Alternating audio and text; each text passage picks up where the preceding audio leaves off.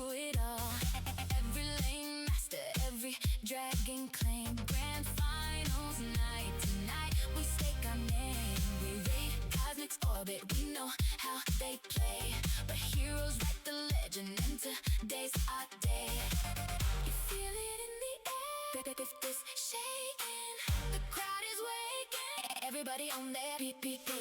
You feel it in the air, if this shaking. Everybody. Hello, everybody, and welcome back to Ember Esports Monday Night Cinder League. My name is Dory K, and joining me once again, or I guess for the first time, is Tame. Welcome to the cast, friend. Hey man, it's great to be here. I couldn't be more excited. I got friends on both sides here. It's good to join you, man. I'm very excited. That's absolutely true. And don't forget, this is a huge finals coming up. Both these teams have gone through massive spurts of growth in order to get to where they are right now. XSV facing a ton of walls will go with on their way to finding their way into the finals, going undefeated in the playoff bracket across the top, coming back from that reverse sweep against Jolly Rogers in the winners finals, I believe. Only to now be met with GCCe, who, I mean, I personally during the predictions didn't really think too much of them, but they've leveled up massively. Phantom Troop, Lucifer leveled up massively, and they still took them down in a pretty commanding fashion. And I don't think there's two better deserving teams in this final right now, Tam. Yeah, I mean, absolutely. You look at XSV, they had, like you said, some walls, some hiccups, whatever you want to call them. GCCe did absolutely ramp up over the season. It's worth noting that Jolly Roger had 2 emergency subs in the Mhm. lower bracket finals last week. So it's going to be interesting to see here if GCCe is the real deal. I do run one of the orgs that participates here in Ember, and my team actually did take a game off of GCCe and almost took both. It was like down to the wire. So, I mean, it's crazy how this all shakes out. Like one Nexus or even just a couple kills can result in like a completely changed league. We are seeing the draft pickup here. Lucian Nami locked in for the side of XSV, and then the Wukong as well. Whew. You land a bubble, you're in a cyclone, you get the calling dropped on your face, and somebody is instantly deleted. So really potent round 1 draft there out of XSV. And then we look over the other side for GCCe. Senna Braum, very good, safe, stable lane. Seraphine coming in as well. They're saying, you know what, we want to let Senna get those stacks. We want to protect her. We want to have a strong engage. And then you think about all the shielding coming out of, Braum jumping in front of you, Senna sitting there with that R, Seraphine being able to shield you later in the game. There's a lot of sustenance in that first round of the drafts for both teams there. So we're also going to see the bands coming out here. Not surprised to see Reining's Urgot taken away in the first phase. Mhm. Not surprised to see Ballistics Caitlyn taken away. Excuse me, not Ballistics Caitlyn. Oh Yeah, yeah, got my Ballistics Caitlyn. players You're wrong. absolutely right. You're absolutely right. Ballistics Caitlyn. So Yeah. Zolo Captain, the ADC for XSV, wanting to opt into the Lucian Nami lane.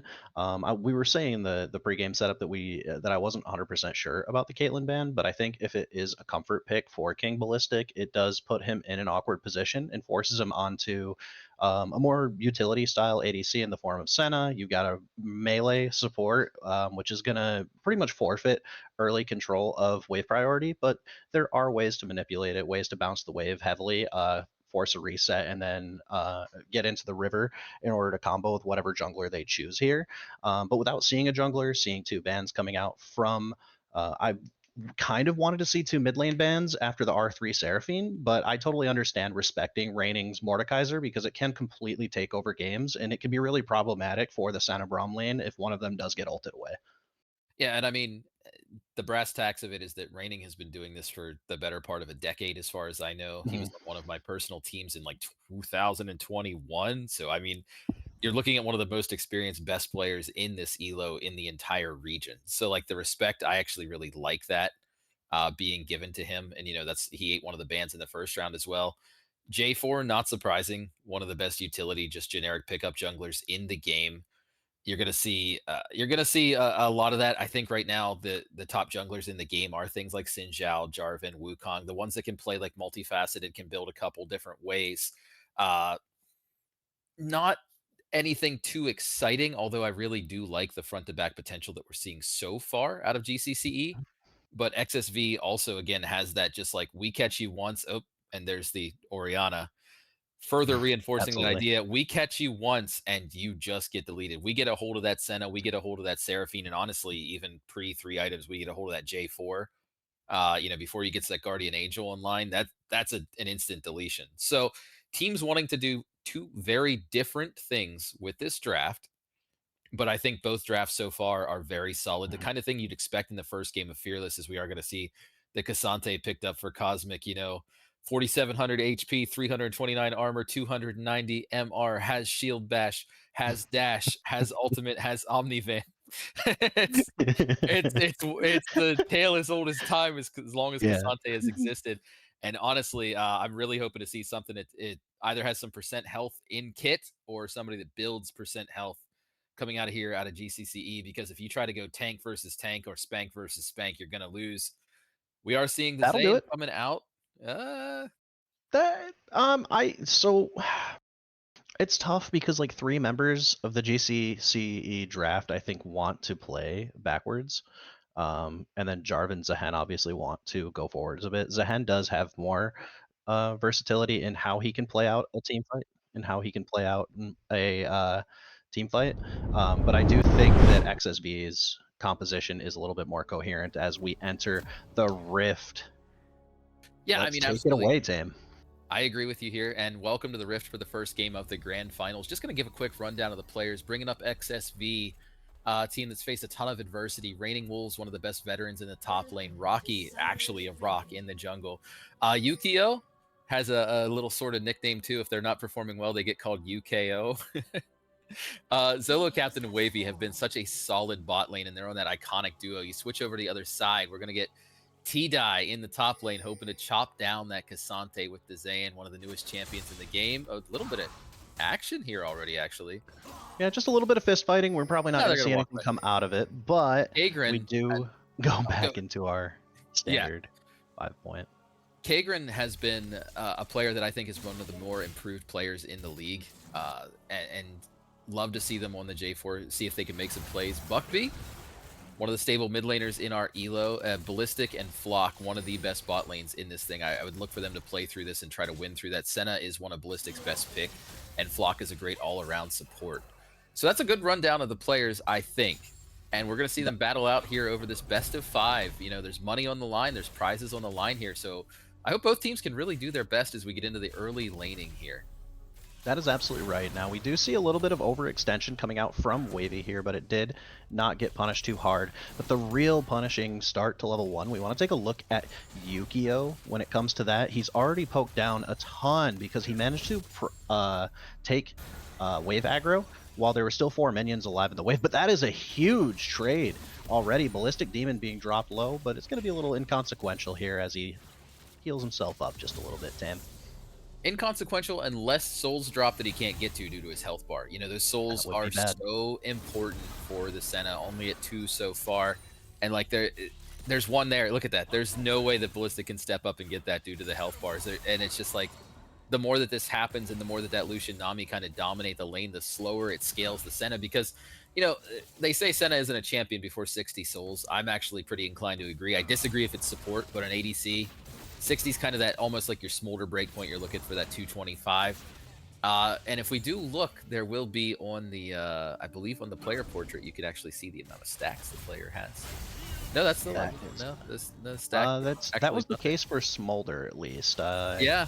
Can't tell if I see it for Senna, but we'll keep a running track of it. Surely our friend Raven over on the production, if anyone didn't know, last Raven, wonderful producer, doing a fantastic job. As Yukio takes a ton of damage, is forced to flash, barely escapes. From there I go trying to give Raven props for his producing, and we get an instant all in there. Seraphine so far down CS a little bit, but is pretty dominant in these trades so far. Yeah, I mean, Buckby is known for a really strong laning, and Yukio is also known for kind of coin flipping the early game. And we saw that a lot in the last series of XSV versus Jolly Roger, but suddenly in the last couple games, Yukio came online and just annihilated the opposition. They had an absolutely amazing banger LeBlanc game where they were just tearing through everybody. Top lane, you know, we got a noodle party so far.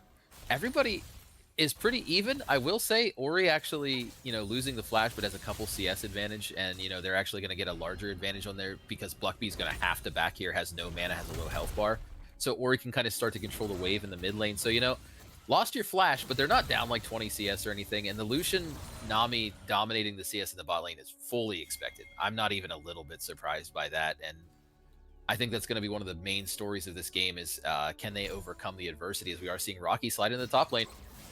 Yeah, T-Dye did see him on the ward, so he's going to take a little bit of damage here, a little bit of burn from the red buff, but it's not going to end his life anytime soon. He is already down CS, though, and this is great pressure from Rocky to try to build up a lead. That is a flash from Ballistic Demon. We're not going to talk about that.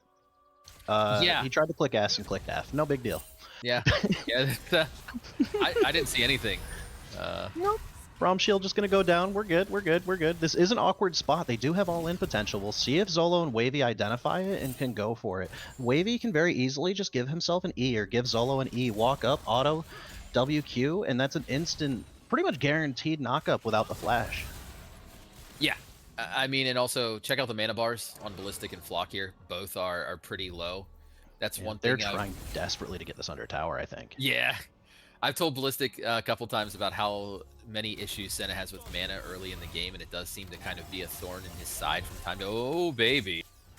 That is going to be an all-in and a first blood going down to Kagrin. Rocky trying to show up, but is just a little bit too late, and that is going to be first blood of the finals going down to GCCe, Tame.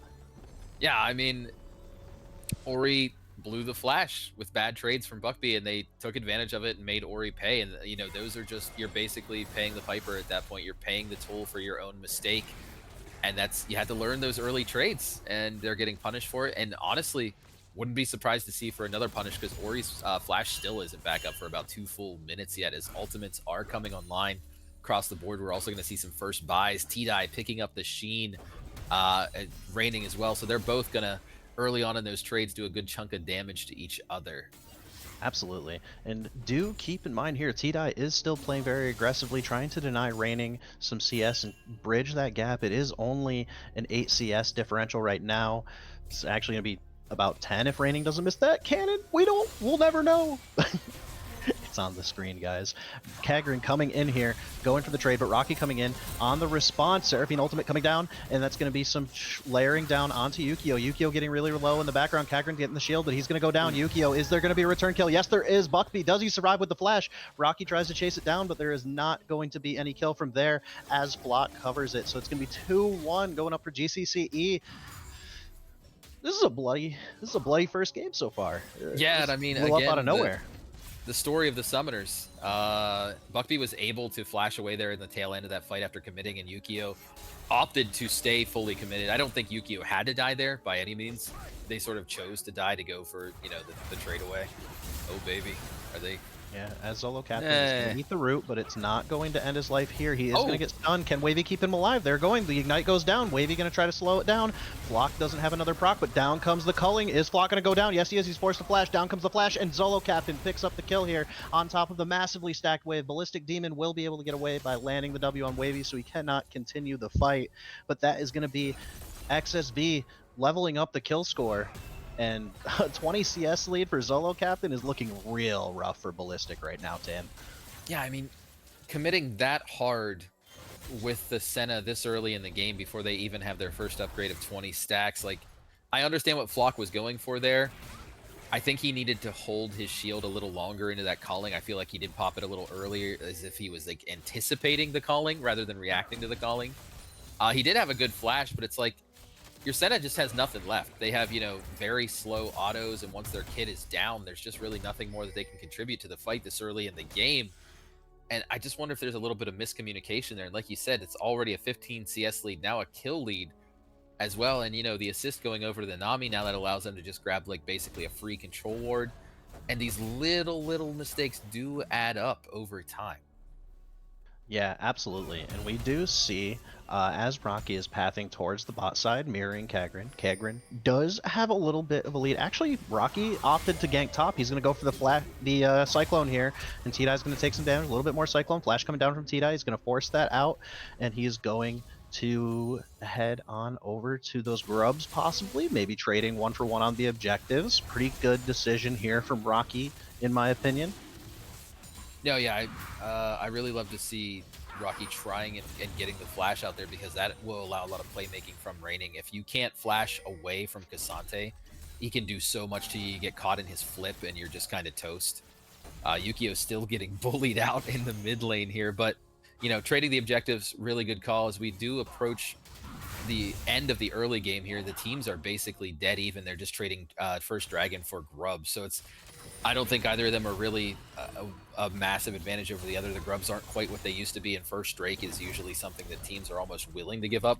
And you're seeing T-Die here in the top lane suffering, not having that flash and being pushed under tower by a champion that can sort of jerk you around. There we go. Yeah, just like that, we have a 2v2 coming from the top side with no objective up. Ultimate going to come down from T-Die to survive. The TP coming to cover the bot side here, but they probably won't pursue this any further unless Raining gets caught! Down comes the Seraphine ultimate, down comes the Jarvan ultimate, and out comes Yukio, though. Yukio trying to clean up the fight. Rocky's still alive. Buckby trying to make do with it, is able to secure that last kill, but Yukio is probably going to finish it off, and down they go. Double kill for the mid laner of XSV, and that really brings them back into the game. And you've got to keep an eye on Wavy here, guys. You've got a melee you've got a melee support. You've got no mana on your ADC, and it is relatively weak early game. You just need to survive here. But the more trades you take, the harder it's going to be to come back from this 22 CS differential.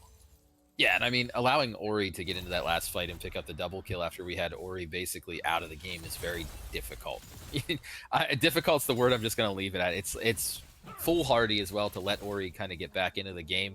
I like the TP top, but I think you just kind of use it to save your team in hindsight. I know hindsight is 20/20. It's easy to talk as a caster. We have full vision, but it is sort of a rough decision to go as full commit as they did with the Ori coming up there. And like you said, the bot lane as well, Ballistic is really struggling with the mana and the ability to trade and everything. Going to be interesting to see what he picks up here on the back, because he's going to be notably behind the Lucian with the Sheen. You know, that's not a fun thing to lane into either. And they actually, hey, I mean, check it out. Full static Shiv already. That's actually going to be a big power spike for the Senna there. So full item complete. 11 yeah, minutes. That's solid. Lucian Yeah, that is probably solid. just hasn't secured a base yet. If we see the gold, we'll probably see a huge stack in his inventory. So I presume we're going to get the Essence Reaver out here on the next return, and that is a huge spike for the Lucian. He's basically able to trade infinitely at that point.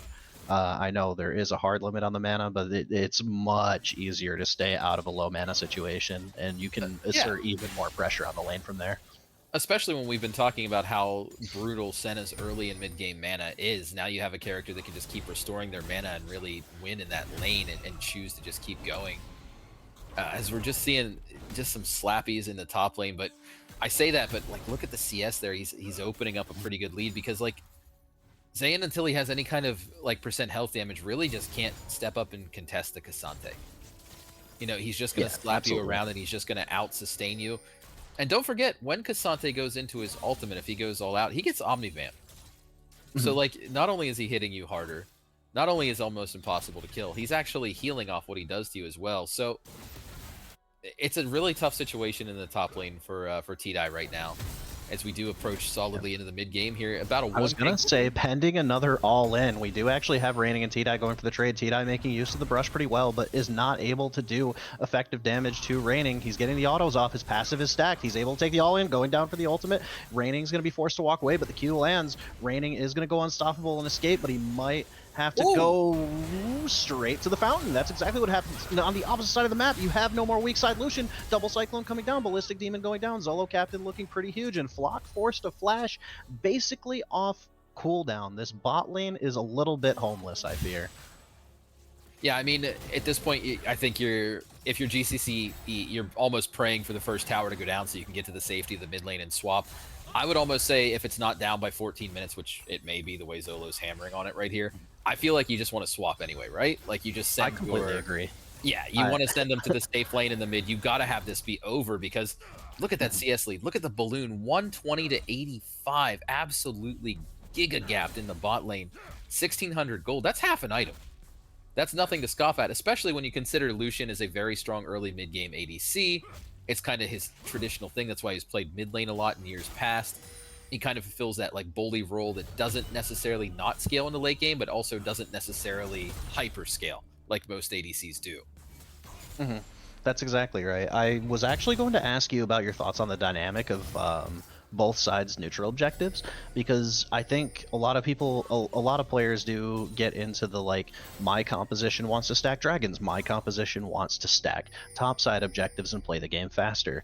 At this point, if you are the team that prioritizes the topside objective, much earlier game focus on the XSV composition, a little bit of scaling from the side of GCCe. They want to play as a 5-stack. They want to just throw bodies at you and play into these narrow choke points.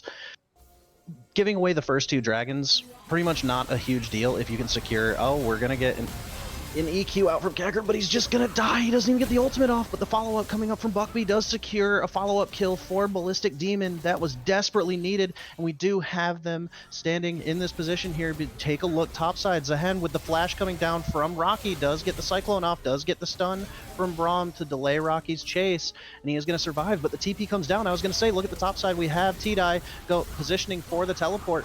Raining isn't following. Raining is forced to walk because he teleported back to lane, and that is a preferential trade for GCCe. If they can secure more of these dragons and secure the 3rd and 4th one, then they might be able to stabilize, but at this point, you're looking at the top side objectives going for XSV.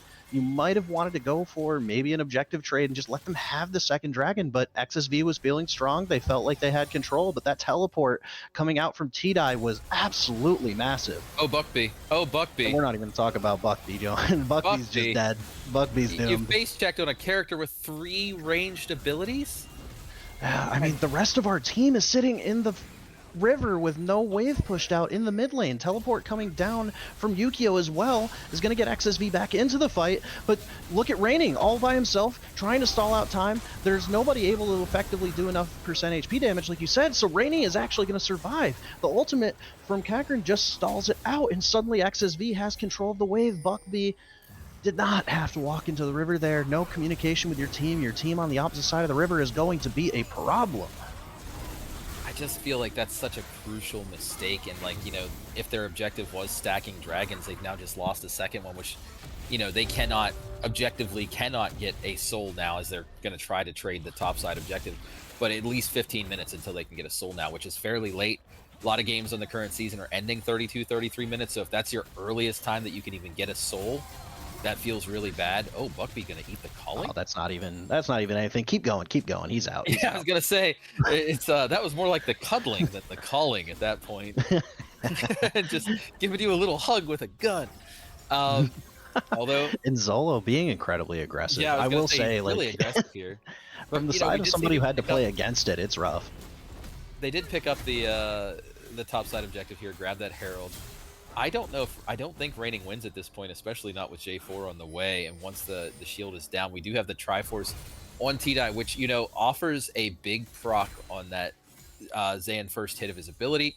So when he goes in and he can do some quick trades against the Cassante, which, you know, he wants, but Cassante is saying, I want long trades. I got Glacial. Like, I can keep you slowed. I can keep you here. So it looks like we are focusing on the top side here. Look at this. Is this going to be a 3-4 man from GCCe? It's entirely possible. The Q coming out from T-Die trying to get a little Don't know if you poke wanna down, but he dive does into have he's not going to have a wave, but the Herald's going to come down. They're using it to just open up the map and get T-Die involved, but it's actually not even going to take it. Wavy going for the big Wavy, and that's going to get a proc down. Raining going to escape using that ultimate. He does have an ignite proc on him. They do get the tower. I'd say escaping with your life is the best thing you can do there, but I mean, they committed that is actually a so good much trade to that topside play. They did get the tower, but they also lost their tower mid. All they really traded for that was the Nami R, which isn't a tidal wave, isn't that long of a cooldown. I'm not sure if 4-manning a Cassante was the right play there. Oh, Kagran, good night. Oh, as the Cyclone comes in, Kagran just going to go down. That jungle belongs to XSV now, despite them losing their topside tower there. I guess it was an okay window. Say, yeah. They punished him for going alone, I guess. Yeah, and Yukio in the bot lane just picking up yet another tower. So it's like they don't really have a lead much of anywhere except for in the top lane right now. And, you know, as the game goes on, unless he builds percent health damage, what it does not look like he's doing with his second item here, judging by what he's picked up so far. Cassante will continue to sort of outscale you and become like an unkillable monster later on. So Yeah, once that laning phase ends, Cassante has a very clear game plan. Zayn needs to be more of like a flanker, needs to find his way into fights. Cassante is useful at all stages of the game on all points of the map. So once you're not, like as they're doing now, wet noodle fighting with each other, it becomes a lot harder for the Zayn to become like relevant on the map versus a Cassante. Yeah, do we see the armor shred from... I'm presuming this is going to turn into a Black Cleaver, right? Surely. Almost certainly, yeah. However... I mean, I don't know. They probably had the see... discussion, because we see a Tunneler from Wukong, so it looks like he's not going for the Black Cleaver himself. Looks like they... Or wait, Wukong's the other team, Corey. I was going to say, wrong Wukong's team. the other team. It's okay. We got a Death's Dance coming out for Kagrin instead. Or a GA? Both build out of that thing, right? Yeah.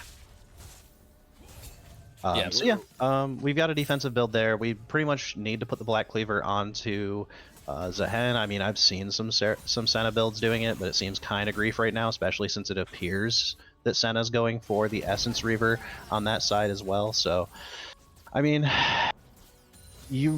like you said, you probably want T-Dye to be able to control a side lane and force XSV to make disjointed fights, right? Is that a fair assessment? Absolutely, but on the flip side of things, we are going to see the Baron popping up here onto the map, which will be probably hotly contested, I would guess, by 25, the way that this game is going.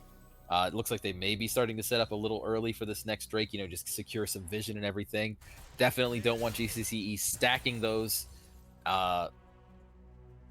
So we'll get down there. What soul are we going to get this game? We're getting a Mountain Soul. Mountain Soul. I was going to say, I haven't peeped the pit. Mountain Soul, Cassante, Wukong. You don't want it. I mean, you don't want it used against you. Oh, Buckby. Going for the cheese, but Buckby's actually going to survive, and we're going to lose 2 ultimates. Rocky can just use the Cyclone to move faster, I guess, but the second proc is not going to be able to find anything. Buckby was able to walk out and still has his flash even. Perhaps learning from the first time, learning the lesson. I'm not doing that again. Fool me once, shame on you. Fool me twice, game's over. And take a look. Out comes the TP. We have Wukong on the flank. Keep your eyes on Rocky over here, pushing that wave out in the mid lane, trying to get control of that. With no tower down for the side of GCCe, they're not able to secure priority for very long. So this Dragon Dance is going to funnel into a choke point that maybe GCCe doesn't want to be into. Raining does walk away, doesn't land the W from Ballistic Demon, but take a look at that Banana Brush. There's absolutely no vision in it for either team except for Rocky. Down comes the pink finally, and the wave is finally starting to push in for GCCe.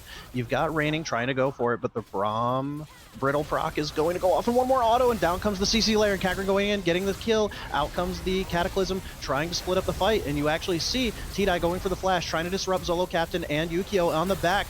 And Raining trying to survive, Kagrin barely surviving. Is he going to escape? Raining Wolf's trying to chase him out, but isn't going to be able to do it.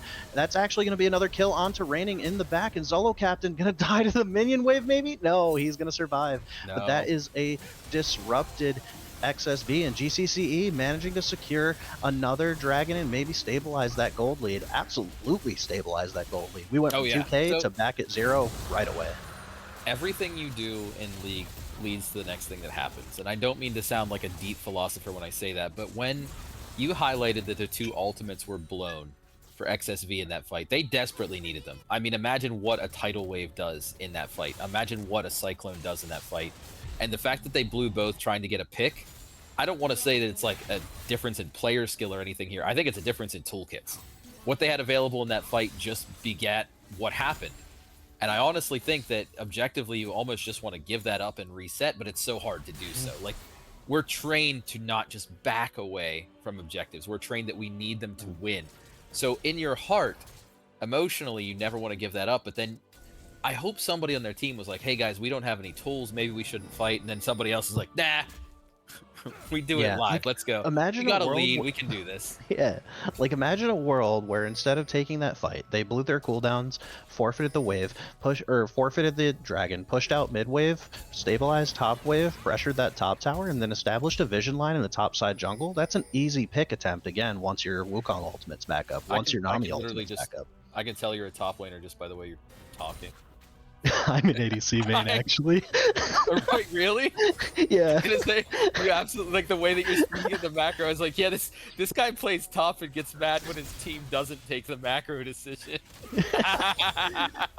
No, I'm the other role that has to sit and wait for the game to progress before I can play. Yeah. Being held hostage by my support. Any support mans out there, message me, Dory #K. Wow. Needing a carry. No. Dory is we're gonna get a stellar overlay from Raven here. That's really great overlay, by the way. Thank you to production from that one. That's just amazing how close these players are right now. Like overall, between like the gold and everything, like you said, it's only 400 gold separates these teams right here. And we're gonna see, you know, Zolo and Yukio CSing very, very well, but Buckby right there as well. But Zolo's really gonna need to start turning that into something big next fight. I want to see Lucian, you know, throw out a colleague that's getting a triple kill or something. He's 4-0. It's time to take that 4-0. You're a mid-game ADC. We're in the end of the mid-game here. Is Kagrin. And we actually have a fight coming down. Kagrin being stuck alone, being a little bit too aggressive. Both these teams.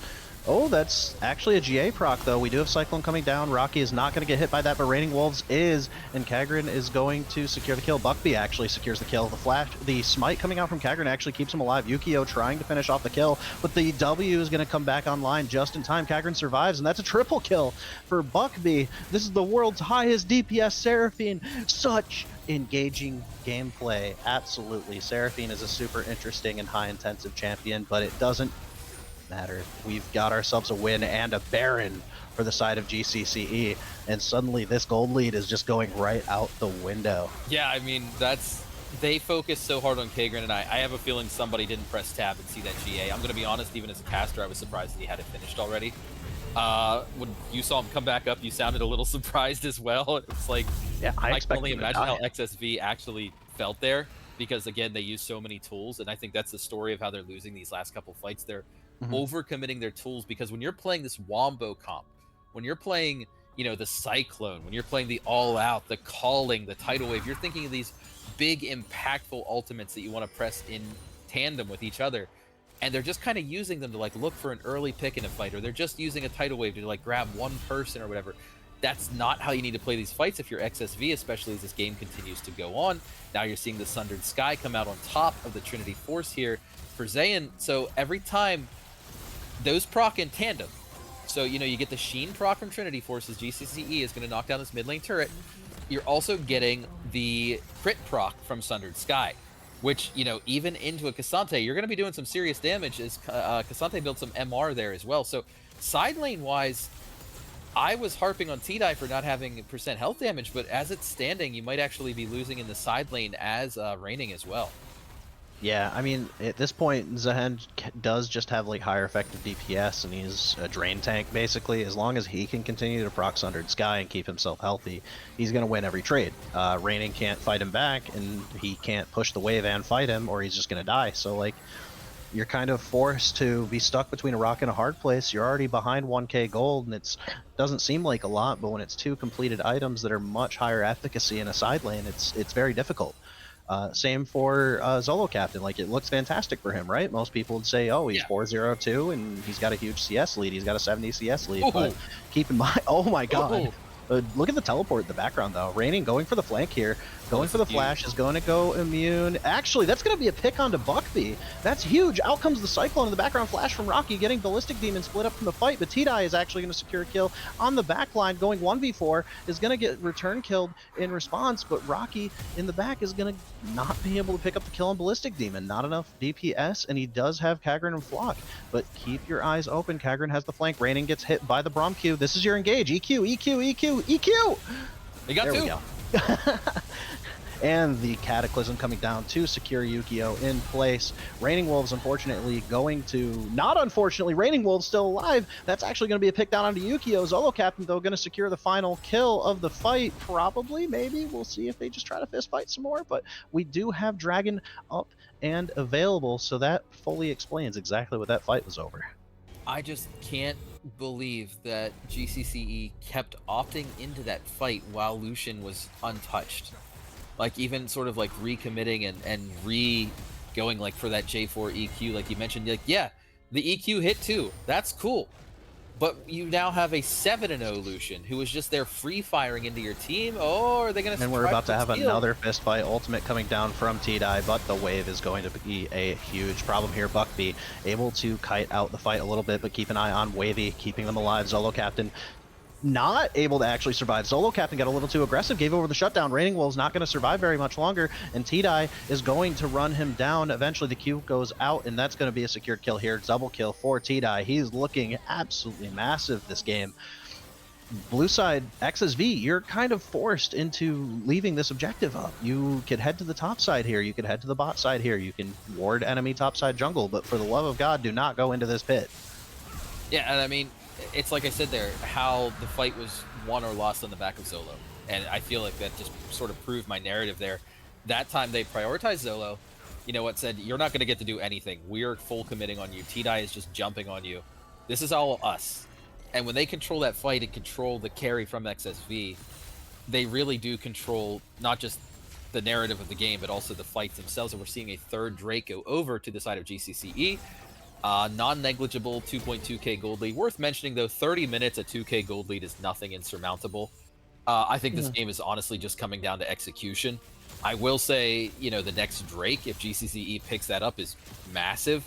It's not a game ender, but, you know, that 2k gold lead suddenly becomes like 6k when you factor in the stats, and it becomes much harder to play.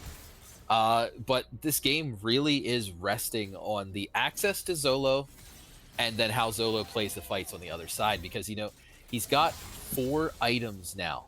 You know, that Bloodthirster's trying to get him to survive longer in fights. I don't really think it's going to. I think even with the BT, if like T-Die or even Kagrin gets on you, you just get annihilated. But the way that Essence Reaver procs that Sheen with the combination of Devori resetting your stuff over and over with the Infinity Edge, upping your crits. Last couple fights, you were seeing Lucian would just auto, like the double tap passive that he has, and it was taking like 80% of someone's health. Crazy, crazy stuff. And so we're going to see in this next fight, it's really all going to come down to the positioning of Zolo or how the team uses their tools around him. Both teams obviously cautious right now, playing slow. No objective currently on the map. Clearing and securing vision. Why force anything here though? Oh, here we go. Flash actually comes out. Wavy does get the wave procced here, and Kagrin actually going to get caught by himself. Is going to have the Guardian Angel proc. He should have EQ back if he can get out in time, but no. Rocky was ready with the Cyclone as soon as it was over, but Yukio getting hit by the W in the response. That absolutely huge singularity coming down from Orianna, and T-Die going to try to split up the fight here. Wavy does go down in the back here. Ballistic still trying to heal it up, but isn't going to be able to secure anything. Raining with the teleport to cover them up, and XSV is going to have priority access to this topside river here. They're going to be able to hit the Baron, and they're 1,000 gold down, but they're definitely showing Lucian's gold lead. Yeah, and I mean, it's so... Oh, they're not going to just let it go, are they? No, they're going to take it go, but they're not going to. No, they've decided that this is going to be the end, but Buckby does land the ultimate. Let's see if Zolo actually takes enough damage to go down here. He does E out, isn't going to take it, but Ballistic Demon going to secure the kill on the end there. And I was going to say, yes, he has a big gold lead. Yes, he has 1 item advantage, but Ballistic Demon's gold isn't necessarily, it's not tangible. We'll go with your passive is like an effective gold differential, right? So it does make it up a little bit, but the Ballistic actually going to finally secure the kill on Raining Wolves. You can see that range going up. You can see Senna's effectiveness skyrocketing at this point, and they're 1 item off of being absolute Exodia in this comp. Yeah, I mean, full stack, the Senna's over 100 stack at this point. I wanted to criticize Kagrin for really leading with his face this game with the J4, because, you know, I feel like J4 is sort of playing and positioning almost as if he's Sejuani. The Guardian Angel's really great. It's an awesome item, but, you know, obviously I can do nothing but praise him as they're going to pick up this Baron. But I do think if Kagrin played a little bit more measured, that they don't even have to risk or like flip that last fight or even have to go into the theatrics or the heroics that they do here. Again, I had mentioned before that fight broke out, I was like, it looks like everybody's playing a little bit more of a controlled game. That is obviously not the case. No, so at this point, we're really scrappy. 22-17 on the kills, 3k gold lead for GCCe, 3 Drakes. The Soul will be up here before too long. They're wearing the purple right now. They're on the power play. They have to be thinking we're going to be taking this soul. We're going to be taking the game shortly after that. I don't think you want to let the game go on much longer. They're proving that the fights are very back and forth, even though they have a lead. I don't feel confident in them 100% taking a team fight. I want to see, you know, them take their advantage and actually go get something tangible out of it. And in this case, the tangibility is the Nexus. That's absolutely right. I agree. And I do think that this prioritization over the Dragon Pit, yes, it's up in 30 seconds, but you have control of Baron and you have towers to take. Topside, Yeah. like topside outer Somebody is needs to still be up. bottom at the least. Look at the wave. I mean, look at massive wave bottom. And out comes Rocky with the Cyclone in the background, does flash towards block, but he's just going to take a bunch of damage and go down. Kagran ulting on the backside here. Zolo is able to free fire a little bit, and Wavy's barely escape as Raining goes down as well. But Kagran going to chase it down, and last is Zolo Captain. We do have to commend him for having a solid early game. We do have to commend him for being as strong as he was and having as much of a lead as he had. But if you can't convert that gold differential and you die in really awkward spots, those 2 deaths are the most important ones of the game. And at this point, we've got Baron, we've got 5 players alive, and we've got just Solo Captain trying to defend. Yeah, this it's is 20 definitely seconds. They just end. Yeah, absolutely. And that Really is going to be... decision to just end this one. You were completely right, though. Right on the nose. 34.5 minutes. Yeah, the tangibility was the Nexus. We did it. We touched something tangible. Yeah, no, that was really well played on the closeout there. A really back and forth game, although for the last 10 minutes, GCCe did control it. Although it just, I don't feel like this is convincing. And, you know, that's why we're in a BO5, because I don't think that XSV showed their best stuff there. I don't think either team really showed their best stuff. I've seen both of these teams have better and worse performances, but usually better. I think the comp from XSV was a little sloppy. They didn't execute. I mean, we saw that one fantastic shockwave in the jungle towards the end of the game, but honestly, Dory, did you see, and be honest with me here, a single cyclone shockwave combination? I did not. If I missed one, I apologize. No, I didn't either. Rocky and Yukio felt a little disjointed in this game. I think Yukio could have taken advantage of Raining's positioning as well in any of those fights. I think either of those champions would have been effective ball deliverers. But I don't know. I guess XSV doesn't know ball, man. We're gonna have to harp on the meme of Yukio versus UKO as we're looking at the game here. I mean, look at the difference of Buckby just doing an insane amount of damage there. And, you know, Senna kind of silently only getting out damaged by just a couple thousand there by the Lucian.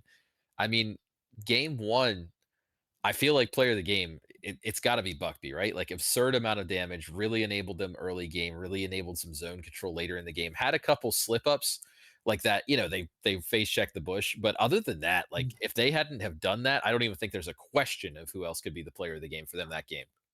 Yeah, I completely agree. I think in a game that you said is way more hectic and way more back and forth than it had any business being, the 2 most consistent players on the team absorbing a ton of jungle pressure and managing to still come out effective were T-Dye and Buckby. I think this pair of solo laners are going to make the difference for the remainder of the series, but I do want to see how XSV changes their approach to the draft and to team fights going forward, and whether they can enable Zolo Captain to have more pop-off moments. Yeah, absolutely. Looking into their next draft, I'm hoping for a little bit of the full synergistic press R thing and more just like, let's lean into our scrappiness. Let's lean into characters, champions that can duel and win in their own lanes. Let's lean into things that all have multiple tools to engage or disengage instead of this sort of like 5v5 death ball comp, because I think that would bring XSV back in the next game. And Absolutely. that's about all I have for this one. Yeah, and with that being said, we will be back in just a moment for Game 2 of, remember, our best of 5 grand finals. Raven's going to send us away here in just a moment, but we will be back with Game 2 draft in just a moment.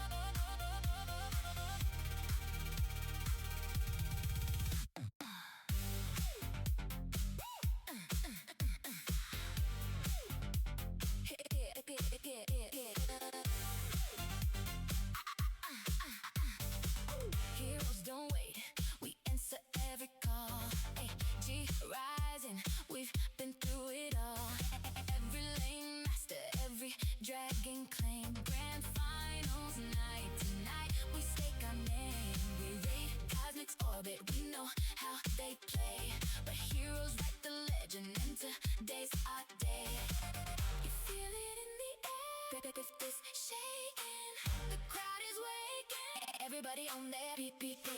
You feel it in the air. This shaking. Everybody on their feet. They greatest. We came to light the rift. We came to light the rift. We came to light the rift. Take the. We came to light the rift. We came to light the rift. To the rhythm. When the other goes down, move your body. To the rhythm of the rift. Cosmic came back. We never left the sky. XSV is here again. We don't say goodbye. Grand final stages where the cosmos land. We read every hero before the draft was planned. Heroes fight hard. We respect the name, but the universe expands. We play a bigger game. You feel it in the air. The rift is shaking. The crowd is waiting. Everybody on their feet. We came to light the rift. We came to light the rift. We came to light the rift. Take the. We came to light the rift. We came to light the rift. To the rhythm. When the other goes down, move your body. To the rhythm of the rift.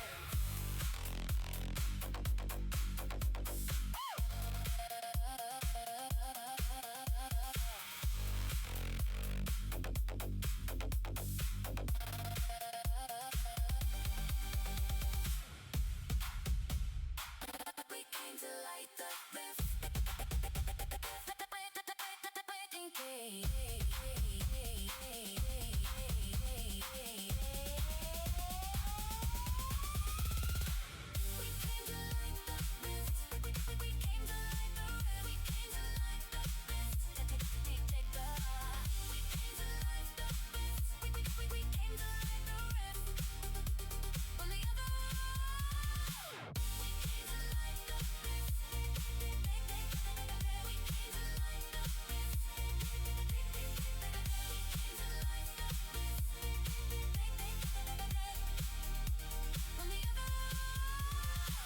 Go down, move your body. To the rhythm of the rift. Move your body.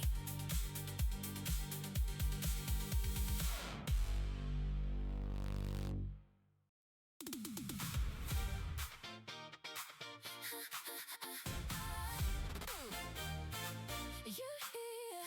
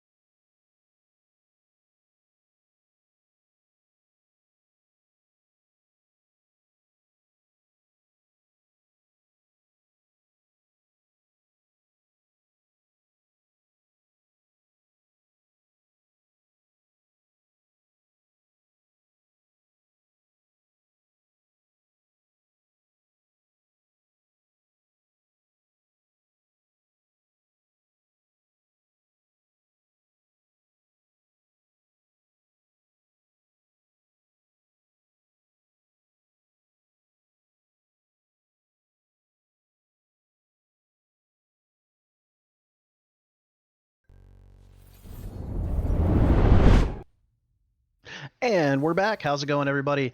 Dory returning to the desk with Tame once again, and we're going to be getting into the draft here in just a moment. But that was a pretty exciting game one, if I do say so myself. Yeah, a lot more scrappy than I expected, a lot more fighty than I expected. You had actually pointed out around Mhm. 6 minutes how hard they were brutalizing each other. We're going to see the Corki taken out right away. I expect that to actually be locked down the entire series. I wouldn't be surprised to see Cosmic keep the Caitlyn locked down the entire series unless they're blue side and want to first pick it, which, Caitlyn's strong in that position right now. We all know you do not let Raining play Urgot. It's a lesson that many teams have learned by losing to it. Yeah, Even last week, Jolly Roger had to learn this same exact lesson. we have And some incredibly talented Urgot players in Cinder this season. I don't say that just as a victim of one in playoffs, but we've played against quite a few proficient Urgots this season. yeah, I mean, Amumu taken out as well. Not really surprised to see that one taken out by Cosmic as well. The way that Kagrin was playing last game was kind of like it was as if he was playing Amumu. I don't know if you agree with me there or not, but like the way that he was playing the J4 EQ was almost as if he expected to have Curse of the Sad Mummy as a follow up. So He's just trying to XSV, cry on him, man. yeah, GCCe banning the Mel last game, first picking it this game. So That that's seems like a something. pretty solid plan. Yeah, Buckby is same deal. I think a lot of the effective champion pools from the carries of both teams overlap. I think stylistically, Yukio and Buckby match up very well. I think while King Ballistic is a little bit less, I guess, aggro of an ADC as Zolo captain, I do think that King Ballistic is paired with a fairly proficient support, but they do tend to play a little bit slower in lane than Zolo and Wavy do. and you say that as he grabs the Smolder. So like you're just reinforcing your actual point here. Mhm. Smolder, wants to at least poke in lane and be a little aggressive, but ultimately he wants to hit that break point just like Senna did last game and started to sort of take over the game. Smolder Maokai is actually a very strong flex right now. I don't want to commit to that going anywhere because right now, as far as I'm aware, it could be corrected on stats here, but in E plus, at least last patch, Maokai had a positive win rate as a support, as a jungler, and as a top laner. Dory. Yeah, Maokai is incredibly fat champion right now. It's difficult to remove him from the map. He sets up plays so well. He follows up on engage and initiates engage incredibly well. He incredibly versatile champion, and I think even when Maokai was weak, he was still performing quite well in IBSG leagues just due to the pure amount of utility and CC he provides. Yeah, I mean, my team used to run. It was a staple for us was brand Maokai. Even if it's Hmm. a brand mid or whatever, you just get the brand the Maokai. You press Nature's Grasp. People get stuck in Nature's Grasp, then you just brand R, and it's just like so easy to execute. You don't even have to aim anything. They will pick up the Milio to complement the Jinx here. The extended range being further extended by the rocket launcher with the Milio. So very, very annoying lane for Smolder to stack in. And anytime if that is a support Maokai, Milio can kind of just bounce you as away as he goes for like the twisted advance and tries to root you in place. So I actually really like the Milio coming out here for GCCe. Yeah, I completely agree. And we do see this Smolder versus Jinx trade pretty often. We do see a guaranteed support pick in the Milio extending that range. Jinx does kind of transition into a more lane focused ADC when she's given a super free lane. If Smolder's not able to get a free back to Sheen without completely losing the lane, he can take trades depending on what the support is. But I do think Maokai as a support is pretty homeless in against Jinx Milio here, so I Oh do yeah, expect the absolutely. Maokai to get moved away. Yeah, Maokai can't even walk up at really at any point. And if your only game is to just throw saplings into the bush and your support Maokai, they're hitting for like 4 damage and you still can't walk up with the twisted advance because Milio just says later, dude. Like even if you slow me, bye. So Yeah, really, really difficult for them to play it that way. So I agree with you. I look for Maokai to go somewhere else, especially yeah, Galio as well. There really are kind of like flexing out what they can do. Galio is another one of those champions right now, mid support, probably likely mid if I had to guess. Karma coming in as well. Yep. They are really, really drafting a sort of get down Mr. President comp. Last game, they're like, you know what, Zolo, you did really, really good. We're sorry we couldn't get the dub for you. This game, let's pour everything into you, man. Like, let's just Yeah. give you all these resources, all these tools, all these clefs. I mean, you just think about the devastation, what we're seeing so far of like, you know, Nature's Grass coupled with heroic entrance, coupled with Karma speeding everybody up, coupled with Smolder yelling for mom. Like, it's just, it's brutal. Like, there's a lot of tools that we haven't even seen the final pick. Yeah, and I do like the draft adaptation. I was going to say picking support here probably made the most sense from XSV, as they don't need to hide the flex anymore.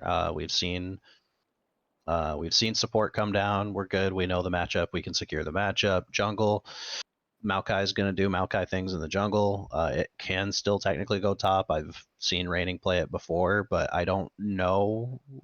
It's not a good matchup for Ambessa. So again, it's kind of being forced into the jungle here, Yeah. as we see Raining have his pick of the litter for champions for R5.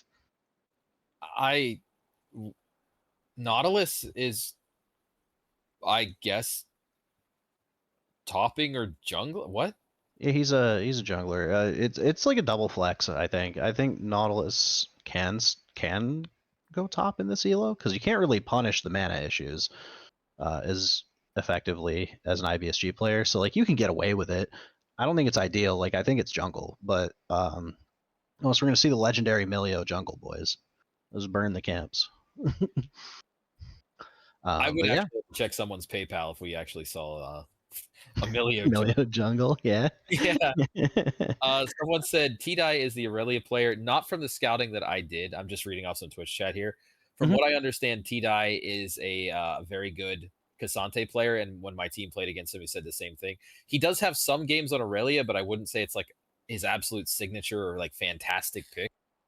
He does play it, but so it's like you're correct, but also I don't think it's necessarily like just worth like tearing it open and going with it.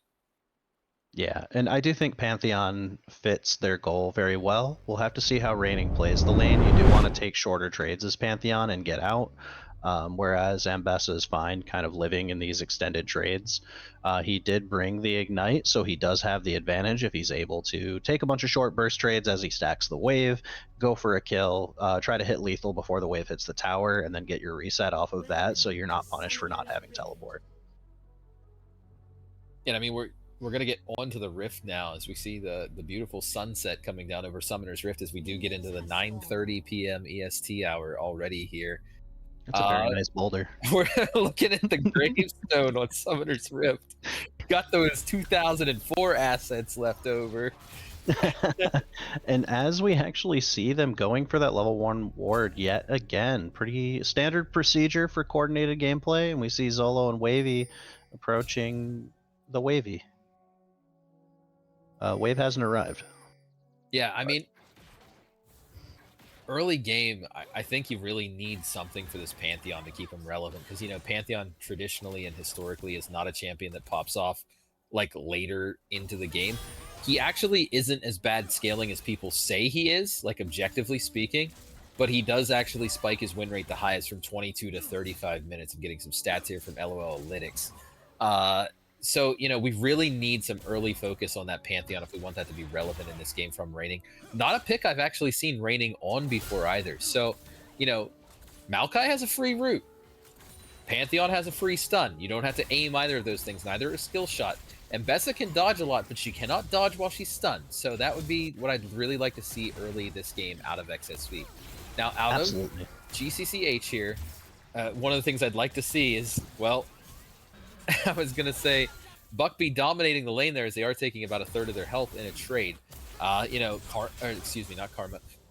Mel really should have a strong dominant lane over a Galio. Galio really can't move or do much into the root. It should be a pretty free lane. I'd like to see them get ahead.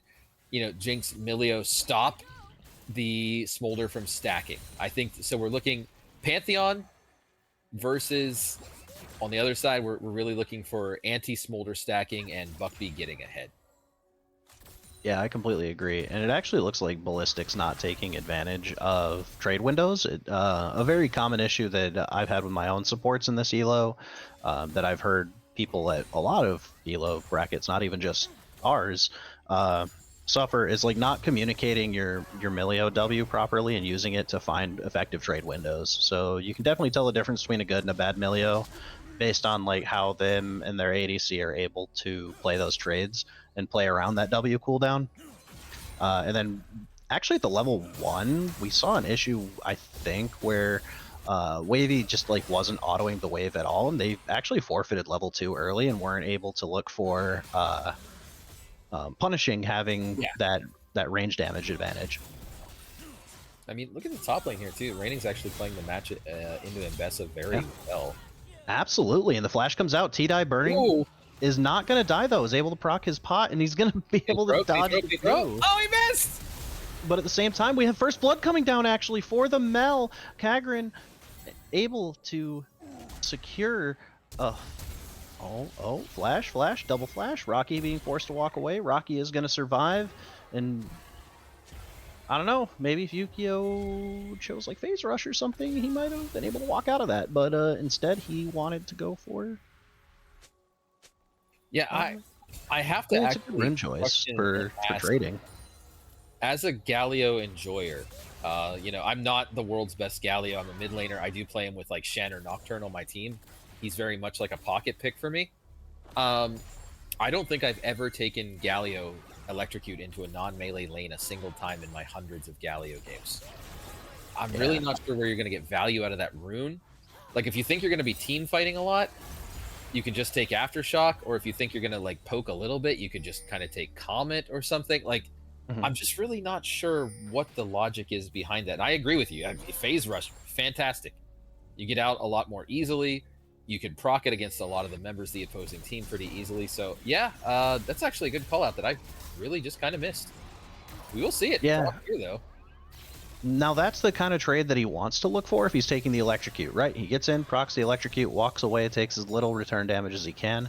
But Mel, being like this long-range mage that does apply like a decent amount of burst, it's very difficult to get in like that and expect to come out winning the trade. So I agree with you completely. I think something like a Comet or a Phase Rush would have been a much better choice here, but Comet, not so much, since you kind of forfeit the... lane, like you said. It's a waiting game for you as Galio. You're looking for level 6, you're waiting for Mel's reset so you can crash your wave and then play on the reset off of your side lanes. Yeah, and I mean, even someone in the chat just pointed out, they said Mel wins that match too if Mel knows how to space, Galio can't play. I 100% agree with that. Although, however, if Mel knows how to space... if Mel is standing in the river for no apparent reason by herself, then yeah, I don't think she wins that. So that's going to be a free kill down to XSV and control the dragon. But do keep an eye on Yukio's mana bar and Rocky's health bar, because there might be a trade and a turn coming here. We do have the stun coming down from Yukio, or the taunt coming down from Yukio, but Kagrin is just so heavy. Nautilus is still surviving this fight, and that's going to be a 1-for-1 coming down, but Jinx is excited. Zolo Captain's out of mana. Wavy's out of mana. They might have to get a reset here because neither team wants to hit this dragon right now. Yukio just straight up ran out of mana in that fight. I'm sorry for if I spoke over you there, but like, there's Galio with no mana is just not a champion. He has an auto attack in his passive, and that's it. Even joining that fight was rather foolhardy. Like, although you are correct, like, what was Mel doing in the river? That shouldn't have even really happened. Now Mel just eating the tower shot. Yeah. Do you think you just like take the trade and then back off once you've I mean, absolutely. Like, you cannot, if you're the Galio there, you have no business being in that fight. Even just being a body, you're not an effective body without mana on that champion. And it's actually, I know I mentioned being a Galio enjoyer. I struggle a lot of times to play Galio without something like a Roa. Oh my goodness, is that a pick though? I mean, nah, Wavy gets the stun, but actually Buckby gets the return kill. Please, gank me again. Say it in all chat. Please, gank me again. I mean, that Mel passive with the execute is just so devastating, and I think so, like, just underrated in terms of, like, I think, you know, everybody's frustrated by Mel's Reflect, right? Rightfully so. It's one of the most annoying abilities in the game. Nobody likes it. Even playing with it, it's annoying because you're just sitting there holding it the whole time. So we are going to have a DC from Solo? No pause, though. But maybe he on says the other he'll be thing, back. when Mel stacks up her passive, and Mel is able to just easily proc that ultimate with the passive, it's so devastating. And I think that's actually one of the like unsung parts of her kits. Like, yeah, she's annoying, but also just like, I think she just is deceptive. I completely agree. I think that we're in a situation where if XSV wants to win this game, they need to slow the game down, and they want to put resources into Reigning's side of the lane for now. Yeah, you mentioned that, and it's like, have they even really done anything to try to even get Reigning ahead? I think the answer is no, at least from what I've witnessed. No. Yeah, I mean, Reigning... they might be ruminating on the fact that you had said in draft, like maybe they're trying to commit to protect Mr. President, but the best way to protect Mr. President is to pull pressure away from his lane. Yeah, so absolutely. we're fighting over Dragon with a stacking Smolder. We could be playing for grubs with a really strong 3v3 topside. And Smolder is at 48. Usually around 10 minutes, you're looking at some like 75 to 100 stacks. So it's hard to say that he won't have 75 in another minute, but he's definitely not like breaking any records with his pace here. Generally speaking, you want to hit his threshold around like 18 to 20 minutes if you're having a solid game on the Smolder. Yeah, I agree. It's like an 8 per minute like rough attempt, similar to CS, and then it expands to like 10 to 12 as the game proceeds, and you stack up your Q and can W during team fights. You can ult during team fights and stack more. Somebody's already calling for silver scrapes in the chat. I mean, it would be very XSV for me to go into their call, ask them to let me get to bed at a decent time tonight, and then they'd send us to a reverse sweep. Yeah, absolutely.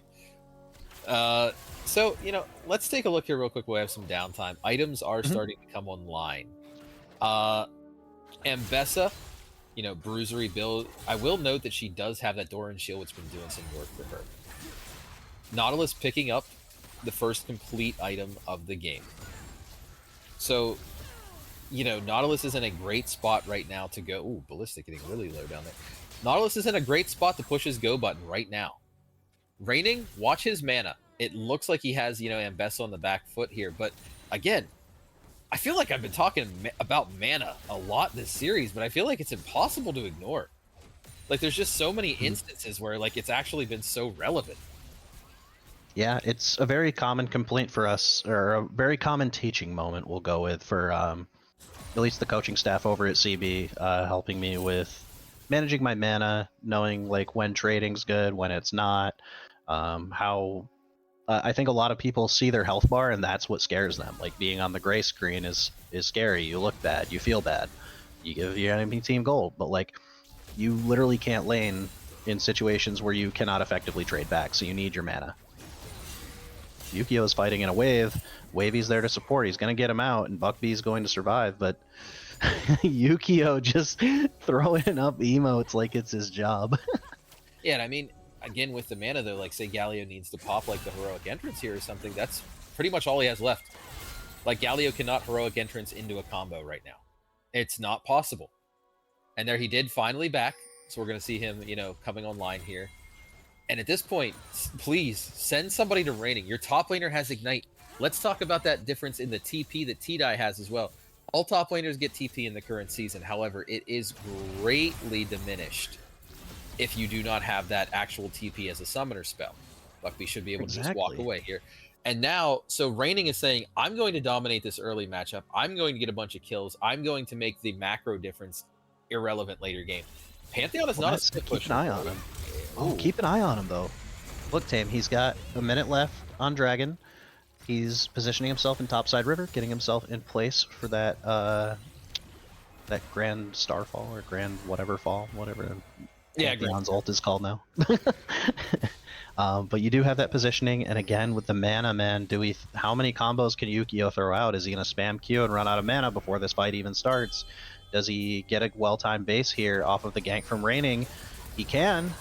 As Kagran starts to take the damage, he's a little bit caught out of position. Is he going to be able to Q out? No, he's not. Mel's going to try to save his life, but he is ignited, and he is down. Shutdown going down onto Kagran. As we see a fight in the backside going down, Rocky going to take a little bit of damage, and here comes T-Dye.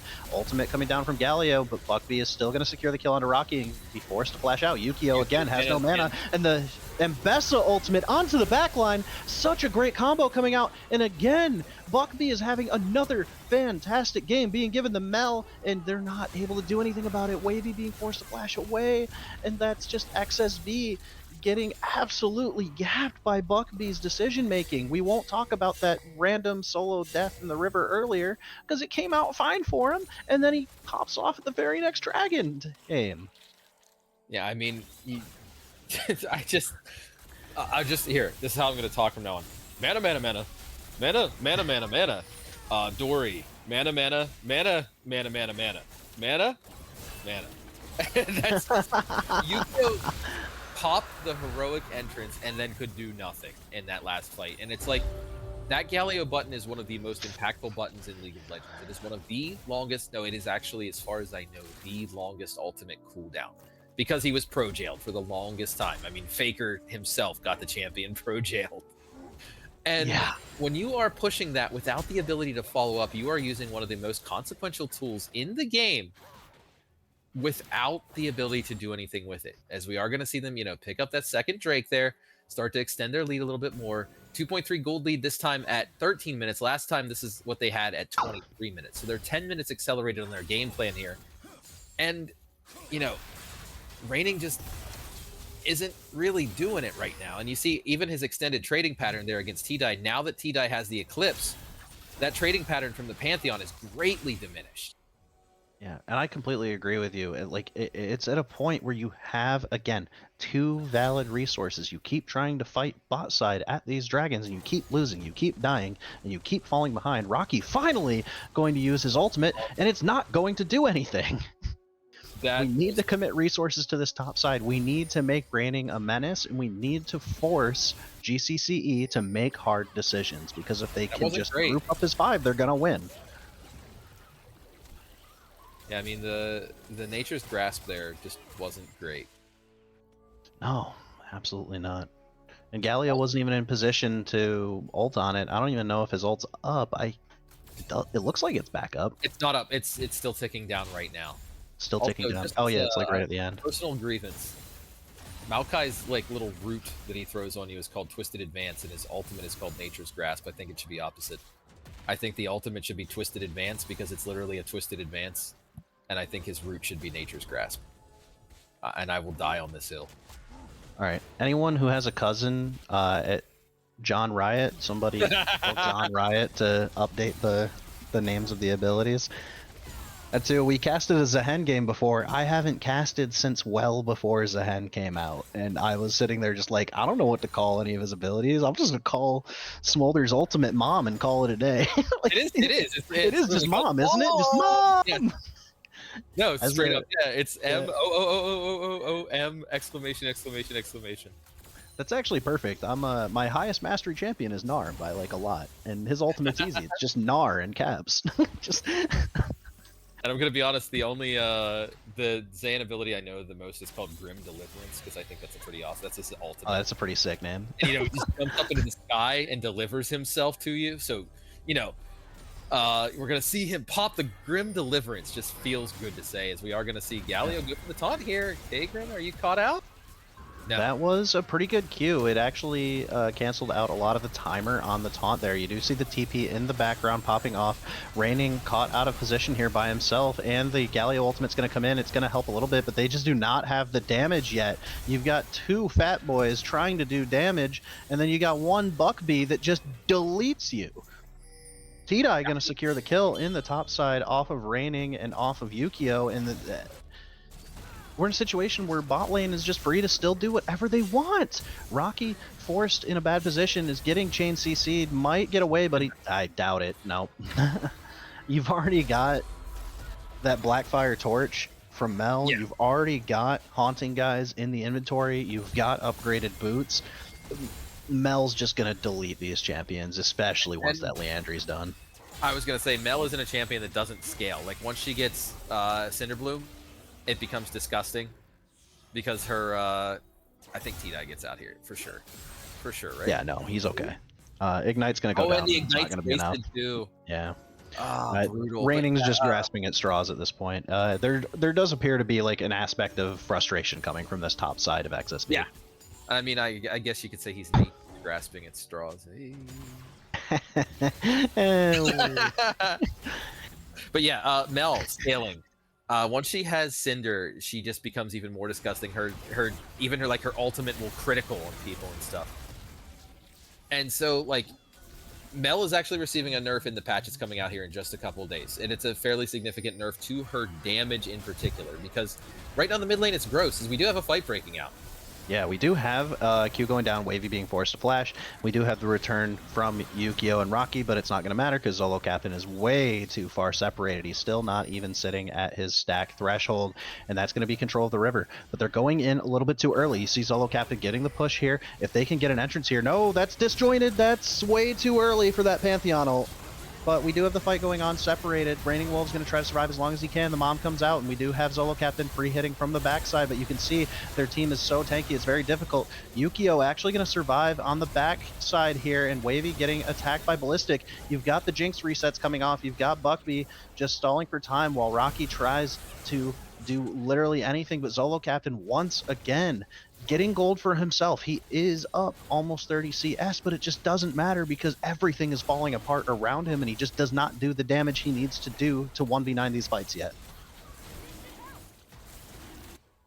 Yeah, I mean, at this point, 13-3, 4.3k gold lead. We're going to see 3 dragons to nil. We're going to see a Smolder that's only 155. Remember how I said 18 to 20 minutes for like a great game?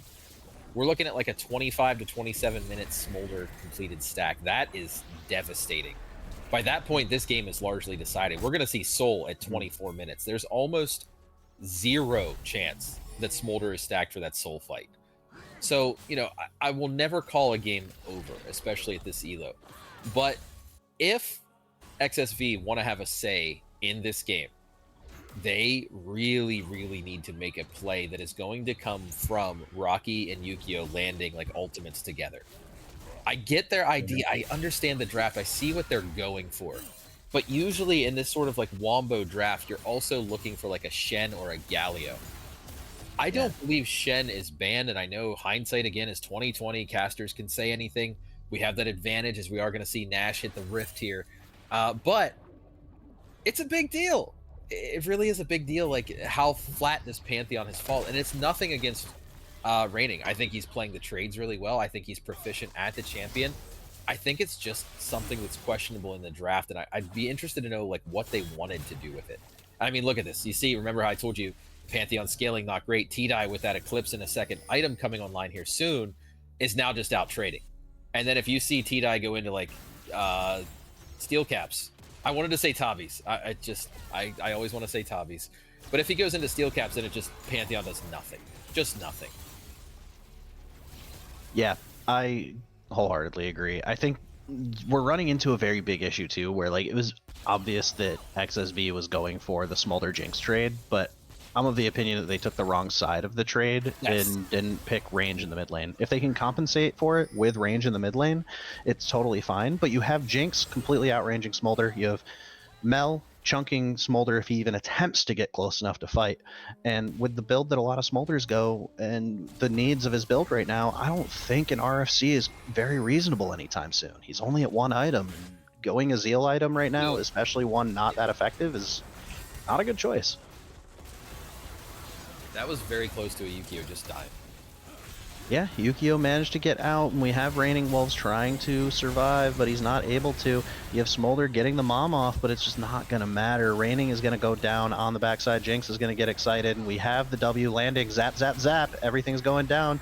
Galio's in the fight, and Wavy's going to survive just a little bit longer, but T-Dye has flashed onto the backside. He has a triple kill. Do we have a quadra kill? Yes, we do. Are we going to secure the Penta, or is Ballistic Demon going to cause trouble here? Are we going to commit for the Penta? I don't think we are. I think no, Kagrin, no. This is a good dive. It's no, just this win is a the good game. dive. Just win the game. But I think you just turn back at this point. Yeah, give it up. There go we get go. Power, There we get go. out of here. Just win the game.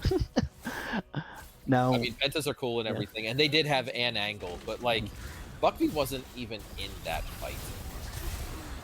There we go. Oh, and now he's picked out. Yep, there's the dive you were asking for. They had zero business being under that tower. Unofficial Penta. The slow Penta.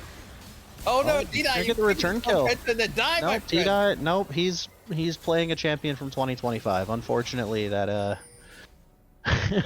unfortunately Mel is gonna survive everything. So if we'll transition to what does XSV need to do here? What do you think is their like main 3 things that can get them back into this game? First off, steal Baron. I'm dead serious. I don't think GCCe is going to try to end without going for the Baron. So steal Baron. I know that that's a long shot, but it's like at this point your deaths are worthless pretty much. Like you're hardly worth gold. Get Smolder to 225. He's at 198 right now. Like I told you, there's no way he's going to have it for the 24-minute soul. And my third, you asked for 3 things. If you can't steal Baron, steal Soul. Don't lose them both. So steal a Baron, stack Smolder, don't lose both objectives. There is a realistic way back into this game if you can accomplish one of those things. Like, even if Smolder were to catch somebody low and, you know, just get a big shutdown and he's suddenly online, they are going for the Baron, but they're late, or the Dragon, but they are late. I mean, you're going to see, like, T-Dye and Flock are already here in great position to contest this Dragon ahead of time. Is it going to be popping here soon? Yeah, and it's such a horrific soul to give away. Oh my god, yeah. Giving the range advantage team a Hextech soul is a death sentence. Like it's arguably like infinitely worse of a situation than giving the Baron here. Not even arguably, it just straight up is a terrible situation. Like you wouldn't even consider trading Baron here because you kind of have to just all in. Like Rocky's already late. He's not trying to go for the all in. Maybe they're going through the motions and discussing what to do to turn the series around because they're on match point now if this goes the way that we're expecting. Yeah, I mean, that is, the soul is picked up. And there's really nothing they can do being down, you know, 10k gold. But, I mean, if you are just letting them walk to Baron and you don't have a plan, I understand your morale is probably low, but you need, even if you just throw the game, you have to be thinking about something that you can do here. Yeah. You know, Zolo. Zolo. Oh, Zolo. Goodbye, my friend. Yep, Yukio's gonna die for the... Nope, he's not even gonna die for the cause. He's just dead, too. Sweet mercy. Yeah, that's... I'm just not a fan of the way the Galio is being played. It's just... It's not something I'm really loving right now. The build, the runes, really just none of it, with no disparagement, like, towards Yukio. Oh, yeah.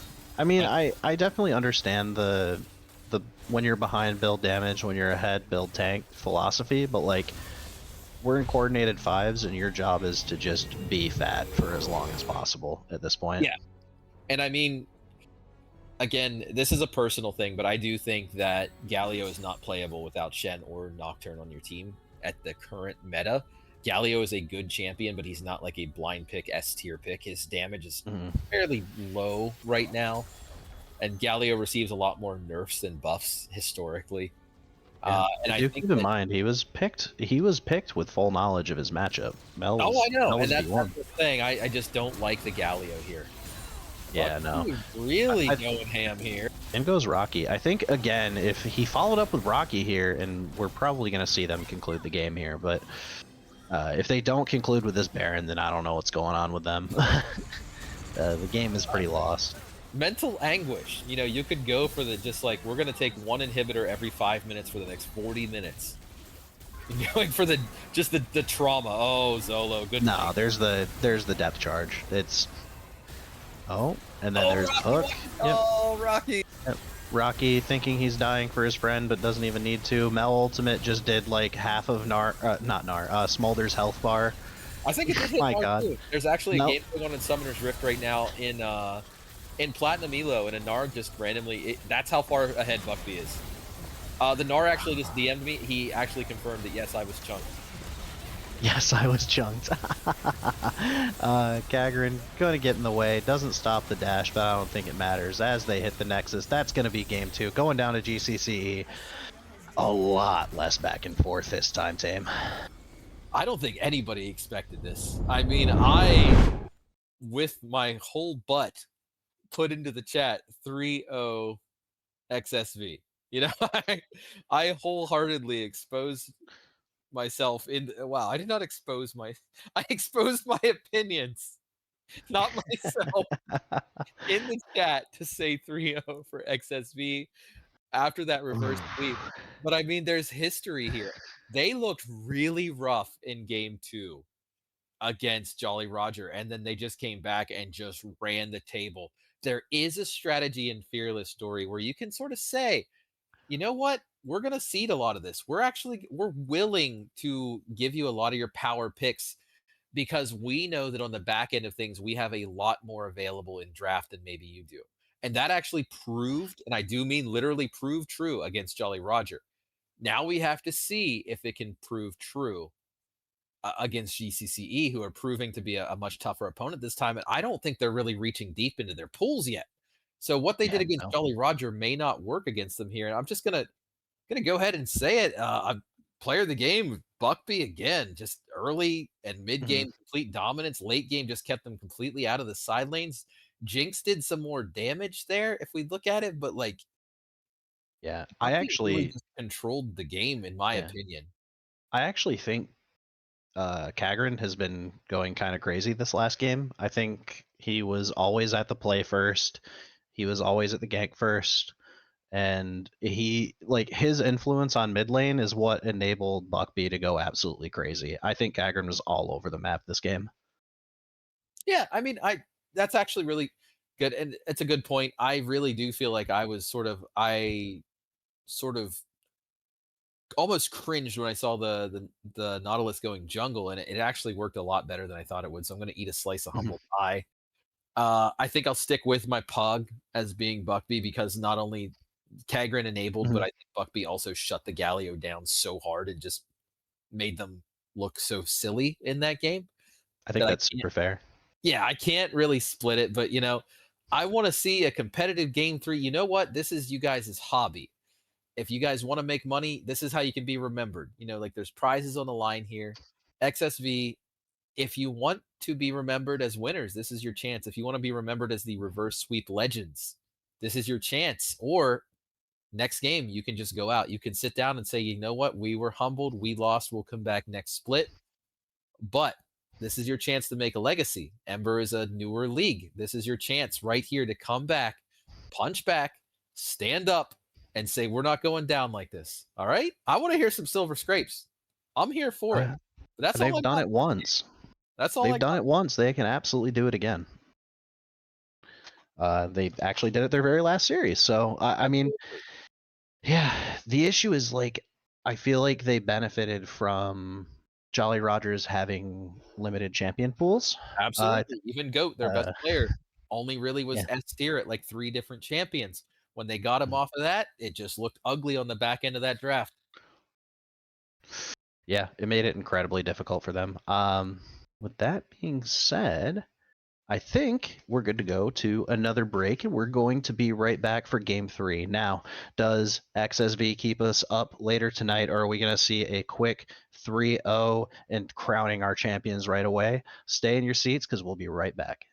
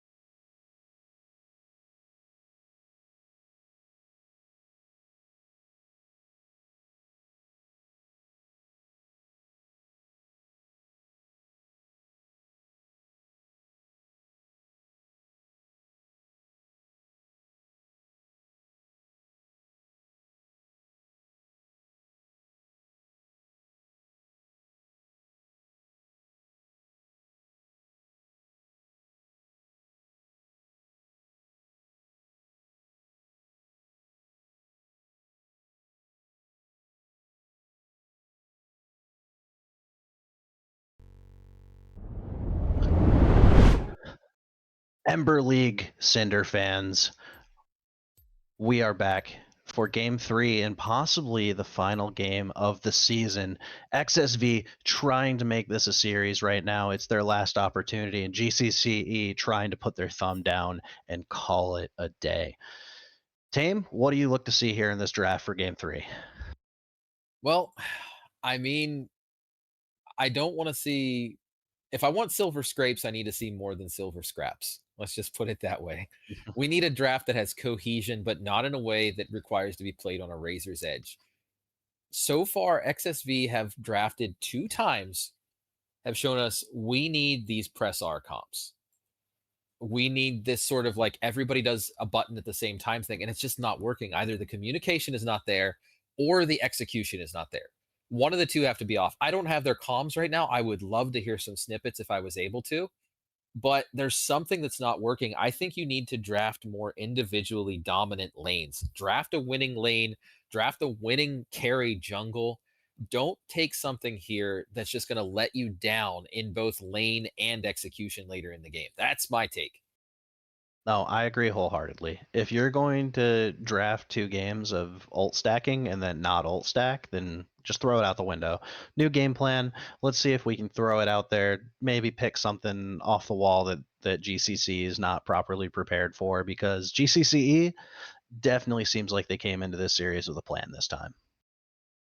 Yeah, I mean, no doubt about it. I agree with you 100% there. And I just really want to see a more competitive draft. I want to see, even if XSV goes out here, I always say like go out on your own terms. Like I told you, I was helping out a team this split. And when it came to our elimination game, I kind of threw the draft theory out of the window and was like, you know what, guys, let's whatever your heart says, like let's go for it. And if XSV wants to do that, I would encourage that over trying to force like a meta comp that they're not going to execute on, because then I think the vibes are immediately better, right? And when the vibes are better, I think players, especially in our elo, do actually play better.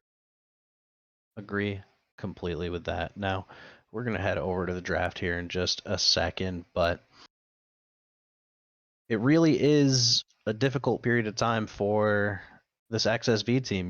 The pressure could be getting to you. Granted, they did reverse sweep their last series against Jolly Rogers, so it's not entirely out of the question that they can do that. But as we were saying in the post-game intermission, a lot of that came down to Jolly Rogers being on subs, not having access to all those bans, and being able to abuse the limited champion pools from the Jolly Rogers solo laners. They don't really have that luxury this time. GCCe have worked very hard on having access to more champions so that a fearless situation, a game 5 situation, doesn't give them any trouble.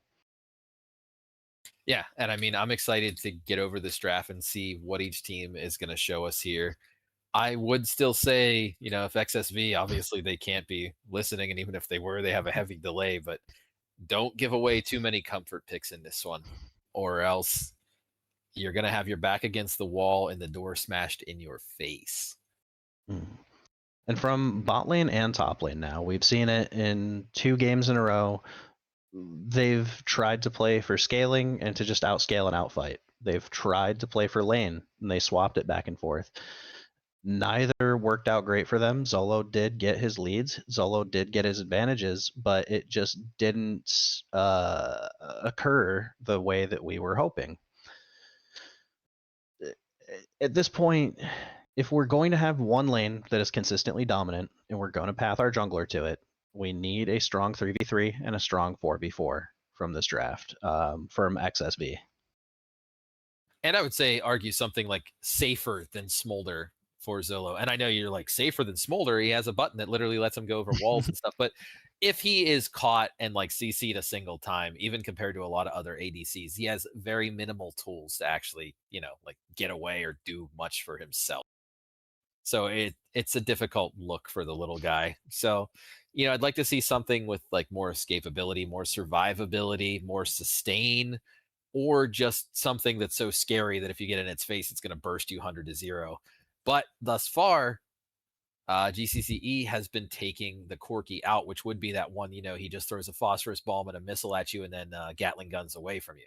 So it's like they're taking that option away because, Valkyrie is one of the best escapes in the game. And like limiting that so heavily, I think has actually worked out really, really well for GCCe. Yeah, absolutely agree. And it's at the point where we do talk about things in a vacuum, but like that Corki, like you said, is actually something we do know that Zolo is proficient at. We do know Ballistic is proficient at. A lot of these champion pools do overlap from the mid and ADC role. Support has a little bit more diversity. Jungle, it seems like Kagran and Rocky are doing more or less the same job. And we see a lot of diversity in what our top laners are playing. T-Dye and Raining Wolves have shown that they both have the capability of carrying. They both have the capability of timing their teleports properly. But the team just needs to deal with that. At some point, you have to realize, as I get disconnected from the client, Yeah, that same here. My whole client just went completely up in yeah, flames, Dory. I'm here like trying to be like, all right, let's discuss this game as we're getting out of spectator delay, and it's just like, nah, client data failed to download. The client will now exit. Thank you.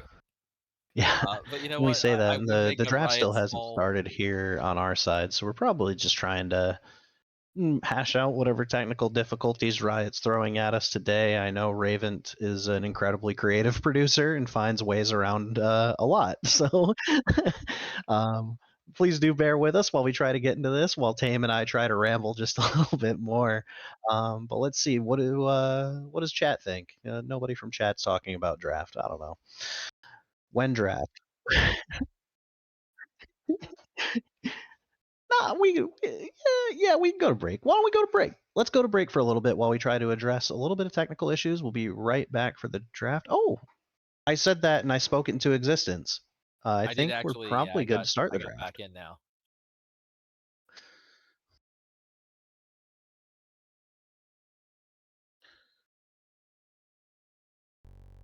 But yeah, so I agree completely.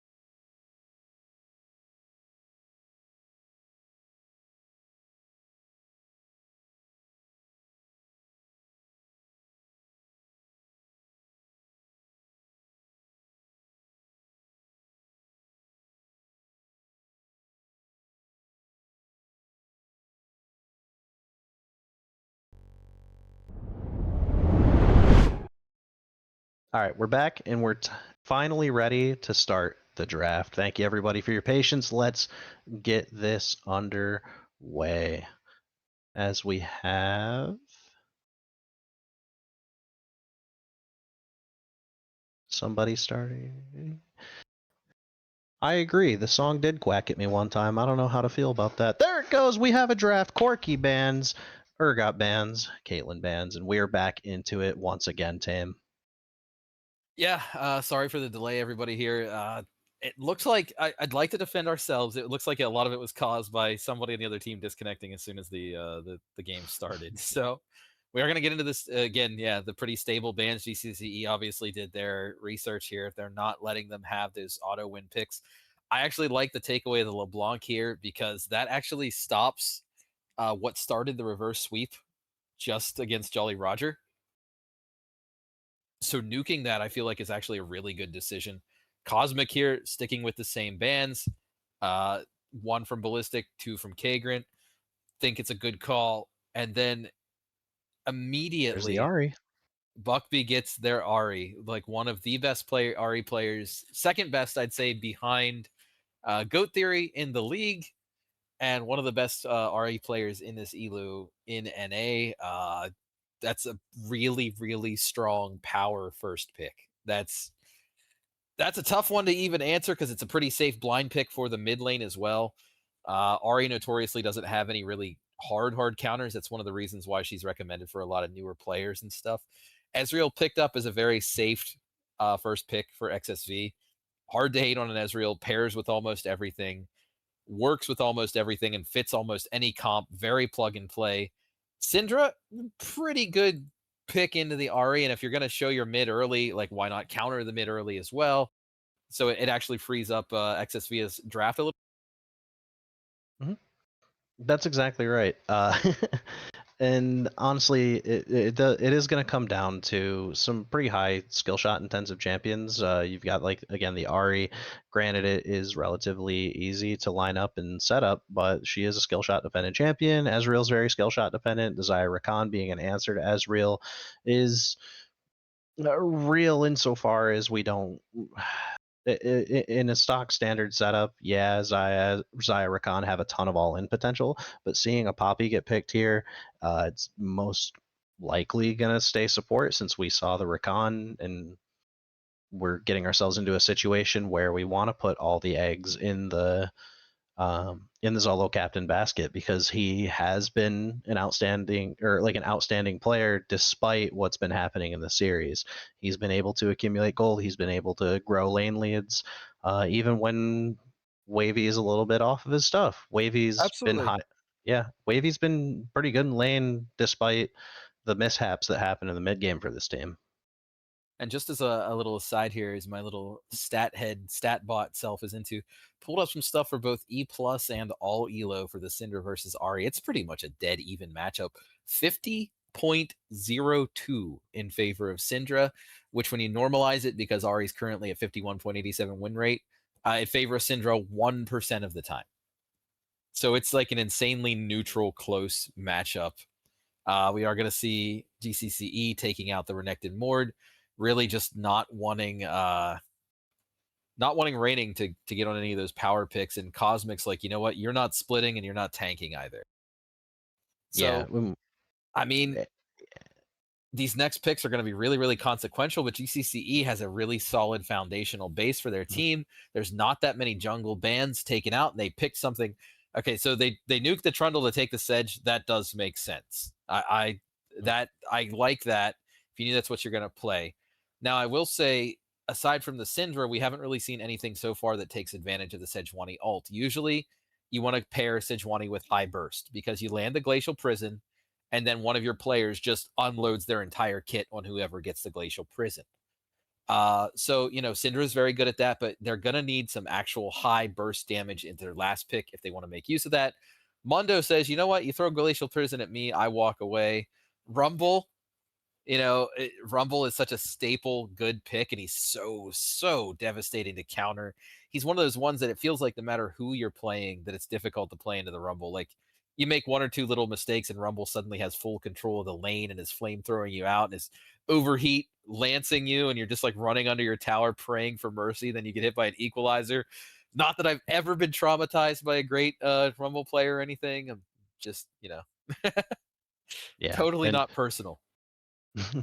we actually see an issue with the thing, but we do have an R5 Yorick coming out here. So we've got raining on the Yorick as an answer to the Rumble.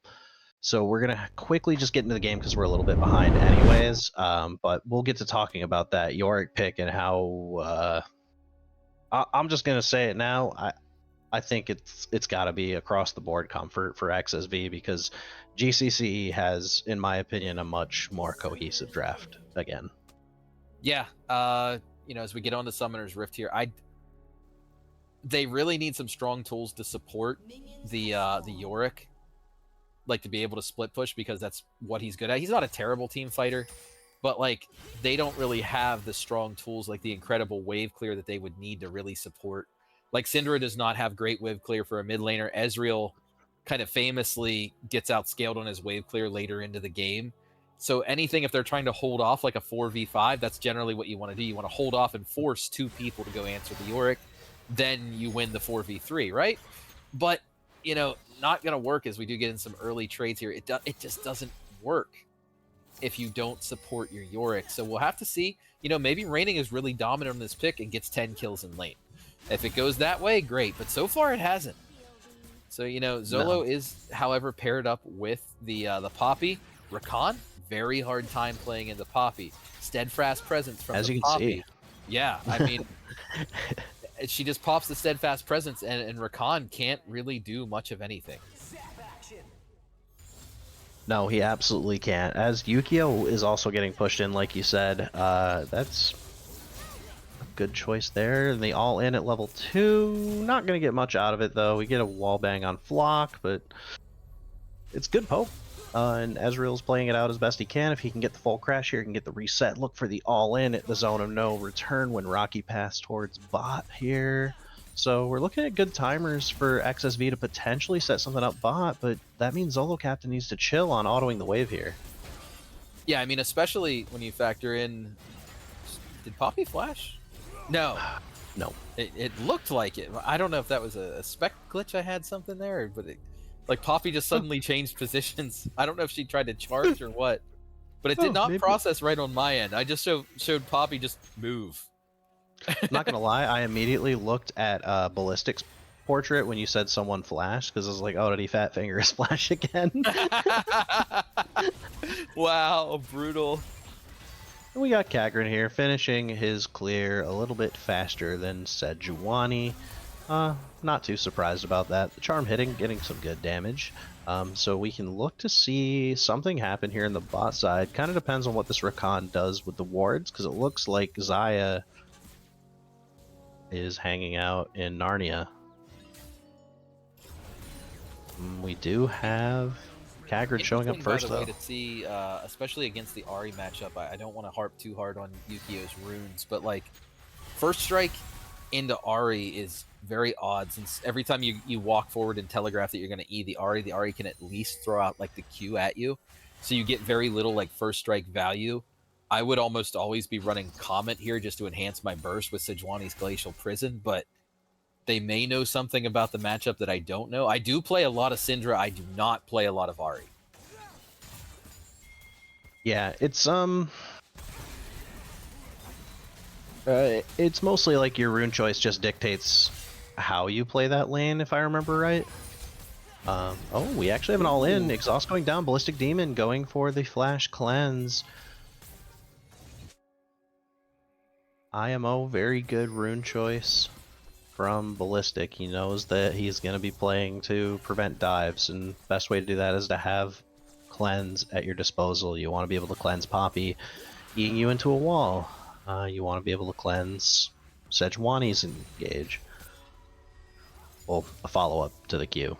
You want to be able to like instant cleanse the E. I don't know here, buddy. I don't know about this one.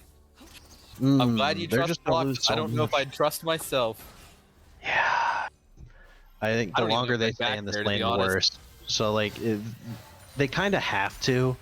And they should have a wave sooner. They should have just forfeited that wave on tower, because now they're going to lose 2 waves, because they effectively got, what, 2 CS in the last 2 waves because of what happened. Yeah. I think some players in our elo need to learn to just, like, pull the trigger on basing when there's literally nothing you can do in the lane. And the situation is just going to get worse if you double down and try to stay on curve for your item.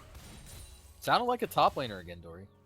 It might be like some kind of like a transition in your future. You might just be like, you're a top lane beast and you just don't know it yet. Maybe. We'll see what happens. If anyone's doing tryouts to need a top laner, I'm here to give it a go. While we have I a little only bit of play downtime, Gnar. you know, in just a couple weeks, we actually have signups for the next Ember Cinder League, like team schedule for the summer split. So it's like, if you're enjoying this and if you like playing here, like keep your eyes open. There will be more signups. It's already confirmed to be another split. I remember one of the admins has said that we're one of the most active leagues that they have, as we are going to see an engage. Yeah, and that's wonderful setup from XSV. If they can secure the kill, there we go. First blood going on the Sejuani. You want to turn on to Kagran here. Don't overcommit for Flock. Forces flash. Get the wave. Push the wave, or let the wave come to you. You can deny them forever if you don't want to try to force this Drake. But you do have Yukio on the side here, supporting the hover, and it looks like now Buckby is the one who's slow to rotate. This is good. Raining's pushed out. They're forced to reset. They've got ADC coming off base from the death. That's the first dragon going over to XSV, but they did get the first dragon and the first kill in game 2, and then the game fell apart. So we do. Yeah, have I was going to say this is sort of like a repeat story, and I do feel like, as somebody who just cast the Ember Magma League upper bracket finals, we actually learned in that series that absolutely Mundo does catch up to Sejuani and starts outscaling Sedge. Like, Sedge has absurd base ratios.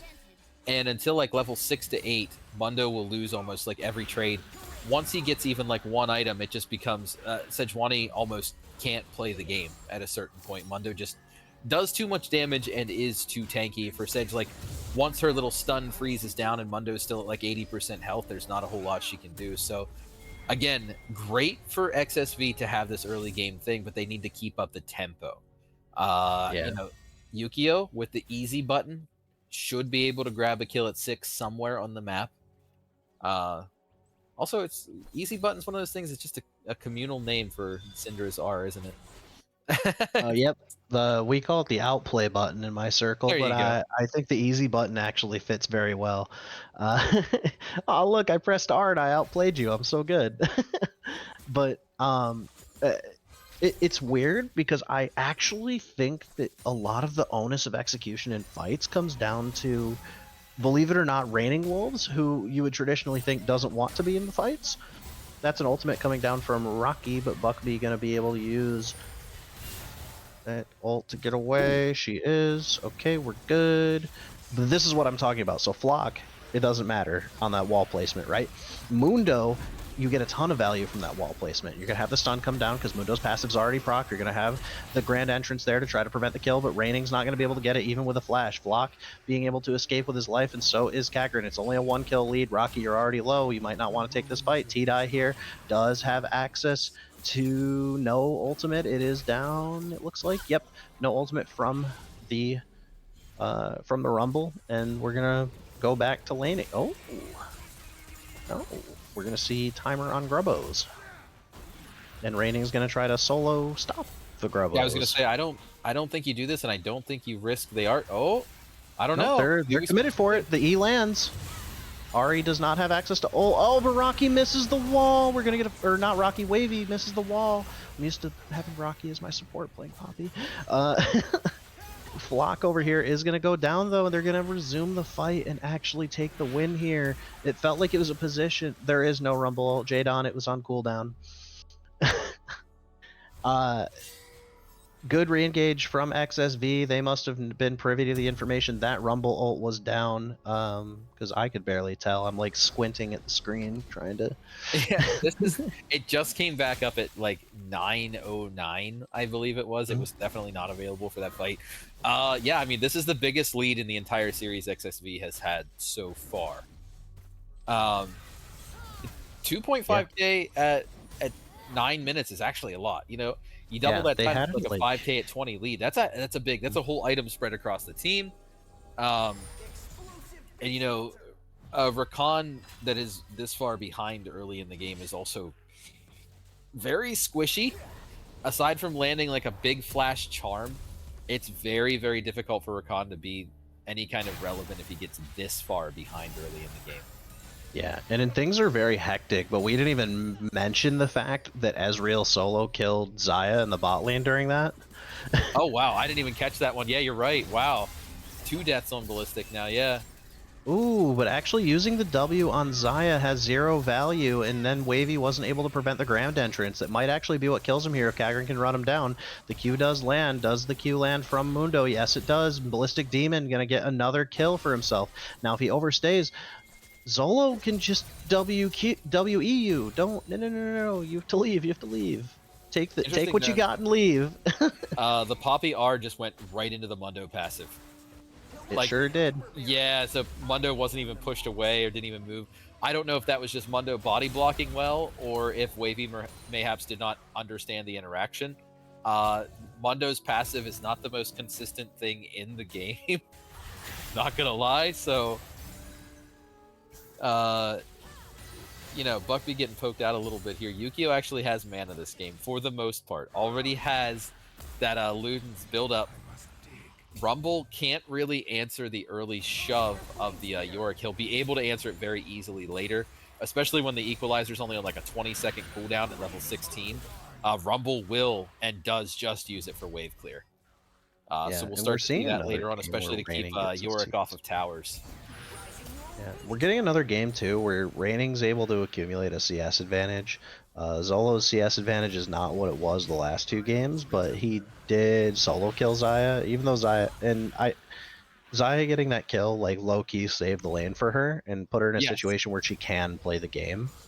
We need to see XSV like put their foot on the gas here, because if we get a situation like game 1 again, then GCCe will have the time to get their items and Mundo will become a problem. Out comes the Featherstorm. Rocky gonna dodge it. Kagran getting CC'd here, and we have the engage. Wavy actually getting caught out of position and is actually gonna go down. Out comes the quickness, and Cinder. Oh, nope. Not quite enough. If Yukio would have just queued down another ball there, that probably would have been a kill. That's one of the things you don't think about in the heat of the moment at Cinder, is that, you know, Unleashed Power does send the amount of balls that you have within a 600 range radius of you towards the enemy. So a lot of times you can actually just Q again, even if you're going to miss, because it'll add an additional ball to your ultimate. So when you have that extra charge, always throw that down, friends. We unfortunately have yet another situation where Yukio does not know ball. Raining knows ball. I'm quitting the cast. That's not right. This is now a solo cast. We're gonna start talking about anything but League of Legends. No ball. No ball. So yeah, Flock getting the push. It's a good timer, and T-Dye just absorbing a lot of pressure and managing to still come out okay. I think as soon as Rumble hits like item plus boot, he's able to like effectively do damage to Yorick's health bar finally. And then you just have to worry about Rocky being ever present off your flash cooldown. But as we've seen the rest of the series, Rocky's not really punishing the flash cooldown from these solo laners. Yeah, I mean, items starting to come online now. Yorick has that critical Triforce before Rumble is able to finish the Leandries, which is a massive spike for Yorick. Looking at the jungle, both are sitting on the Heartsteel. I'm not sure how I feel about a Heartsteel rush for Mundo jungle. I kind of prefer the Warmogs because you're not going to be trading every like 5 seconds to get an infinite amount of Heartsteel stacks. But I respect it. I don't hate it. It's just not my favorite. Yeah, it's something I didn't agree with for a very long time either. The way it was explained to me to make me kind of be okay with it now is like, you do get the stacks and you are like the role with the highest agency, so you should be like getting into lanes and proccing it basically off clear. And if you try to get a gank off or a skirmish and you don't auto trade and you don't get that stack, then you're off curve. But yeah, stacks won't be nearly as high as in top lane. Sort of like why people traditionally don't like to go grasp in the jungle, but Skarner players do it. But I digress. I mean, I think it's okay. There's exactly one in NA at this point. I think the poor Scorpion has been so gutted, so many patches now. He's like a Pokemon that's crossed like 8 different generations to be where he is and forgot his original identity. Yeah. So we are seeing some bot lane tower poke from Ballistic and Flock here. They're actually working that down. They're going to grab another plate here. So, you know, rough start for the Xayah, but now 2-2. Definitely coming back into this. Let's take a look at the gold lead here. Still 2.2k holding consistent for XSV. Most of that is split between top and mid with a little bit of it in the jungle. Now, mid, it does matter. Syndra needs a lot of gold. She has to stay ahead of the curve to burst you down. She needs to keep those stacks. She has 73 splinters right now. Very good for this point in the game. Reminder that when Syndra gets, you know, over 100 splinters, her ult can just execute you if it hits you when you're low enough and stuff. It looks like they might be setting up a dive on Zolo here. Here we go. And Zolo trying to get the E off. The Arcane Shift is not going to be enough to keep him alive. Such huge dive potential from GCCe, and Wavy and Yukio showing up in the lane just a little bit too late. Not going to be able to prevent the Ezreal from getting murked by the 4-man dive. And the just kind of... I don't mean to sound too disparaging, but the wasted teleport. Really, I don't know. And okay, Rocky and Raining not on the same page. Rocky's still going. Raining's coming back. He went to go get the milk and just like... Don't worry, son. I got the milk. I'm here. I'm back in the lane to push some I wasn't going to get cigarettes. It was just milk, and I actually did come back. I hope you were okay while I was gone. Yeah, I mean, again, story of this series has been XSV using long cooldown crucial tools and then not capitalizing on it. However, look at that. Tier 2 already down at 16 minutes. Absolutely tearing it up there. I mean, is it going to charge again? Is the Herald... Rumble's pinging for help. Yeah, it's going to... Oh my goodness. Dory, we're seeing a tier 3 an inhibitor turret getting charged in 17 minutes. And that's Lead really now what polluting the XSV needs. I mean, XSV they did get really the needs. Drake here, but is it worth it? Like, honest to goodness question, like, is a single Drake here worth, like, losing, or not losing, but, you know, half chunking your inhibitor turret at 17 minutes? That's pretty devastating. I mean, especially with a Yorick who's going to thrive on that. You're now thinking about any time during this game that you push out, any time that you're hovering over an objective, Yorick can just TP in there and start to threaten the game. And I do mean the whole game. Even with Trinity forced, Yorick can threaten towers in an incredibly fast manner. Yeah, that's absolutely right. I do think that they were put into an awkward position. Words, Corey. They were put into an awkward position where they're forced to make a decision there, and they're going to be losing a lot. But Raining here, switching sides to the bot side, the more bot towers you take, if you take the inner, it puts so much pressure on their lanes that they're forced to address it from GCCe. It splits them across the map, and Raining forces them to make these difficult decisions. Are they going to take a 5v5 and just try to nullify the push by taking objectives and towers with it? The issue is a lot of these teams are going to get these kills. We got this coming out here. We have a teleport coming in from the Rumble. Probably going to lead to a pretty well-placed equalizer. They're walking into a choke point. They're forced to flash. Wavy's out. Rocky's out. Kagran is running him down. Kagran gets hit by the Glacial Prism. It's going to go down to a grand entrance and a quickness, slowing the game down. Rocky's going to die. Flock is not able to actually survive. Ballistic Demon actually getting an incredibly good route. And I don't even know what to think about that fight. That fight was what, 3 for 3? Mundo never got to proc maximum dosage. I don't know if he didn't. Oh, the flash is just gonna clean. No, not clean up. Zolo's gonna live. Not if he stays. They're. Never mind. Raining Wolves coming in to save him. Yeah. And there's the cleanse.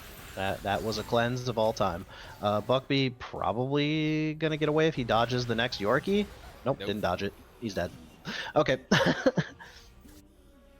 Yeah, I really don't think that's what she wants on the back of what just happened. It's just so if we say that the story again, oh, Flock almost with the catch there. If we say the story here is of GCCe is, you know, winning, but I do think that they're overextending fights. A lot of these fights, they're just overstaying. We're seeing like dragon fights and objective fights and tower fights where they're staying for like the full rotation of somebody literally dying and then rejoining the fight, and GCCe is still there. So, I mean, a little bit crazy to see something like that. And yeah, just the overstay against Raining, and then again, not getting to use the maximum dosage on Kagran, that was devastating for them. Like, that really kind of turned the whole fight there. He was CC'd and he died like the second he came out, and it looks like Ballistic is going to get caught, maybe? Yep, Ballistic is super caught. The quickness is not going to save him. It's going to save Flock, but I don't think Flock needed saving. I was going to say, if you remember, I said about how, oh my goodness, a behind Rakan feels so bad. This is great for Zolo Captain, though. He's going to get those autos off. He does have the lethal tempo, so it is going to stack up here. Flock going to barely survive, but Kagran does not. Unstoppable. There it is. Just what I said earlier. Anytime you make a mistake, Yorick is just going to be there bouncing your towers down. You know, the Maiden will be hitting on it. He'll be hitting it with a shovel. I mean, who hits a tower with a shovel? Yorick, apparently. I mean, have you ever tried it? I personally haven't. I'm hyped enough that I'm tempted to go to Home Depot tomorrow, buy a shovel. You ever hit a pole with an axe on accident? Aiming for the tree, but you hit the fence? I'd try. I think I would. I'd like to. As we're going to see the Baron picked up by XSV here. I mean, they are absolutely in control of this game. So, personal take, and chat can feel free to disagree with me here. I'll check in with you guys. I think that forcing Rakan just because you get Xayah is not always a good decision. I don't think blinding Rakan was the choice. I think Xayah was fine, but I think pair it with a jungler or something. How are you going to pick that up now? I just don't think that you always couple the Xayah with the Rakan.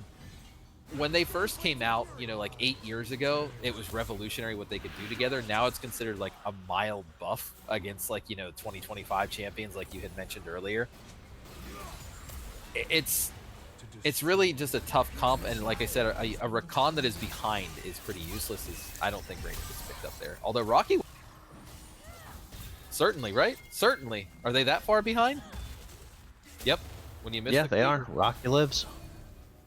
Yeah, and this game seemed close for a little bit. It wasn't accelerating as fast as the other games of the series. Being at 17 kills at 22 minutes is not much, but the Glacial Prison comes out, and it's about to be a lot more kills.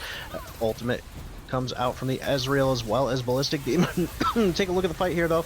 Wavy going to go down, but at the same time, Poppy's going to get absolutely exploded, and T-Dye just stuck by himself. Buckby is off on the side of the fight, not able to fight because he's trying to fight 3 people at once. Yeah, I mean, they're just... The way that they're executing the draft here is really unfortunate. Rakan can't really do anything in any fight and is busy just running away. Losing those top 2 towers early, enabling Yorick to play his game is really devastating. Buckby just never really coming online in this game. Again, Ahri's one of those champions. You have to be able to, you know, charm, Foxfire, and land her orb, and basically half chunk or more somebody, right? Because if you're not, then Ahri doesn't do anything. Like, and I don't mean that in a derogatory way, I mean it in an objective way. If Ahri is not almost killing somebody in one rotation, she's not really a champion. She's not something like a Lissandra that can root and slow constantly. She's not something like a Brand that can spread around a passive or whatever. She is damage. She's damage and mobility, and that's it. You know, like the charm obviously is usually used as part of her burst, but like Buckby's been so great this series and just cannot come online and can't activate this can't activate their kit this game. No, and keep in mind, like, he had been taking advantage of having favorable matchups the first 2 games as well. Now that we have a much more even matchup, and we'll say Yukio woke up, things are going a whole lot different, and we could see a very, very, very long night. It is only 11 p.m. We're in Game 3. This could go all the way to 5, so everybody, if you need to pop like an energy drink or something, I don't know. But it could lead to a very long and very interesting series that we've got here. At the Yeah, very I least, so long as XSV doesn't screw up, they've got a 9k gold lead. And while we both sort of lambasted their comp as we were loading into the game, and I still don't think it's the best comp for them, I will say I'll give them some laureates for it being a better skirmish comp than what they drafted when I specifically said they needed to draft a skirmish comp. I like that. But, I mean, they're executing their game plan really well, and their game plan seems to just be chaos at this point and sort of like catching GCCe on their back foot, which they keep consistently doing. GCCe's way back into this game is basically Rakan grabbing a pick, which is so hard into the poppy. You know, and it's like someone in the chat pointed out that Ahri Mundo really just do nothing together. Because Ahri needs somebody that can either, when you're charming somebody, the jungle needs to either kill them, like something like a Graves, or you need something like a Sejuani that can follow up with a hard CC after your charm. Mundo has so you can layer on cooldowns, right? Yeah, Mundo has a slow. So like the Mundo Ahri synergy is actually kind of negative in this if you think about it. Good dodge there by Buckby. We do have 2 engage tools down. We have the I almost said Lissandra because you're on the Lissandra talk. The Syndra QE down. Sejuani Q is down, so we weren't too worried there. Rakan missed his grand entrance. And we have Rock in a hard place, but similar to XSV last game, we kind of want to talk about like where do we go from here? How do we get back into the game, right? Rumble hitting IVSG 16 will help a lot because that's you know like I said the with a standard build once you get to 3 items, which you know Lord knows he's only at 1. The equalizer is quite literally at like a 27-second cooldown. It's one of the shortest cooldown ults in the game. It's right there with like echoes. So when he hits that, if he can get another item, he's still kind of in the game. Mundo needs to not engage. Like they need to find picks either with Rakan or with the Ahri. You cannot have a level 14 Mundo engaging into like a 17 York. Like it's just not gonna work. From the other side of things, I just said that Kagran's like right there in the front line. It's just, I don't know, buddy. He took Chunk for the sake of picking up his passive, yeah. I guess that's something he could do. We got the wall here. I was making a point earlier, but we're about to have a fight break out. Ooh, wonderful ult from Ballistic Demon, but he's exhausted and he isn't able to cleanse it yet. We do have Wavy burning down. Wavy's going to finally die. The quickness does come out. We have the 5v5 coming down. We managed to get Raining Wolves into the fight, and this is exactly what we want if we're GCCe. We're chasing down Raining Wolves. He has no wall available. The wall did actually just come back up. I'm a complete liar. I am so sorry. Kagran's still trying to fist fight Raining, but Raining is winning. Buckby going to miss the flash Q, and the Maiden's actually going to secure the kill. Somebody find this Maiden a pentakill. Somehow the fight has only been 1-for-1. Rocky is still like gaining HP. He's almost full. Yukio has to fight at the edge, but Yukio doesn't actually have to be in threat range at any point because that's all he has to do. Oh, disgusting. Absolutely disgusting. Raining does finally die, by the way. Rumble took out the Raining Yeah, Bolt. finally got him. And Zolo Captain with just another kill on the Ahri there. It's still not looking great. T-Dye did hit level 16. That was one of the keys for them there, but it's still, you know, still a 9,000 gold lead as they are just going to march it over to Drake and basically 2-on-2 for Drakes right now.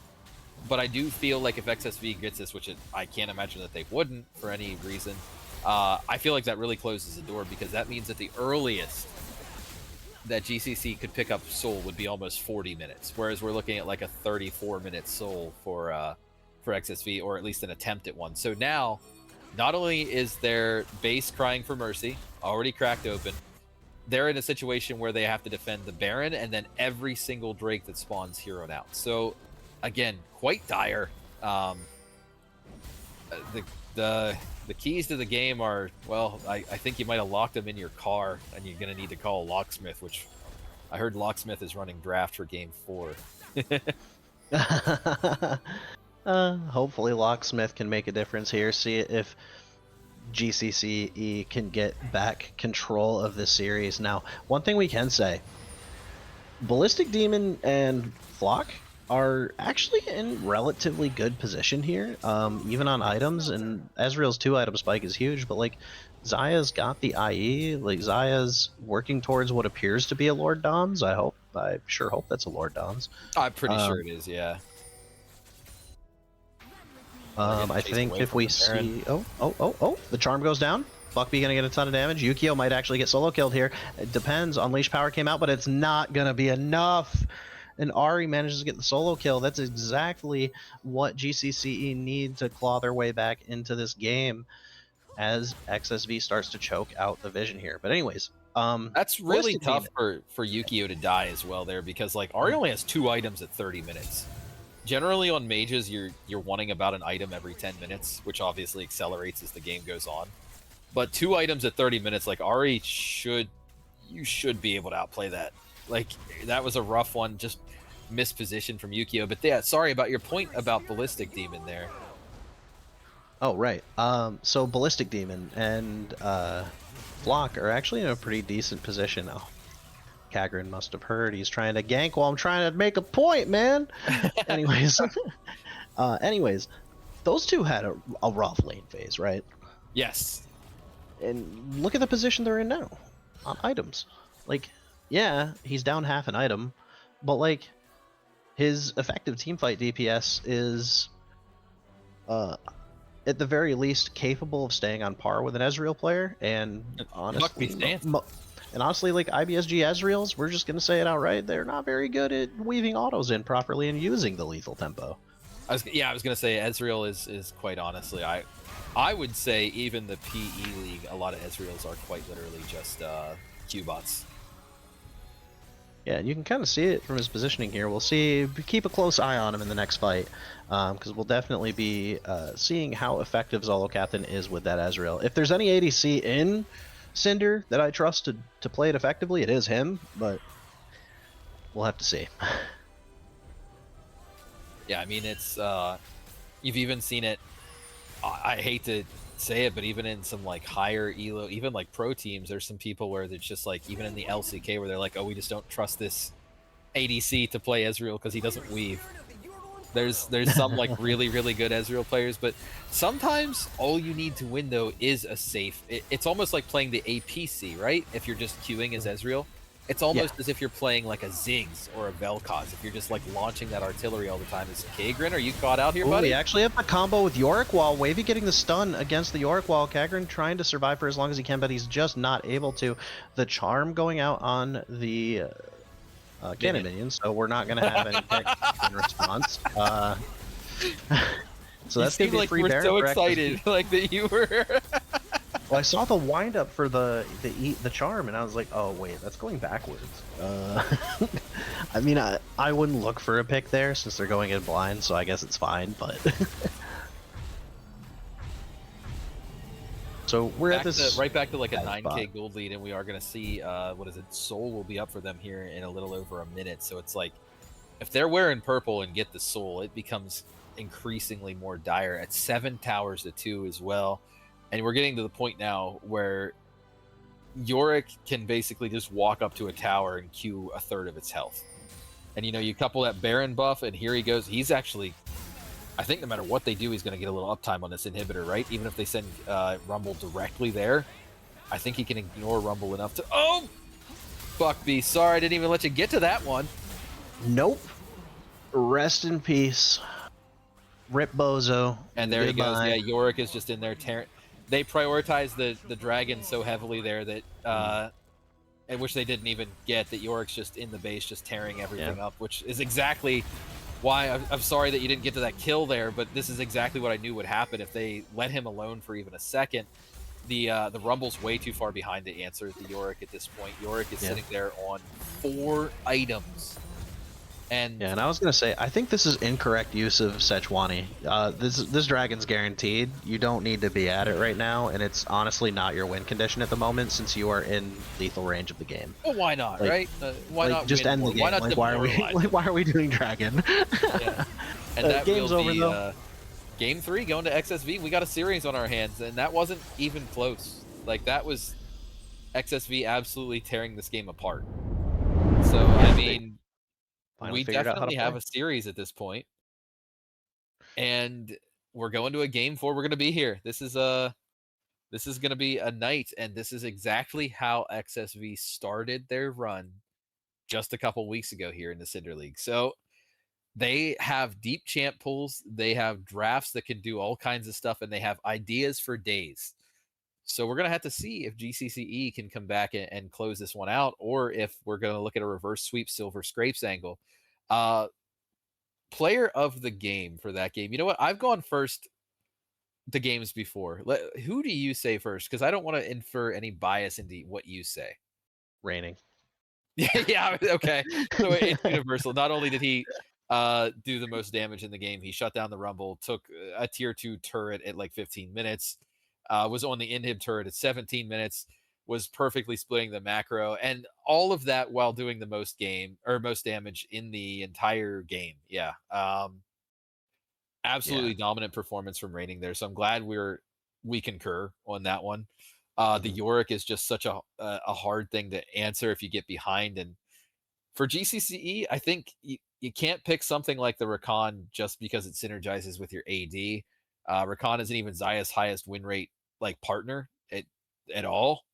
And I mean, I hate to call it out, Dory, but 5k damage even as a Rakan Even in a as game that long, yeah. 5k is like that's basically like one auto a minute on a champions. It's not great. No, it's not.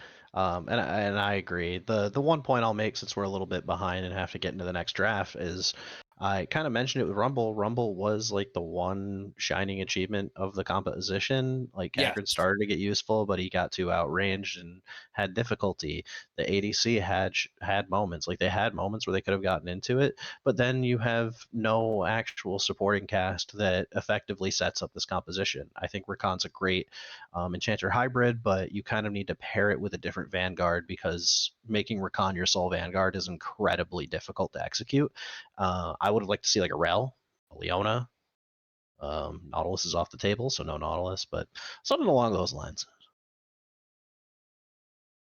Yeah, I mean, I agree, and we're going to be getting to the next game here soon because of the delay into this one. We're actually going to be getting to the draft for the next game here very soon. So I think we can go ahead and send it away to a break here soon, right? Yeah, let's go ahead and send it to a break. So that being said, we are not done here, Ember League. Get settled into your seats. We're going to go for a very short break, and then we will be right back with the Game 4 draft. Can XSV reverse sweep, or is GCCe going to put a stop to their shenanigans?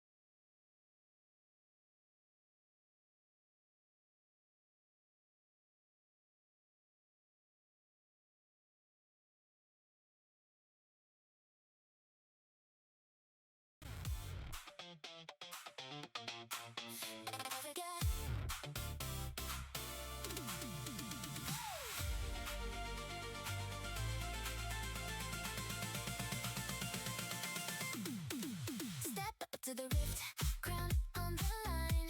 See Hyrulean heroes, it's our time to shine. Draft, locked in. Every champion set. Tonight's the kind of night they won't forget. We're reading every move before cosmic blinks. Heroes don't go down no matter what you think. Can't stop us now. We're feeling alive. Both came here to thrive.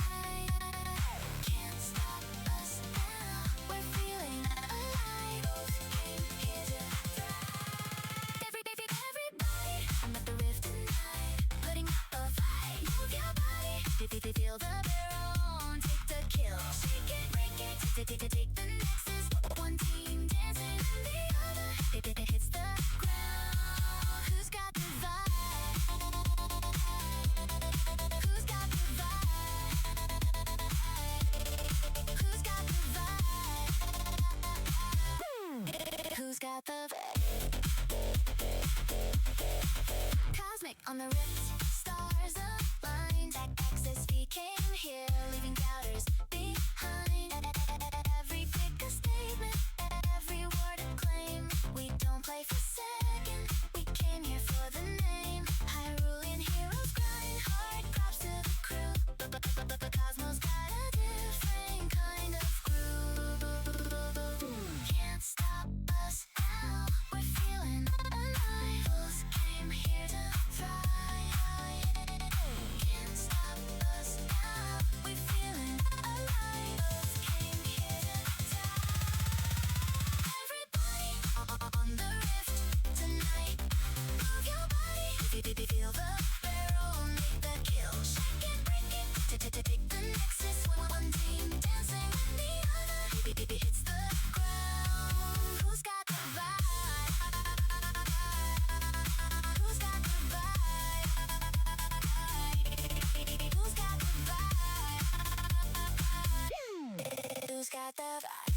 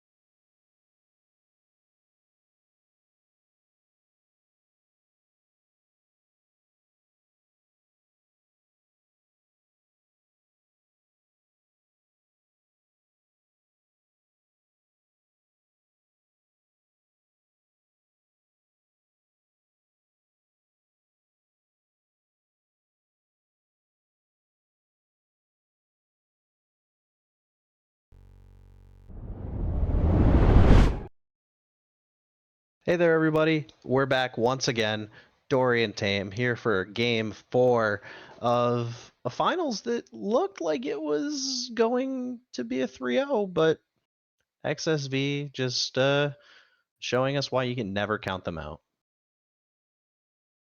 Yeah, I mean, that last game was just a dominant performance, too. And I think XSV seems to be really good at two things: having a solid mental, which comes from having a lot of veteran players, and also just having the ability to withstand adversity and just keep going. They don't seem to get tired.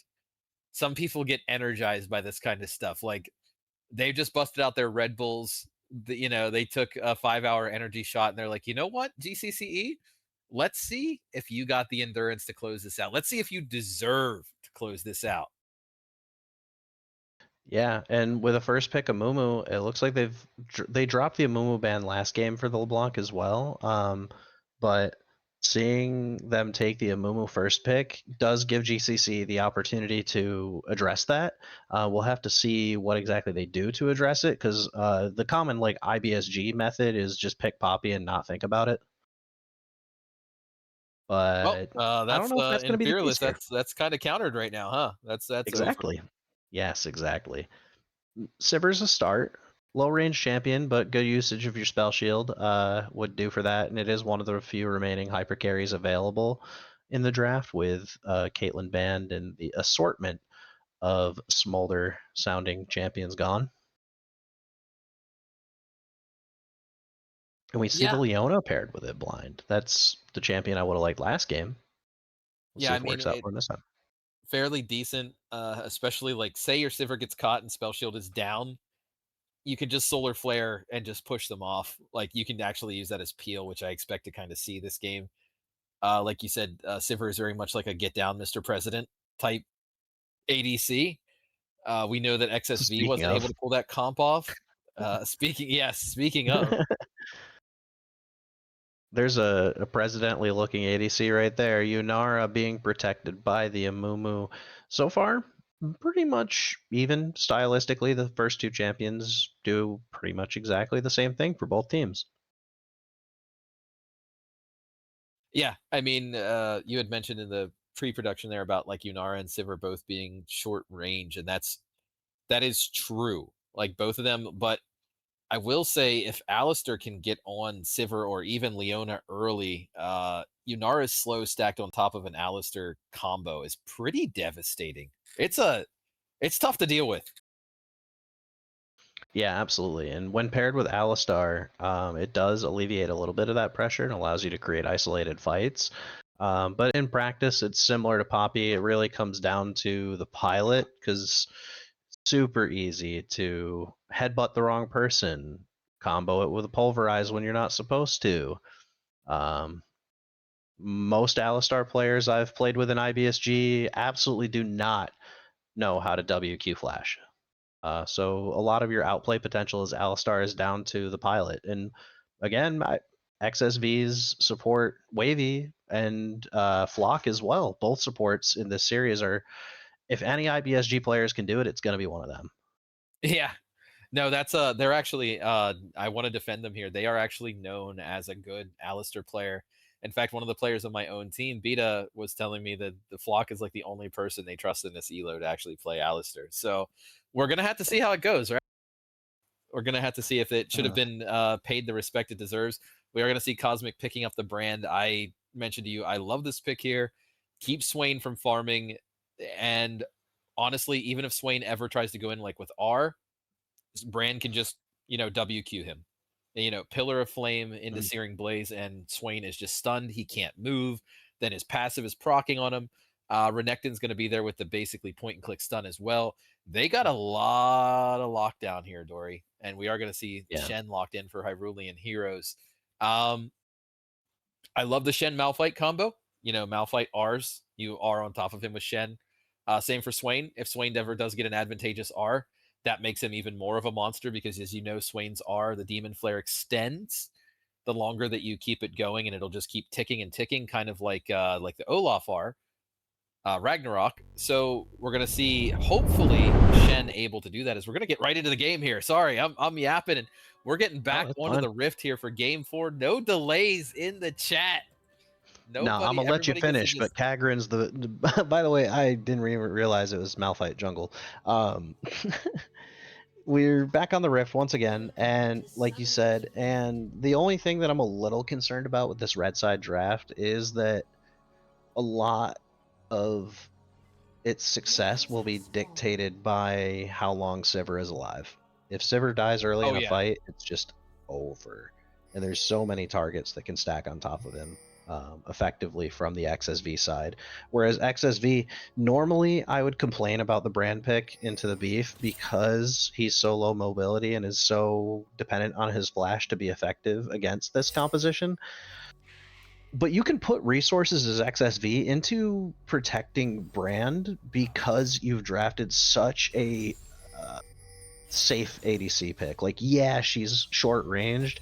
Yeah, she kind of has to play fights on the edge a lot of the time, but she also has the capability of weaving in and out of fights effectively on her own. She has built-in mobility, and she has a ton of movement speed built into her kit. So I do think Yunara is safe enough that like Alistar can put resources into protecting that brand pick. And I mean, so we can also, I'd like to play devil's advocate here.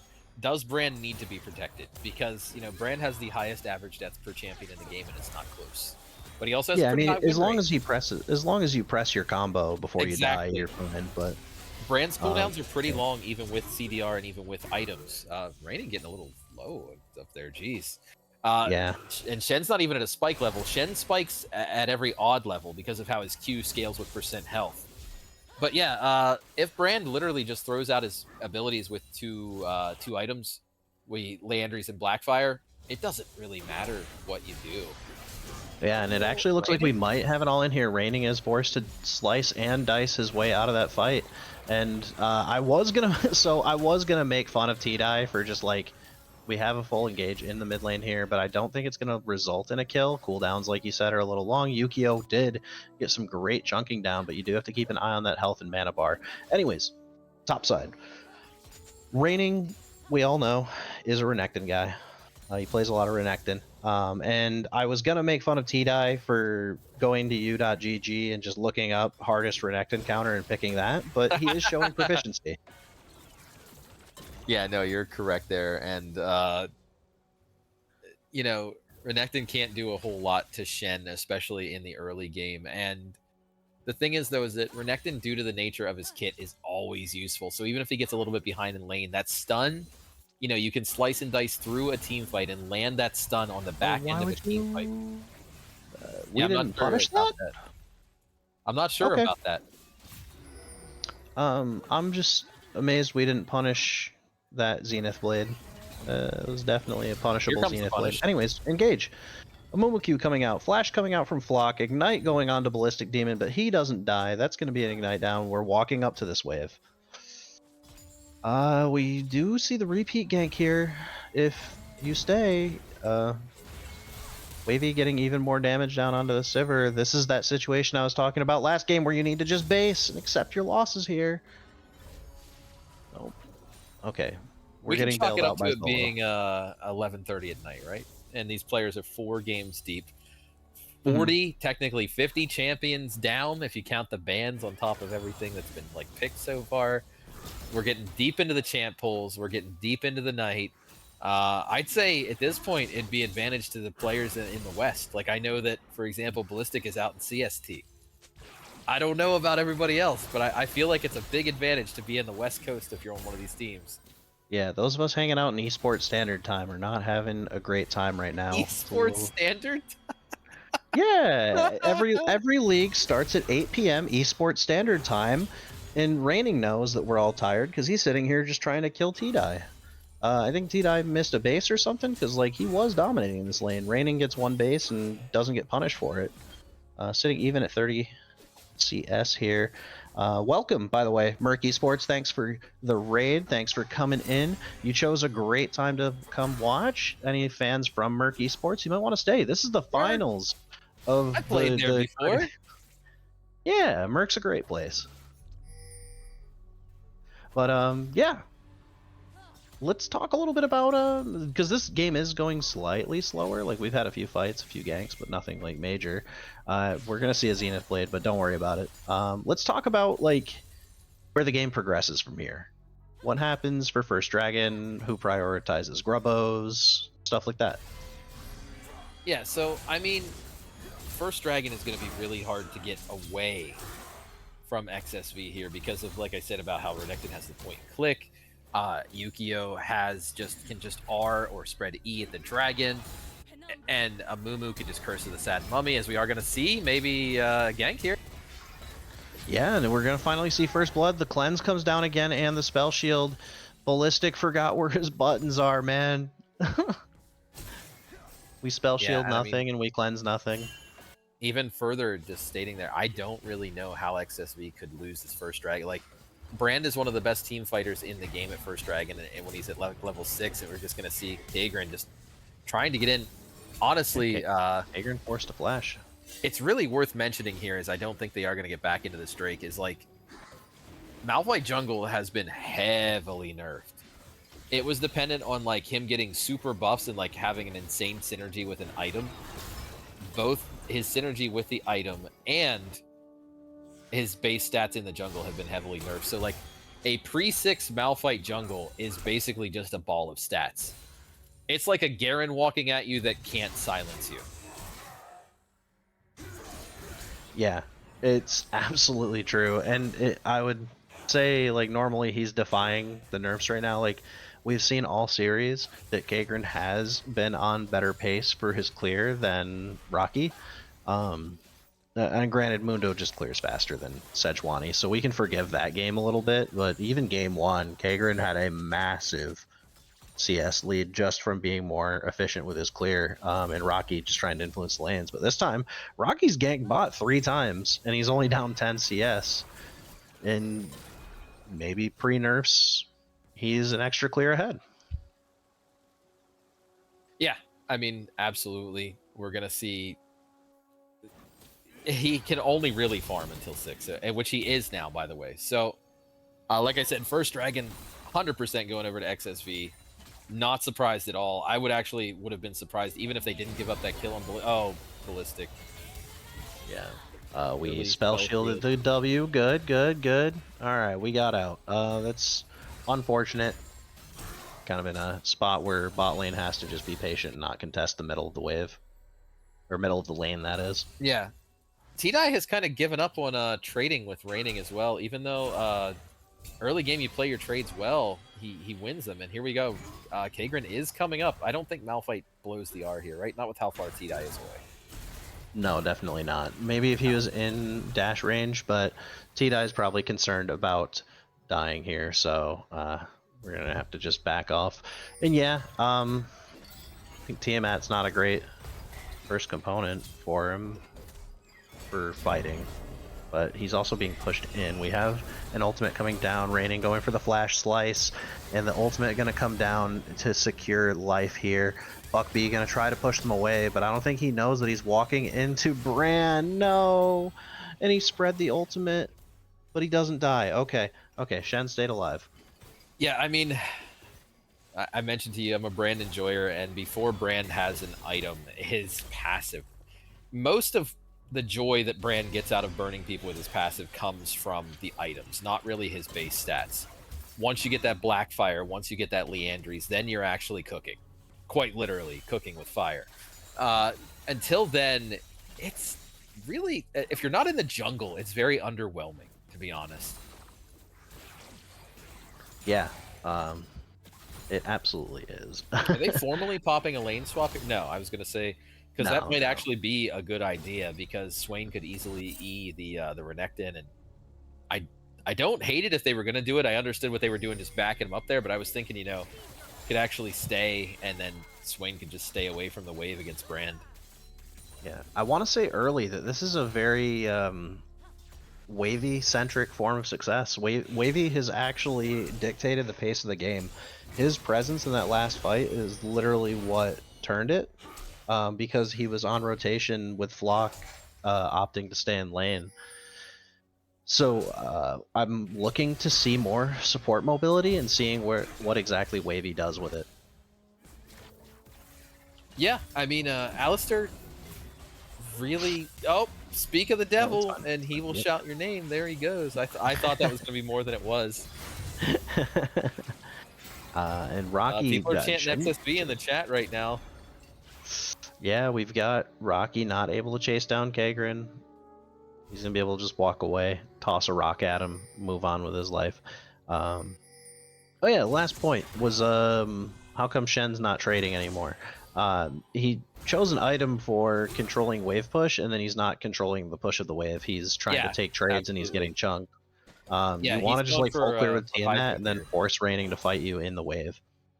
So you need control of the bush, and you need control of the wave if you're gonna go with Tiamat. Yeah, and it's just I'm a bit of a Shen enjoyer, but I'm not much of a Titanic Hydra Shen guy. I know it's a good item on him. I've never argue against that, but I kind of just prefer to be more meat. Oh, Wavy here with a great engage. And that's a flash coming out from Flock, having to avoid Rocky, who is once again making his presence known in this bot lane. As Yukio actually gets jumped on by Kagrin, the ultimate came down, but he's not going to be able to secure the kill here, so Brand is going to escape with his life for now. The Q might come down. Nope. Oh, just barely missed the Brand Q there. The stun came out a little bit too early because the passive didn't apply, but we actually have Swain now sitting on top of two members of XSV, and for some reason Kagrin walked back in! Curse of the Sad Mummy there, and we're a little late on the cleanse, so but it is going to turn out to be a good trade here. Yukio is still alive, or sorry, Buckbee is still alive, just sitting here drain tanking on the Amumu, who just does not No have mana. any items. No mana on Zolo. He couldn't do anything. He couldn't really participate in the fight. Even Yunara, especially at this stage of the game, needs some mana to use the abilities. Like, you can't just auto when you don't even have a full item. It's not that great. Yeah, Really it's proving my really point about the solid build, Malphite too. there, though. Like, without his R, he's just like a Garen that doesn't silence you. Like, it's just not... and he is going...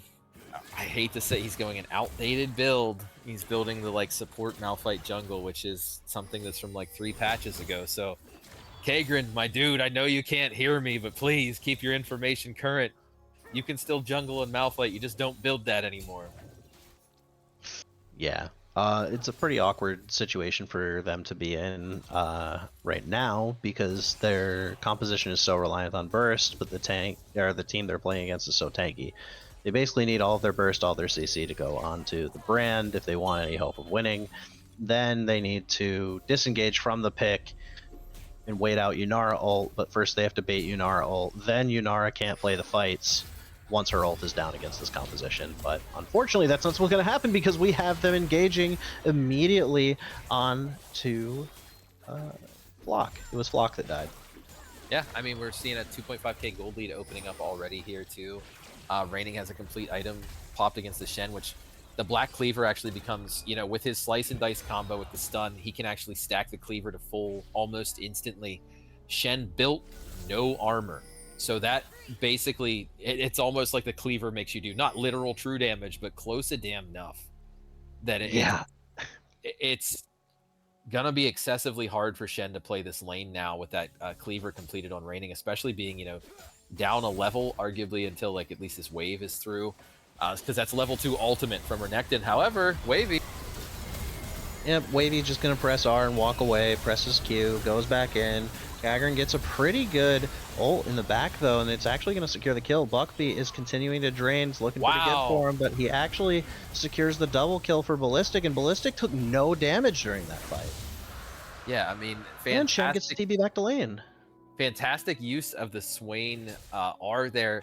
It's the classic blunder of, like, Swain is in R, keep hitting him, certainly he'll die. I'm sure you've seen it against champions like Alawi as well, right? Alawi's in there, you know, R-ing on your team. You're like, no, just keep focusing Alawi. We can win. We'll get her down. Swain is the same way. You got to back off. You got to give Swain the space and the respect. Wait for Demon Flare to pop off. Then actually go back in and continue the fight. I thought with Kagrin getting caught there, that was going to... Wow, I really thought that was, like, doomed for them. And it really wasn't. But again, Story of the series, XSV popping all of their important cooldowns on a target that doesn't die and then losing the fight after. Yeah, and we have... Ooh, okay. GCCe... I, for some reason, thought Brand did hit him. I guess visual effects are weird. I saw him like hit that the for me, Q, and then, too. yeah, it looked like Brand's passive was on him. I thought he hit a pillar there. Oh well. Flock coming out, trying to support getting the Swain pushed in here as Raining continues to put down pressure. And I was going to mention, Shen's only built HP, so like you said, Black Cleaver basically making Renekton do essentially true damage. No boots, which I think is a sin for top lane at this point. You definitely want to at least try to come close to mobility, or else you're just going to get kited down in a melee v melee matchup. As Rocky comes in, is trying to get that Curse of the Sad Mummy off. We actually have the engage coming back from Wavy, but Rocky's going to go down due to the burst of the Swain. Kagrin on the back line, and Flock able to take down Yukio as well. Wavy getting burnt out, and that's exactly what I was worried about with the Brand. You got to stay in a safe position, or you have to have Flash. Can't have neither. Yeah, I mean, they just keep falling for Buckby, just sitting there in the Demon Flare, and they just keep, it just keeps happening, and they're like getting deathballed by them. And it's like Ballistic wasn't even at that fight because he didn't need to be, right? Like, and now they have lost a 2.6k gold lead is now 1k in favor of GCCe in just 5 minutes. And it's like, you keep taking these fights, they're opting into them. It's nobody really being caught out as much as they're like, we're just going to take this. Like, we're opting into this, and we're going to lose. However, look at where Wavy is. Is he going to... No. Opting for safety. We do see a Mumu hovering bot. I'd imagine that they're going to try to at least look for a play bot. Ballistic, maybe sensing that, is like, you know what? I'm out of here. I'm backing. Trades going on in the top lane still. Top laners, I think, sometimes just fight for the sake of fighting. I'm not going to lie. Yeah, we're both melee, and we're in melee range of each other while we're farming. We should fist fight. Yeah, and then it's like, oh, I can't join the team fight. I can't TP in. Both of us are at 5% health. Yeah, I mean, Raining can do that. Like, Raining benefits from taking these extended fights like this. T-Dye doesn't have a natural source of health regeneration, natural source of sustain on the level of Renekton, so it's not like he wants to continue to do this. And with the Black Cleaver, Renekton's going to be doing plenty of damage. Like, yeah, you have Grasp of the Undying, but is it really a Renekton passive on his Q, or a Renekton Q? No. Yeah, I mean, so looking at this game state right now, Shen does have the Hydra, no boots. Would really love to see him, you know, pick up his Tabis here ASAP against, you know, both the Yunara and the and the Renekton. I forgot the alligator's name for a second. I know he's a crocodile, and I almost called him. I almost said before alligator. So someone in chat just said, "The heck is Buckby building, huh?" Roa is a fine item for Swain. There's nothing wrong with Roa, especially how far ahead he is right now. It's a crazy ball of stats. It gives him all the mana he needs to spam and push a side lane. Obviously, you know, Leandries is pretty standard for him, but if you get this far ahead, Roa is a completely fine item for Swain. Yeah, I think being able to survive in fights a super long time is good. Building defensively when you're this far ahead is totally fine. I do think like there's value. If like you're insinuating that like something like Leandries plus Rylai's or something would have been better, like I think it would have probably worked out fine for him, but like I have no problem with the Roa either. Yeah, and I mean, like, Roa is a giant ball of stats on a ball of stats champion, and then you can just keep going into whatever suits you next. Like, whatever you need next is you can just, like, flip your build any way that you want to, as we are going to start to see some setup for this Drake. You know, Wavy's already there threatening early, kind of backing off out of the bush, but Alistair's a great frontliner here. Ult is available. They are coming in. Here we go. Yeah, we'll see if we get the stun down. Yep, we do. Yukio is unfortunately frozen in place. He did get the ultimate off, though. Look at him burn. And we actually have Zolo Captain managed to survive the fight without taking any damage whatsoever. Raining comes in and absolutely changes the dynamic of these fights. GCCe was looking good at the very last team fight, but now he's dead. I mean, He they're also so reliant on that early burst oh, and then putting everything into protecting Sivir that like if Sivir goes down early, the fights are just over. Brand did exactly what you said. Brand presses yeah. R, presses Q, presses W, presses E, presses Q, and then dies, and that's fine. And when you are so heavily invested, like in Brand and killing Brand, just brass tacks of it, like raw stats. After Brand dumps his combo, there's generally about 8 seconds before he can do anything again. In those 8 seconds, all he can do is auto attack somebody for like 50 damage. So once Brand gets out that combo, yeah, it feels great to kill him, but you should actually be switching targets. Another problem that they had in that fight, Kagran ulted over into the Baron, or not, excuse me, the Dragon, tried to smite it, and then Amumu got it anyway. So you're also using one of your best tools, no, your actual best tool, to get into fights, blowing it on the Drake itself, and then also losing the Drake. So you're losing on the front end and the back end of that fight. And again, Yeah. they opted into this. Gold is now slightly in favor of XSV, but like that is an unforced error. And unforced errors, I think, are one of the biggest downfalls of League. Not just in IBS GP4, whatever. Like even in really high elo thing, you'll see like somebody take like an ego play or think they'll say I can outplay this, or they'll have an idea in their head. I think I can do this. As we see, Malphite think he can do it. And Malphite does get the ultimate off. We do have the Zeke's proccing. We do have the slow coming out. Rocky is going to be able to kite backwards with another Q, though. And Kagran doesn't really have anything up right now. Zenith Blade did come off, and Wavy was able to get around it, but Flock is getting pretty low. Curse of the Sad Mummy comes down, and the fight gets turned in favor of Rocky. Teleport coming down. Can Buckby finish it off? Buckby's going to try to isolate one kill onto Rocky, and he's going to be able to get a little bit back, but that is still 3 deaths coming down for XSV to only 2 for GCCe. Brand getting off the flash. EQ, but Buckby's able to flash it as well, but Raining is absolutely enormous. He's shredding Buckby down. Buckby's not able to out-sustain it, and Yukio burning him to death is going to be more than enough to turn this fight in the favor of XSV. Look at all we needed to do was get Raining into the fight. Do we keep chasing, or do we actually head towards the mid wave and just take the mid tower? I guess we just keep chasing. Yeah, I mean, Shen is doomed either way here, and he took damage within the last 20 seconds. You don't need to commit that many resources if he's trying to execute. But Wavy got the kill, and we didn't get. Yeah. Did we at least get mid tower off of it? No. However, we didn't get mid tower off of it. Massive swing back in favor of XSV. They're definitely in the driver's seat this game right now.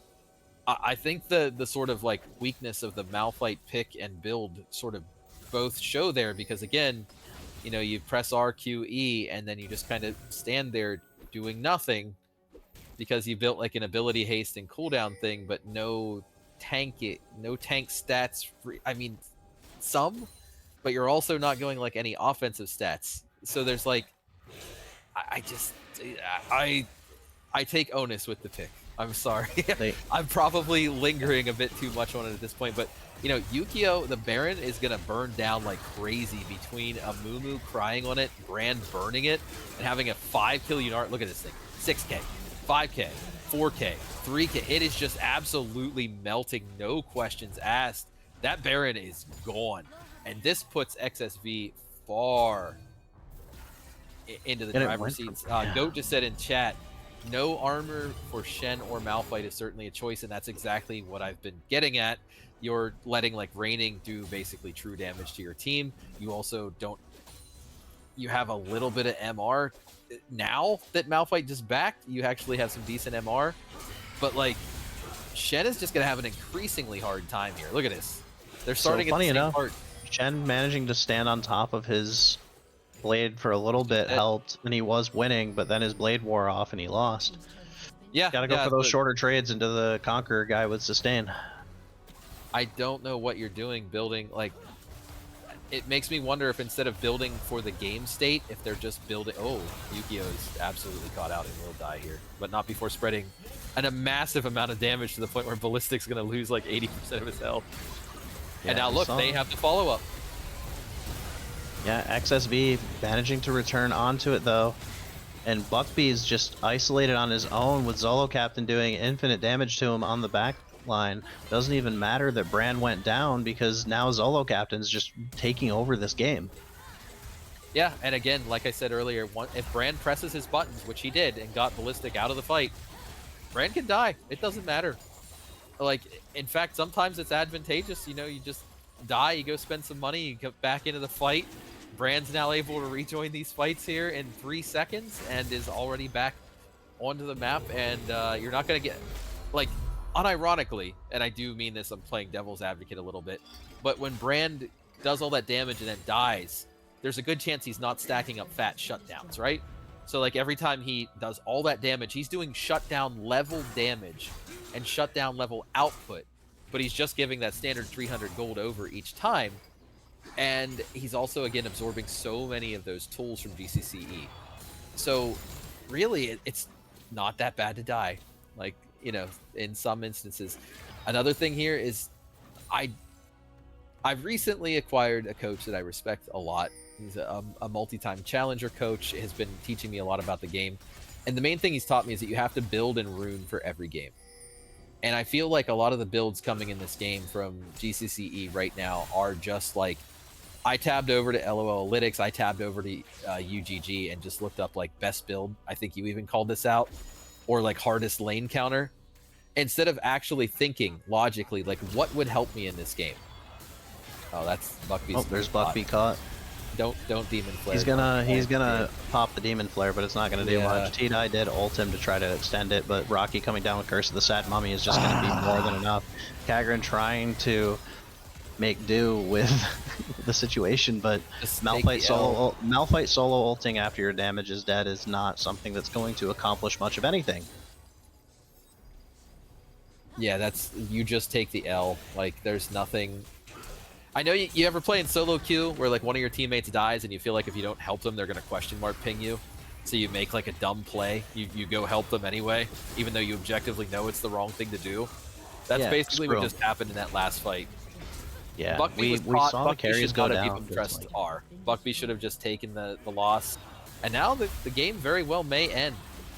Yeah, I mean, they're burning. Their Baron did end, but they're all up and they're able to prevent anybody from doing anything.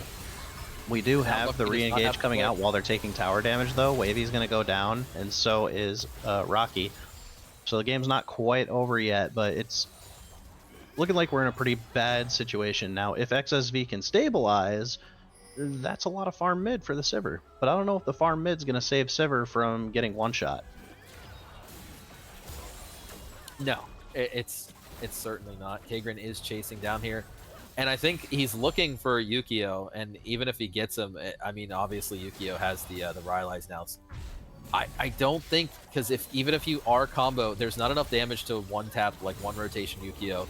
And then it's, as I've said 1,000 times, Yukio will just press all of their buttons, die, and then your team will be at half health, and then the rest of them will come and clean you up.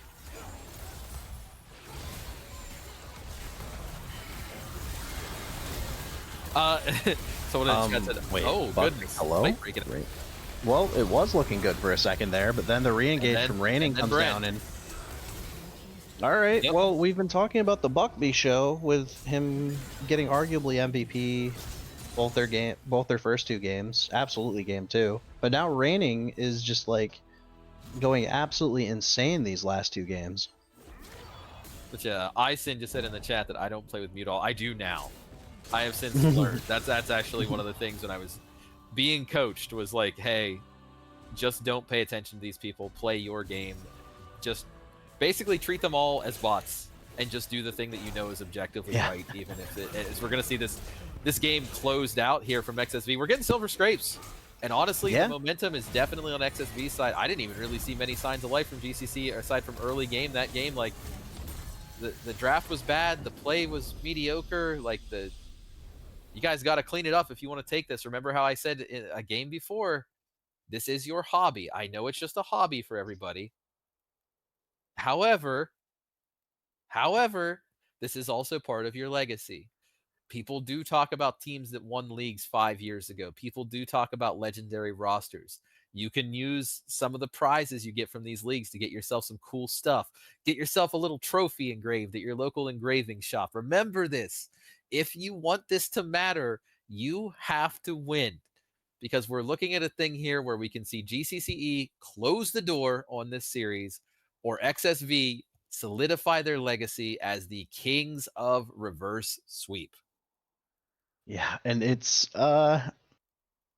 looking like the momentum's in their favor to do so, but after game 2, we were very much thinking XSV was dead in the water, and then GCCe just decided to say no thank you to that. So we'll see if XSV has more champions in the tank. Yukio going to Brand feels like it's a few steps away. We've run out of hyper carries, so I do love to see me a good game 5. I forget how game 5 draft ends up working. It's no bans, right? So we'll have to find out because the next draft is coming up really soon. So we're going to head back to a break for another couple minutes. And then when we get back, we're going to have Silver Scrapes. We're going to have game 5, and we're about to have a banger on our hands, everybody. Stay tuned.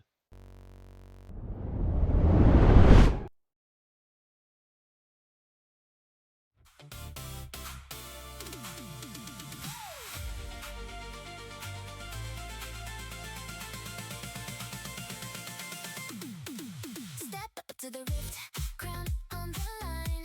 See Hyrulean heroes, it's our time to shine. Draft locked in. Every champion set. Tonight's the kind of night they won't forget.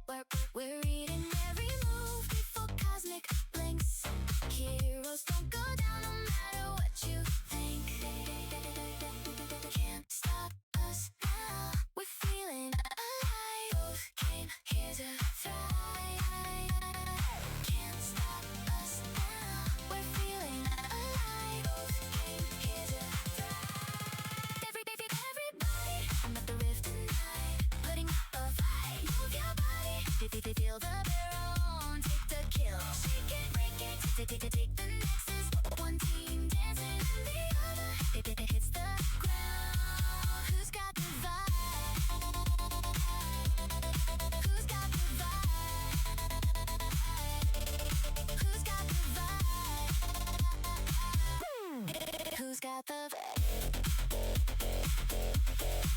Cosmic on the rift, stars aligned. XSV came here, leaving doubters behind. Every pick a statement, every word a claim. We don't play for second, we came here for the name. Hyrulean heroes grind hard, props to the crew. But the cosmos got a different kind of groove. Can't stop us now, we're feeling alive. Bulls came here to thrive. Can't stop us now, we're feeling alive. Bulls came here to thrive. Everybody on the rift tonight. Move your body, feel the barrel, make the kill. Shake it, break it, take the nexus. One team dancing and the other hits the ground. Who's got the vibe?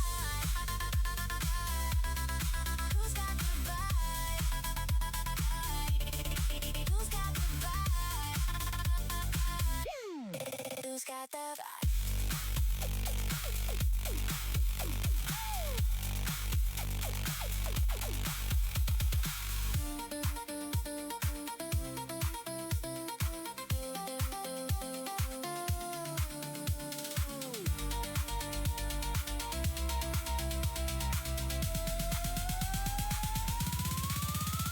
Everybody on the rift tonight. Move your body, feel the barrel.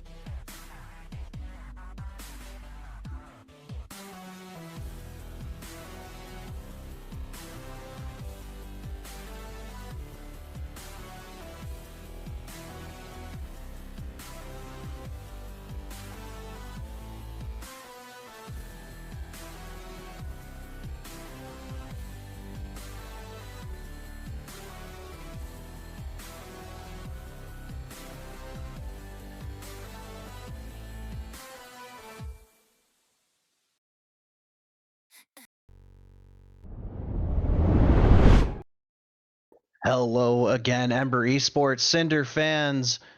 We're after midnight in Esports Standard Time over here, and we're in for one more game. So everybody, stay awake with me for one more. Tame, stay awake with me for one more. I'm And here. Revenant, stay awake for me I'm for ready one. to go. We're pumped up. Let's Open do up it. an All right, ice so cold beverage. I'm ready we're in a Game to. 5 situation here. Yeah, And we've I'm ready to got get into this XSV draft. Cosmic staying on the blue side, GCCe selected red. Let's see where the draft goes. It looks very much the same so far from a band's perspective. Yeah, I mean, at this point, you know what's coming through. These teams know each other intimately. We're getting through the silver scrapes here. I mean, the game 5 this late at night, we're just like boo-hoo, be-doo, Yeah. boo-hoo, doo-doo, woo-hoo. Everyone's just loopy and excited to hear the song, but also Yeah. they're like, "Oh wait, I need to be in bed an hour ago." Like, but I we have work still at have 6 in the respect for morning. the ergot. Literally at 6 a.m. Esports Standard Time. But I'm still here, baby, for this game 5.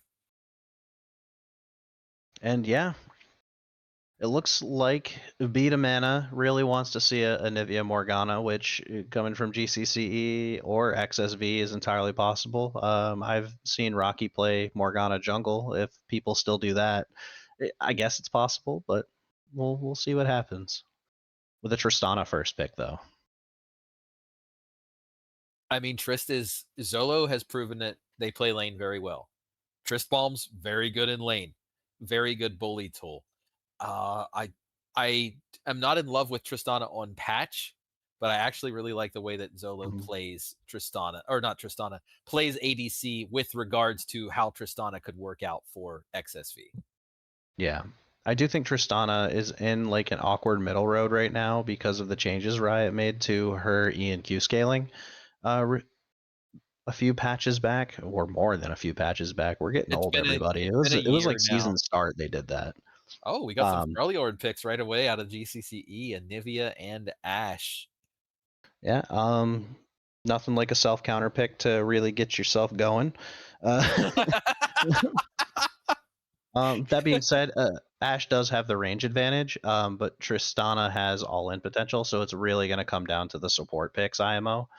Um, so we'll see where we go with the support choice. We still Beta, we'll leave it on the table for you for now. But right now, we don't see supports. We see Tristana, Janna, which are in lanes like diametrically opposed to each other. But late game, with Tristana being like more of that capable scaler, her range is incredibly long. Once she reaches a later point of the game, something like a Janna actually is quite effective for her. It's also able to peel for her. Like once she goes in, she doesn't even have to go in. She doesn't have to W.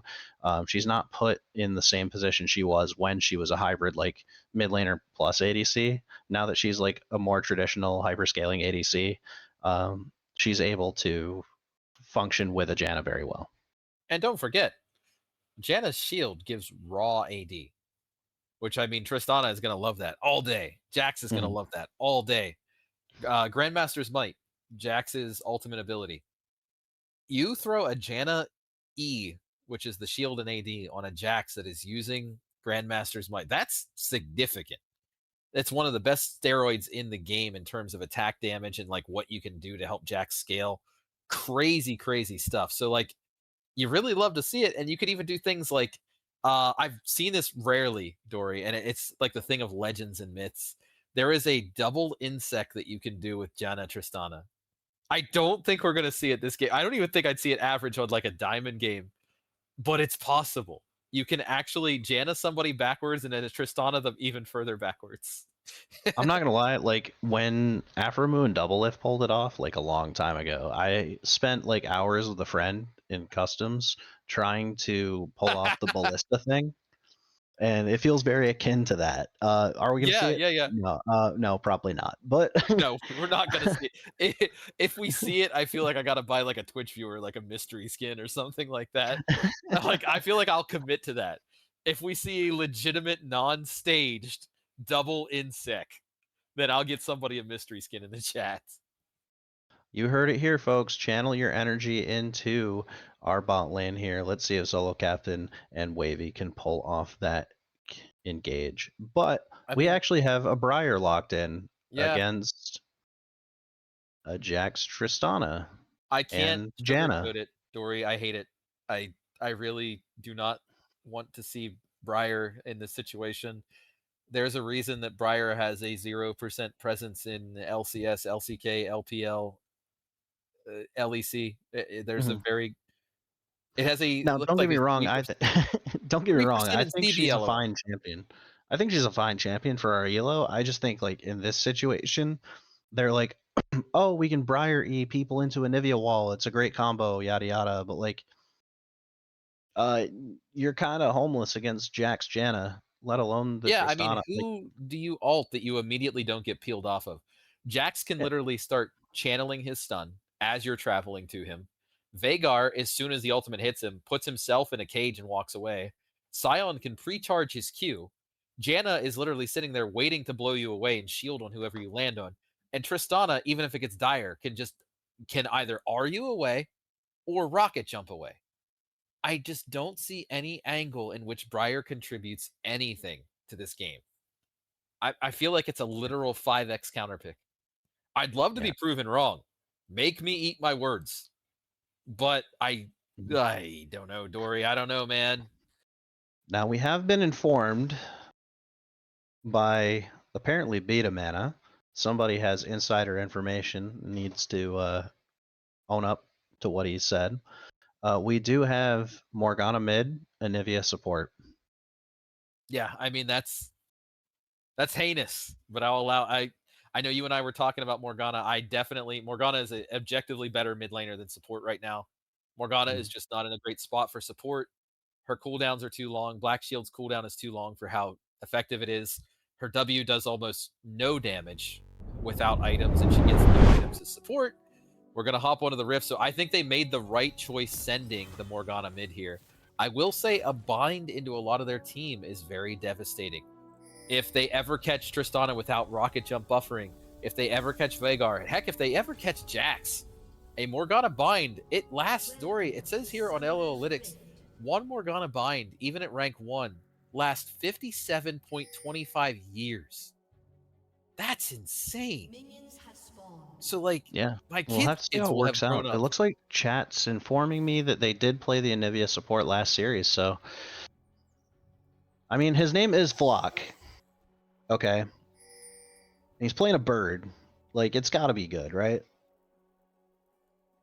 I don't know. I mean, Swain's always available too, but it was taken last game. So it's like, maybe there's some angst in the game because, like, the bird champion. Oh, wait. If we go to game 6, they could always play Quinn. True, that's a bird. Yeah. The bird is the whole thing. Now, this is pretty good. Right off the bat, Morgana using W to auto clear waves and not interact with the Vhagar. Got. I think we're going to want to keep an eye on this top lane for a lot of the laning phase. I don't foresee much happening. Oh, unless Flock mispositions really, really poorly. Oh, if we hit level 2, we could have had a Trist all in. We still got half a wave. But yeah, I was saying we want to keep an eye on this top lane. Top lane Apparently has the bot lane too. Look at this. Yeah. That being said, T-Die did just chunk raining, hit level 2 advantage early. Yeah, I And mean, does have I more. can't understate. Oh, they got the egg out already. The egg! I can't understate just how effective Gwen is into Sion. If Sion ever misses a decimating smash, Gwen can just snip him to death. Like, and just pursue him. And if he doesn't live long enough to decimating smash again, it's game over. It's a very, very difficult match. And as they get items, it actually gets worse for Sion. You think of him as this immortal wall. No. Gwen just shreds you so hard. Gwen does do a lot of that percent HP damage you were talking about. Or what is it? Her snip does true damage or something? Yeah, I mean, there's a little bit of both. And then her items that she builds starts amplifying everything she does. Like, she usually gets a Rift Maker, which is going to start amplifying your damage and everything. Like, she is one of the best scaling champions in the game and arguably the best scaling top laner that's out there. So, you know, T-Die did lose a couple trades, though. I think he got a little overzealous with that level advantage that he got. And we said, you know, top laners be fighting. Top laners do be fighting.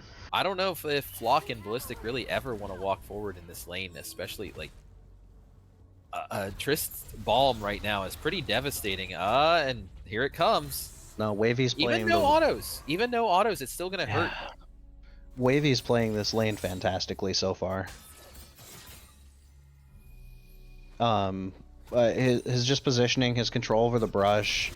I get that Anivia might be a pocket pick for those guys, but the Anivia is just not useful pre-6 as a support.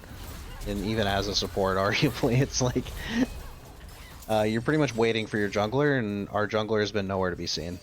Okay, you're flashing? Goodness. Yeah. Kagren there's thinking he has the kill. We do see the Morgana binding coming down onto Rocky, but they're going to turn it around, and Zolo Captain getting the damage off onto Kagren to start. Doesn't manage to stack up the Q enough, doesn't reset the W. But on the However- opposite side, Ballistic Demon's actually in at first blood and kill Wavy here. Flock having to walk away here, but Zolo Captain should have that rocket jump back up. Jax is coming around the flank here. comes. Are we going to see the Ashe go down? Ashe is going to barely get stunned even through the exhaust, but do they have enough damage to get the kill? I think they do. Yukio does secure the kill with a Q. And that Vygar is looking real evil right now. Yeah, I mean, anytime Vygar gets extra stacks or extra kills early, it's pretty devastating. He gets stacks of phenomenal evil every time he hits champions with his abilities too, and then extra ones when he kills champions, which he just did. And, you know, he's almost the way to his easy button, Primordial Burst, at level 6.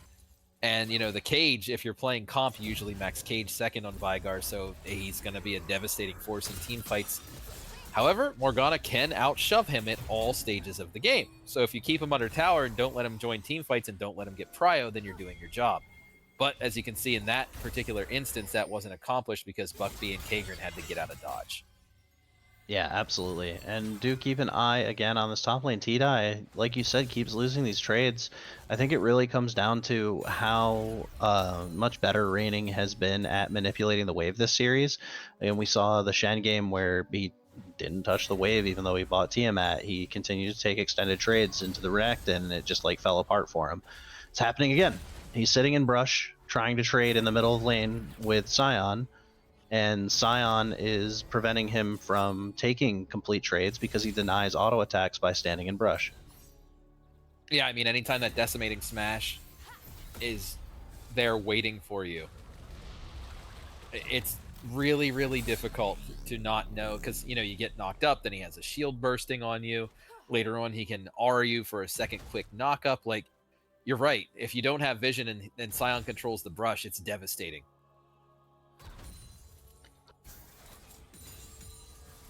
Sorry. And now we see Yukio getting a little low on mana, trying to get that wave pushed out. Might see Jungler hover over it as he continues the clear. And we still haven't seen the first dragon come down in the first 6 minutes. We also have only seen 2 kills, so the game's a little bit more tame than the last couple. Oh, hey now. You're an all-star. Get you.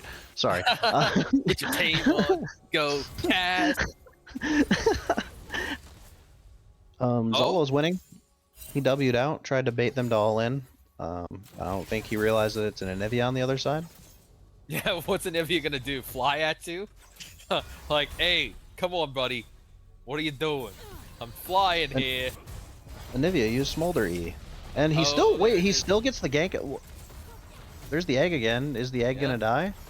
I think so. It is gonna die, yeah. Ooh, Wavy got the first blood. Nice, nice. Or not first blood. Kill in the lane. We're at the 3rd kill of the game. I can read. I think we all need some grace and forgiveness this late at night, to be honest.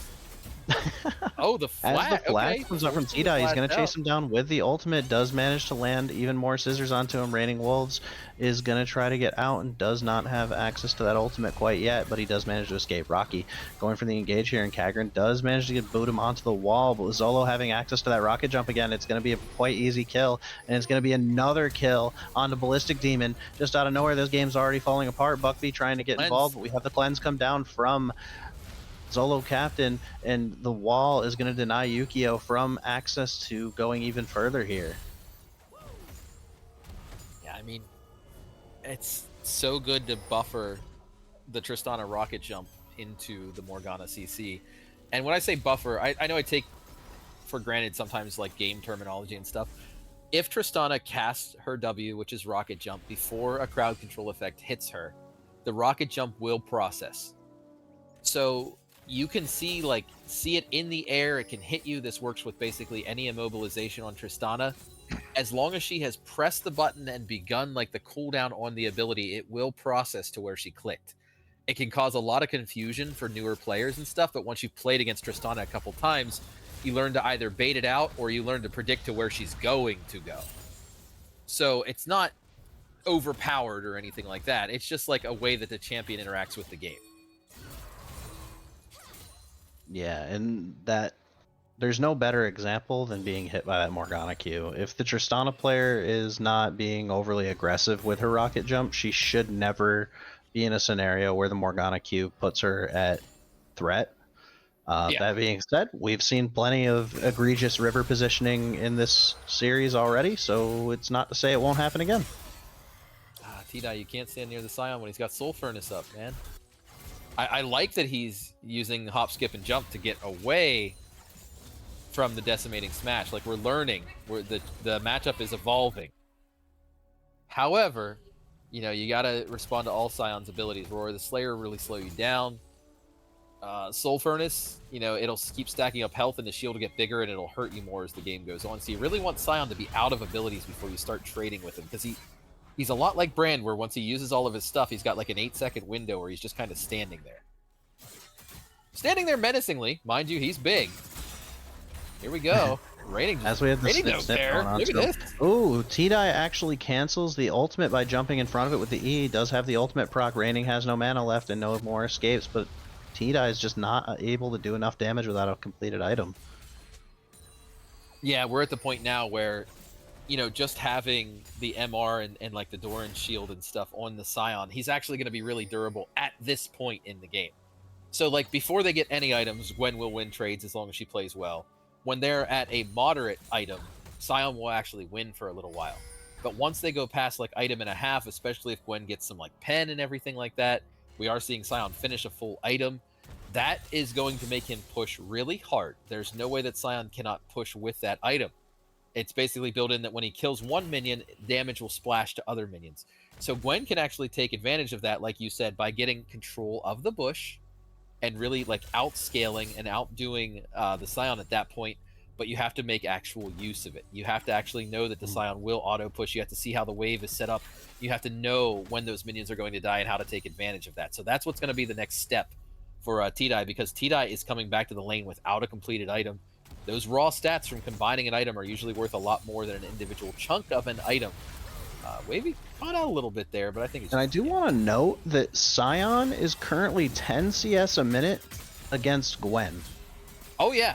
Yeah, I mean, if you can see, there's a lot of times where Raining isn't even attacking T-Dye. Like, Raining is just using Decimating Smash on the wave.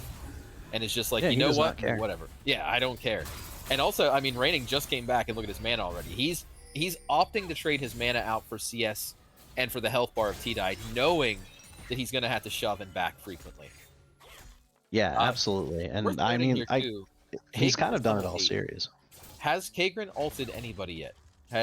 Because Briar needs to be like ulting on cooldown to succeed. I don't think Briar has ulted. I think we might have seen it at the last 3v3 that didn't go great for them. No, it happened at level 5. Only the mid laners were 6. So yeah, no, we just haven't seen a fight breakout or a gank since Briar hit 6. Probably trying to make sure that that ult is an effective one. She might use it here against Raining, although I don't think she should. There we go. We got the engage, got the jump, got the ult coming down from the Scion. Kagrin might be thinking about he's taking the wave and proccing more. Oh, Lord have mercy. Oh, the flash coming out from Kagrin, burning a flash while he still gets a wave.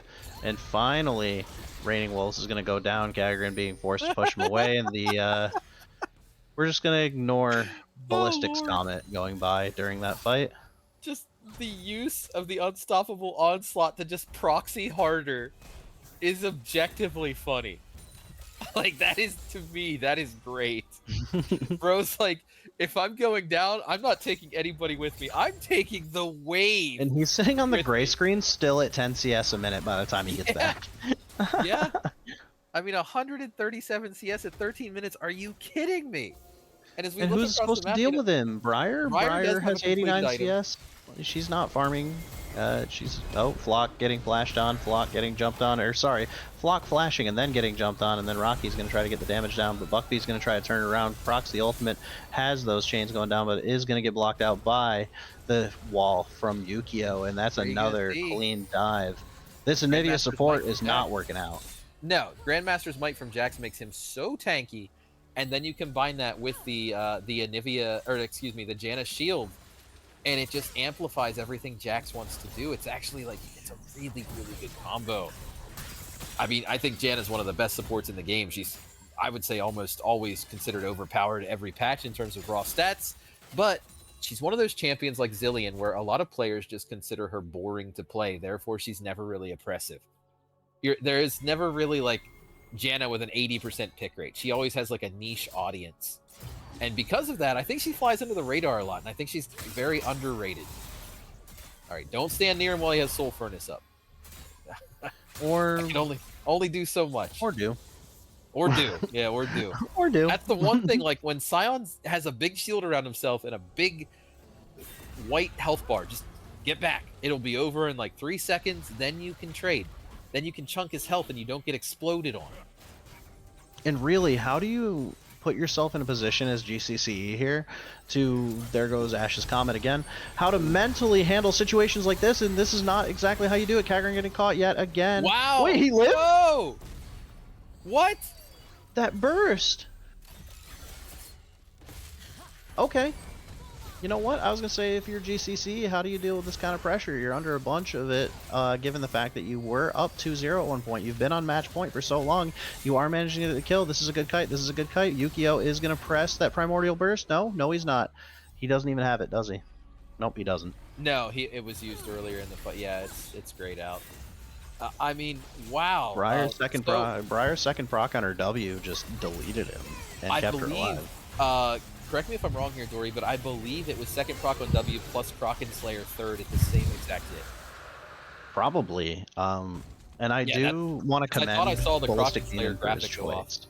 Yeah, I do want to commend Ballistic Demon for his build choice, because a lot of Ashe players would see like the amount of frontline that they have to deal with this game and think, okay, I'm one of the people that has to do it. I have to go on hit, but it's good to stay the Kraken Slayer build into crit, because you're actually most effective against the Vigar and the Tristana this game, right? You're going to have to leave it up to T-Dye and Kagran to do the work on Sion, and you need to just accept that you're the guy that doesn't hurt him that much. Yeah, I can't disagree with you there, and I'm just... All right. Buckby? Spell shield down, Wait, ult what? down. He's using it for movement speed to get away. Thought maybe he was getting ganked. They don't have a ton of vision. They should have seen them coming in through blue side entrance. Can't you just bind? Unless maybe we as spectators missed the... I feel like Sion's walking right at you. It's a straight bind. I don't think you need to press your R. I really he did bind. He probably could have just done bind, walk away, but like, oh, and he missed. Oh yeah, this is really... That tower's done. That thing's done. I mean... Oh, Sten pointed out that there was a minion in the way. Okay, gotcha. Ash Arrow flying. Let's see where it goes. Yep. It did hit the Jackson. Kagran's going to go for it, but he might be a little bit too early because the rest of XSV is there. Blue side has defeated it. Kagran missed it. Unfortunately, they're not able to gain access to the river or make up for it, but you do have Ballistic Demon a little bit overstepped there. He does know that the Sion ultimate is off, or is on cooldown right now, but Morgana missing her Q means that Wavy has room to walk up and do whatever he wants here. Is Flock stuck? Yes, Flock is stuck. And that is going to be a dead bird here in just a moment. Rocky is getting exhausted, but it's not going to matter. Ballistic Demon actually is still doing a fair amount of damage, but with the rest of his team on the gray screen, there's not a lot he can do about it. And Tame, this is looking real rough for GCCe.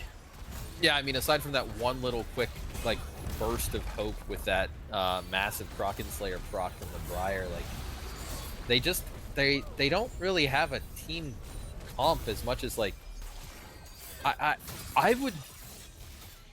feel like if I was playing solo queue and say that I was in, oh goodness, say that I was the Gwen in this game, I feel like I would see like the Morgana mid and Anivia support like locked in. I feel like I'd be tilted going into the game. Like, great, like this is my comp. Yeah, it's not a great comp. They are trying to make do with it. Like, there is like little sparks of potential for the Gwen, but then she just like loses a trade to the Scion because he's so enormous. And yeah, I mean, 11 gonna get even worse. Scion now.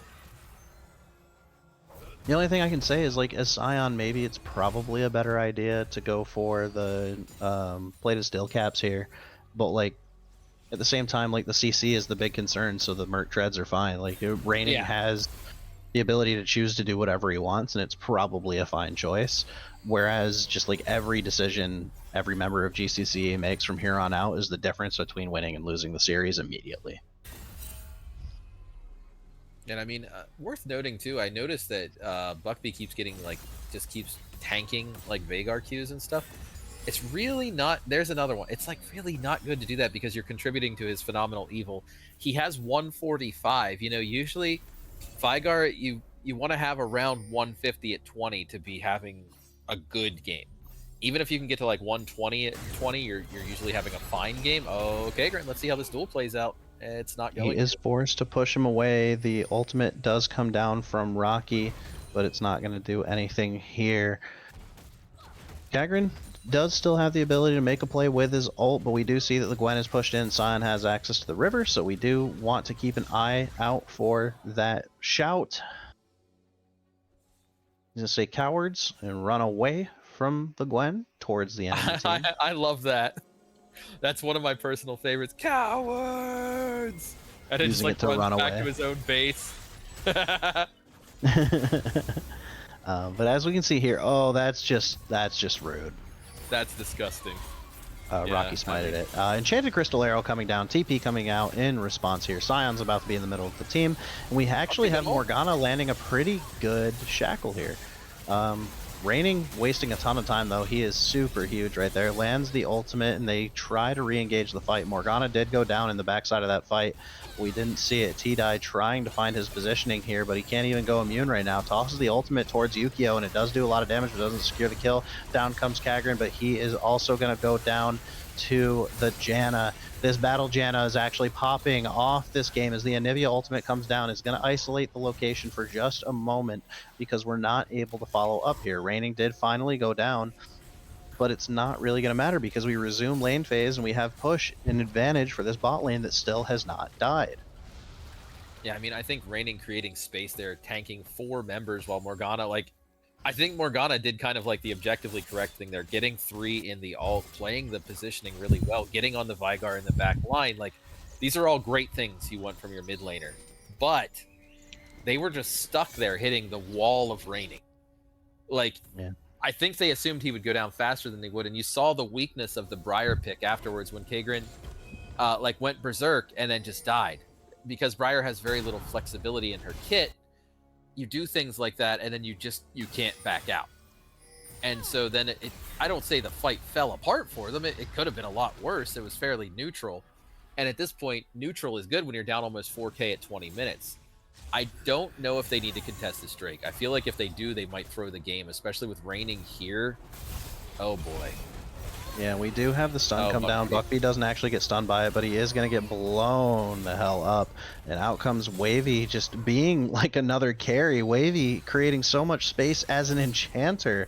And then Raining is able to just take over the brush, and there's nothing they can do about it. Lands a huge decimating smash, and that just takes Ballistic Demon out of the game. Primordial Burst finishing off the Gwen in the back. Dragon goes down while all this is happening, and Flock is pushed into egg form. Now who are we going to give the kill to? Triple kill for Yukio. Looks like they were all fighting for it. Raining even wanted it. He tried to knock up the egg. Yeah. You know what? Let me change my phrasing on that. I was going to say. I'll get back to you. Zion's dead. I don't think he's knocking up any eggs. Do you know he made his jaw out of Jarvan's dad's crown? Yeah. It's pretty metal, it's really isn't it? Cool, right? That's like metal. I mean, literally, it is actually metal. Yeah. But yeah, I mean, they are going to grab the Baron here, and it's a shame to see GCCe falling apart in this manner, but I feel like when you make a draft like this, you really put the onus on yourself, and I don't see how they're going to get back into this game without them. I don't even think it's like they can't be proactive. It's more like XSV making a major mistake at this point. Yeah, and honestly, it's a juicy story. I don't even mind staying up for 5 games when it's this interesting, right? Like, this has been the story of XSV's season. A mishap causing them to go all the way down to 8th seed. Their introduction to having Rocky added as their jungler. They lost absolutely winnable series at the end of the season when playing with Rocky. And then they went on to upset the 1st seed They went on to reverse sweep in the winners finals, and now they're looking to do it yet again to prove that no matter how many times you try to put XSV down, they just keep getting back up, and they keep that positive mental the entire series. I guarantee if they win this game and we get into a post-match interview, if we ask them, how did you guys feel after game 2, they'll just say we were in our comfort zone. Yeah, basically, yeah, and I agree with you there.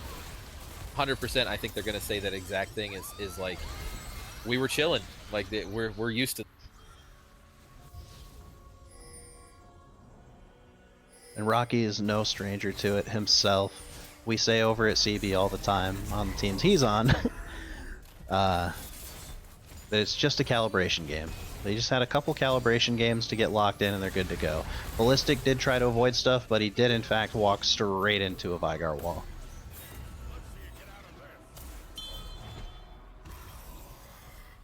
Yeah, I mean,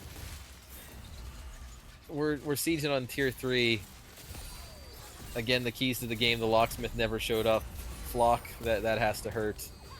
I'd be really interested to see Anivia damage numbers after game, even if they manage to win this, because I don't know much about Flock as a player, to be honest. I do know that they're a well-respected player. I don't know if they're a mid that's converted to support and that they were like an Anivia mid player. But I think the only time you ever really play Anivia in the bot lane, and correct me if I'm wrong, I'm willing to be corrected, is you pick Anivia as an APC and Poppy as your support for the guaranteed combo. That's the only time I've ever seen it work, and the only time I've ever seen Anivia in the bot lane. Yeah, that's a cheese lane you can go for. I mean, a lot of players gravitate towards, like, insert my favorite mage is now a support because it has CC. Yeah. Sivir counter. Okay. I guess I could see it. Sivir has a hard time into Anivia late game. We did that during the series. We did that during our final series against definitely not CB. We picked Sivir, and to avoid the avoid me being homeless, we just picked Anivia for Typhoon. He swore he played it. If anyone asks him, he doesn't play it. It was like his first time playing Anivia. But yeah, we gravitate towards a lot of these mages as supports and just say, oh, well, they have CC, they must be a support, right? But that's... if I try to pick Cinder support in a tryout, I'm getting laughed off the tryout and out of the Discord. I had someone I knew, they insisted that Ahri was the top tier support because of the charm. Raining is really just not Yeah. We've kind of been mumbling on about other random stuff, but it's because we were at like a neutral game state where XSV was slowly winning, but now we have a situation where Raining actually goes down. We're trying to engage in a base race, which, despite the gold lead, I think unironically, T-Dye can win. Yeah, I mean, Gwen absolutely shreds tower. I think that's actually one of the most underrated measures of Gwen, is that she's one of the best split pushers in the game, and her little dash does give her a marginal degree of safety. And the Enshrouding Mist, Gwen is immune, also gives her a further degree of safety. I think as a split pusher, Gwen is probably the most underrated one. You think about them, oh, Kagrin. You think about dying and death. Is there any way he gets... No, he's toast. I'm sorry, bro. Yeah. You picked Briar in competitive. You are reaping what you have sown. Yeah, you were picking Briar without 3 winning lanes. Yeah. Very akin to... You basically need winning lanes to constantly invade. You need to get in the enemy jungler's face, and you need a beneficial jungle matchup. But you willingly picked Briar into a bad jungle matchup. Granted, it was Jack's blind with no Scion pick, so like it could have been top. But I don't know. I don't think Briar's the move there, but it might be a case of Game 5 champion pool issues and wanting to put Kagrin on something that he feels he can carry with. I will say I did get a message, and they said that he was an ADC main and doesn't have a big champion pool, because one of my questions is like, correct me if I'm wrong, but was Xin Zhao not even contested in this series? Like one of the absolute best junglers that like everybody plays.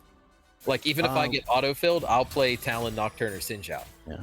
I mean, I could Like- be misremembering, but Rocky despises Zinzao.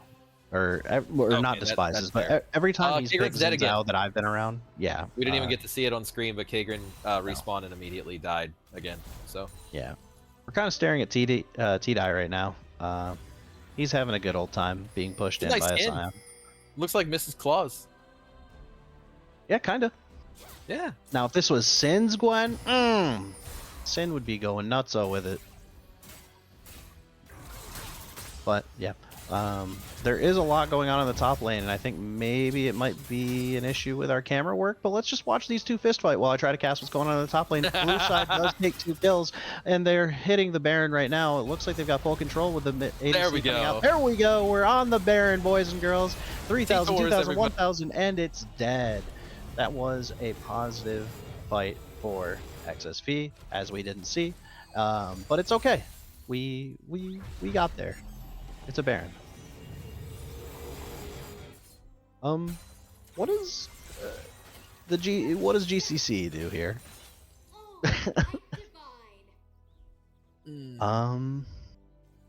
A 10k gold lead at 30 minutes.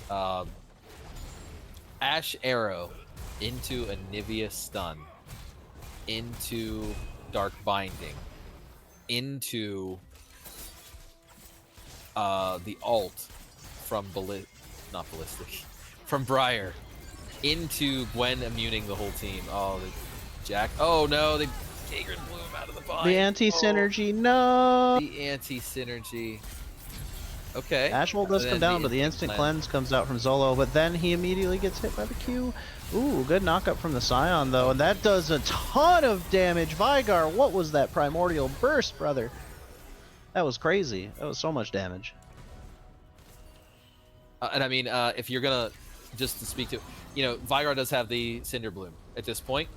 So when his ult is in execute range, it actually crits, which makes it even more potent, and that's exactly why that did so much damage that time. I don't really know how they stop the siege into their base at this point. They put up a valiant fight to take it to 5 games. That it was within their grasp to win, but yeah, it looks like they're just gonna die. Oh, man, I hate. Looks like XSV isn't gonna make us wait. They're ending it now. But I mean, it looks like XSV Cosmic is gonna be the 8th seed, the literal bottom seed, coming out and winning the Grand Championship. Holy cow, Dory! Holy cow! I mean, that's unprecedented, right? Yeah. I think they would have been much higher had they just played with Rocky from the start and not gotten comp ruled. So I think it's disingenuous to say it's an 8th seed. Yeah, absolutely. Upset. But still, the story. It's a great cool. story. It is still cool. But these guys did a fantastic job. Apparently, they also just won BOL, so got the double up for them. We'll see what's to come. But that was an absolutely dominating 3 games, like back to back to back after what seemed like a series all wrapped up and finished. Yeah, I mean, that again, double sweeps, upper bracket grand finals, and the actual grand finals, double reverse sweeps. That's crazy. Like, that's one of those things that in our chat we're going to be talking about probably a couple splits from now. Yeah, this is definitely a finals to remember, and honestly, benefits all around to this entire XSV team. Every single player stepped up at some point in that series. And even reigning reigning scoreline just looks like whatever, it's a Scion, but like the amount of pressure that he put in that top lane was absolutely insane. The Vygar popped off, Zolo Captain had pop off moments. Wavy played this last game in particular incredibly well. And even Rocky just knew where to be, knew how to do his job. Just really well played comeback from these guys, and I feel bad for Buckby because he had a fantastic series and it just wasn't enough. Yeah, I mean, with everything said and stated there, and we are going to speak to the players a little bit here, who do you give the series MVP to? Because like the game MVP at this point is, I don't want to say irrelevant, but it's not as meaningful as who would be your series MVP. I have my own pick. I want to see if we line up because I'd like to do an interview. Yeah. So we're going to go ahead and head to a quick intermission while I collect our series MVP. We're not going to tell you right now. We're going to tell you when we get back, when they're here. We're going to grab our series MVP and talk to them just a little bit, congratulate them on a job well done, and then we'll get the entire team in here for a quick interview. So I know it's late, but everybody just stay in your seats for just a little bit longer. We will be right back.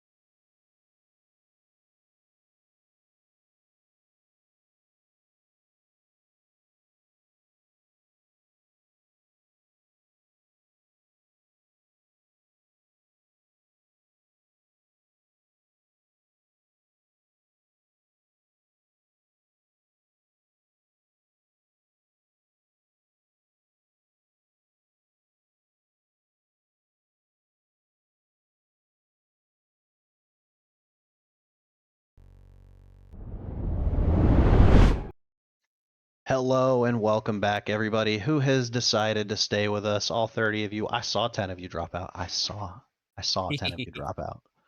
Anyways, we've got our MVP for the series, Reigning Wolves from XSV Cosmic, with us, and we're going to just ask him a few questions before we bring the rest of the team on board. So, Tame, what do you got for him so far? How you doing? Yeah, the first one I wanted to state, first off, congratulations. I've known you by proxy for a long time, so it's cool to see you winning, and I'd love to see my friends and people I respect succeed. So thank you for playing here in Ember with us. But my first question is, especially the first game, the Cassante pick. I know you guys lost, which sucks and everything, but have you really been putting a lot of time into that, or is it something that just comes natural to you? Because we all know that T-Dye is known for playing Cassante. So was that sort of in you guys' notes, like, I'm getting this off the table right away. I've put some time into it. I've practiced it enough. What do you think about that? Oh, you're gonna put me on the spot like that. Um, no, I don't think I played enough Cassante. At least I felt really good about it going into the game, but I feel like he really showed me I'm not as good at Cassante as I thought I was. I mean, one of the reasons I picked you as the MVP is I thought that even when you guys lost, I don't think you were the reason that you guys lost. And I think that weighs in as well. Like, even in the games where you weren't performing as well, you definitely weren't like the reason. You weren't running it down like 17 and 44 and 0 or whatever. Like, you were having Yeah. pretty solid performances. I thought your Cassante was actually fine to good. But otherwise, the other question I had for you personally is, uh, out of the champions you played this series, which game did you like enjoy personally the most? Like, which one did you feel The Yorick game. your okay? That game was so So much fun. when you had the tier 3 tower half chunked at 17 minutes, you knew, didn't you? Like, you you knew what was up. Oh yeah. Yeah, No, you had that I mean I tower knew what was chunked up to, when I locked in Yorick. Like I was really shocked to get me Yorick. I'm pretty sure Yorick's like one of my most played this season in ranked. and I Yeah. mean, split pushing is so good right now. You get the level 20, and like a lot of champions can really make an impact on the map right now. It's like, I saw Trundle be contested in one of the drafts, and it's like, oh, to open up Sejuani, I understand that, but it's like, there's a lot of champions right now that can really just run down side lanes, and its towers are very soft right now. So I agree with you. Letting you have Yorick was pretty crazy. Those were the main questions I had for you. I'm sure Dory has one or two for you as well. Also, just in general, GG's, man. You guys played wonderfully. It's been an honor to cast you guys through these series. Thank you.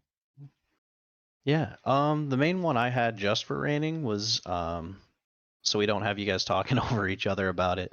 Where does the mentality shift come in that you think changed the series starting game 3? Like, was it in draft? You guys felt better about it? Was there somebody saying, "Oh, it's just a a calibration game," or It's really weird. So this was literally just like our last series against JR, where the first two games we were a little bit tilted because I feel like we weren't really calming very well. We weren't communicating. So we'd have a completely silent team fight, and afterwards I'd be like, what just happened? Like, did we really just not talk about anything?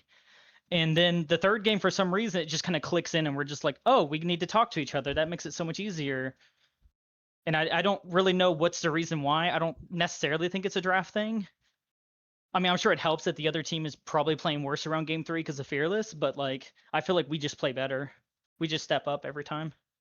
yeah? Do you It's kind of think like we're warming that up. your team has champion pools all around to not really be too worried about Fearless, or do you guys feel like you had some areas you had to draft around as the series went on? I think we have pretty wide champion pools. Like I think the top side of the map is like an ocean. Like our mid laner literally plays every mid laner in the game. It's almost pointless to ban him unless it's just a champ you don't want to play against. For sure. And did you think going into this you were going to have an MVP caliber performance tonight, or were you more expecting it to be like a team-wide effort? I thought it would probably be solo because usually he gets a lot of the team resources and he plays hard carries. And I can promise you right now, after that first game, I did not think I was going to get MVP. I thought we were going to win, but I didn't think I was going to get MVP because I thought that was a really poor game from me.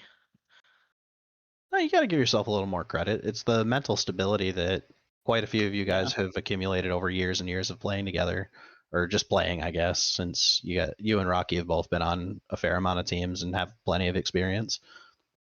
I need to shout out Solo yeah. real quick too, because that Yeah. third game, I was ready to just get on tank duty and just hop in his backpack, and he was like, "No, I want you on a carry."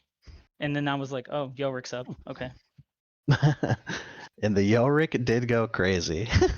The Yorick was.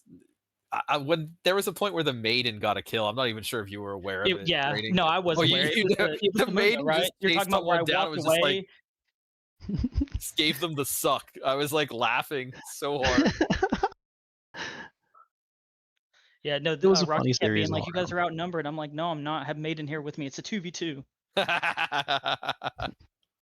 So that being said, we're gonna go to another like super quick intermission, and I'm gonna grab the rest of the team. We'll talk to them real quick. Congratulations again to Reigning Wolves for winning MVP in our Cinder finals tonight in a fantastic series. But time to hear from the rest of the team. Thank you, boys.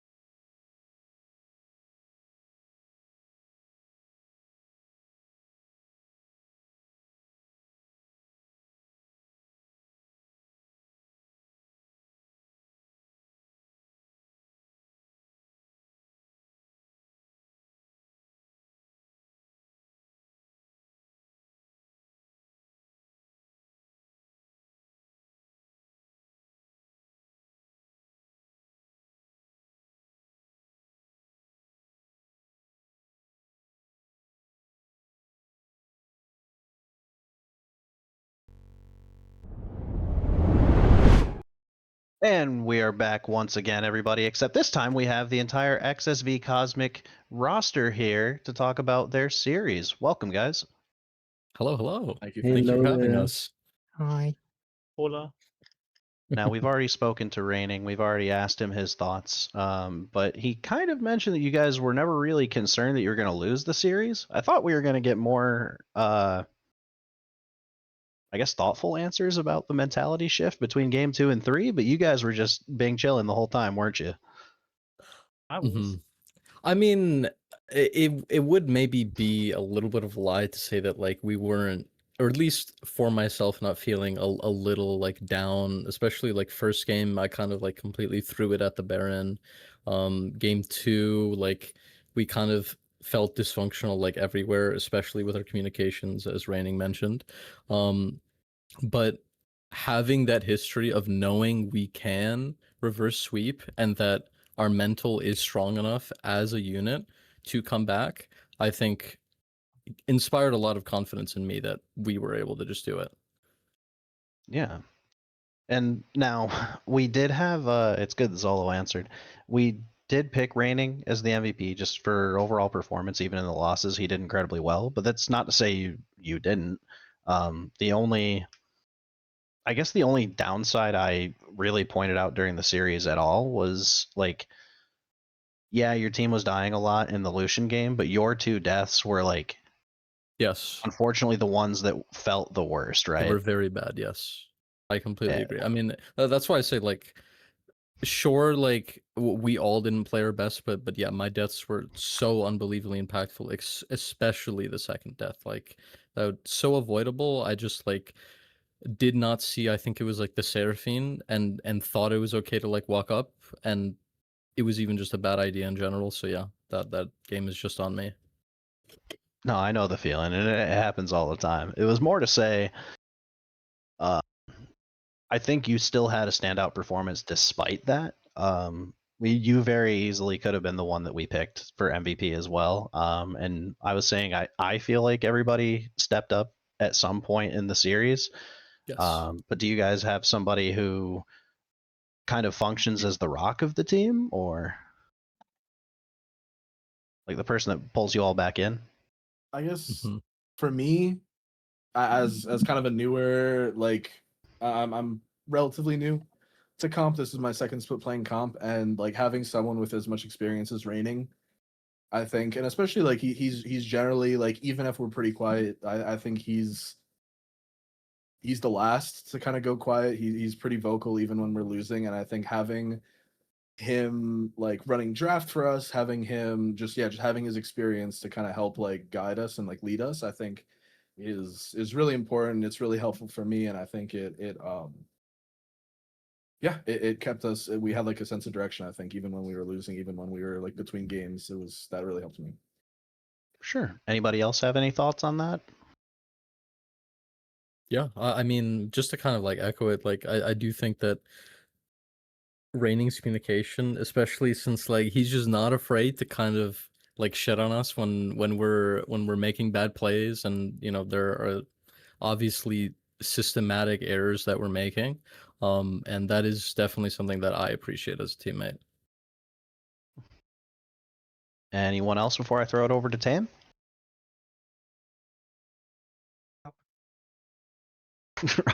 There, Rocky just nope. Quietest I've ever seen Rocky. Rocky going nope. But yeah, I mean, Tame, what do you it's got? in his for him? name. He's the Rock. So He's the Rock. He's one like, I thing can't that- believe you guys didn't vote me as the Rock. it's kind of a follow-up to what was just actually asked. Is I heard someone say that like Raining was handling the draft. So are you guys completely uncoached? More or less, yeah. Yes, for the most They, part, they like get like individual lane coaching. Like we get individual lane coachings here and there, but yeah, we don't have like a draft coach or anyone who cares about us. Holds us when we get out of the game. So Well, you're I just like guess me for just- real.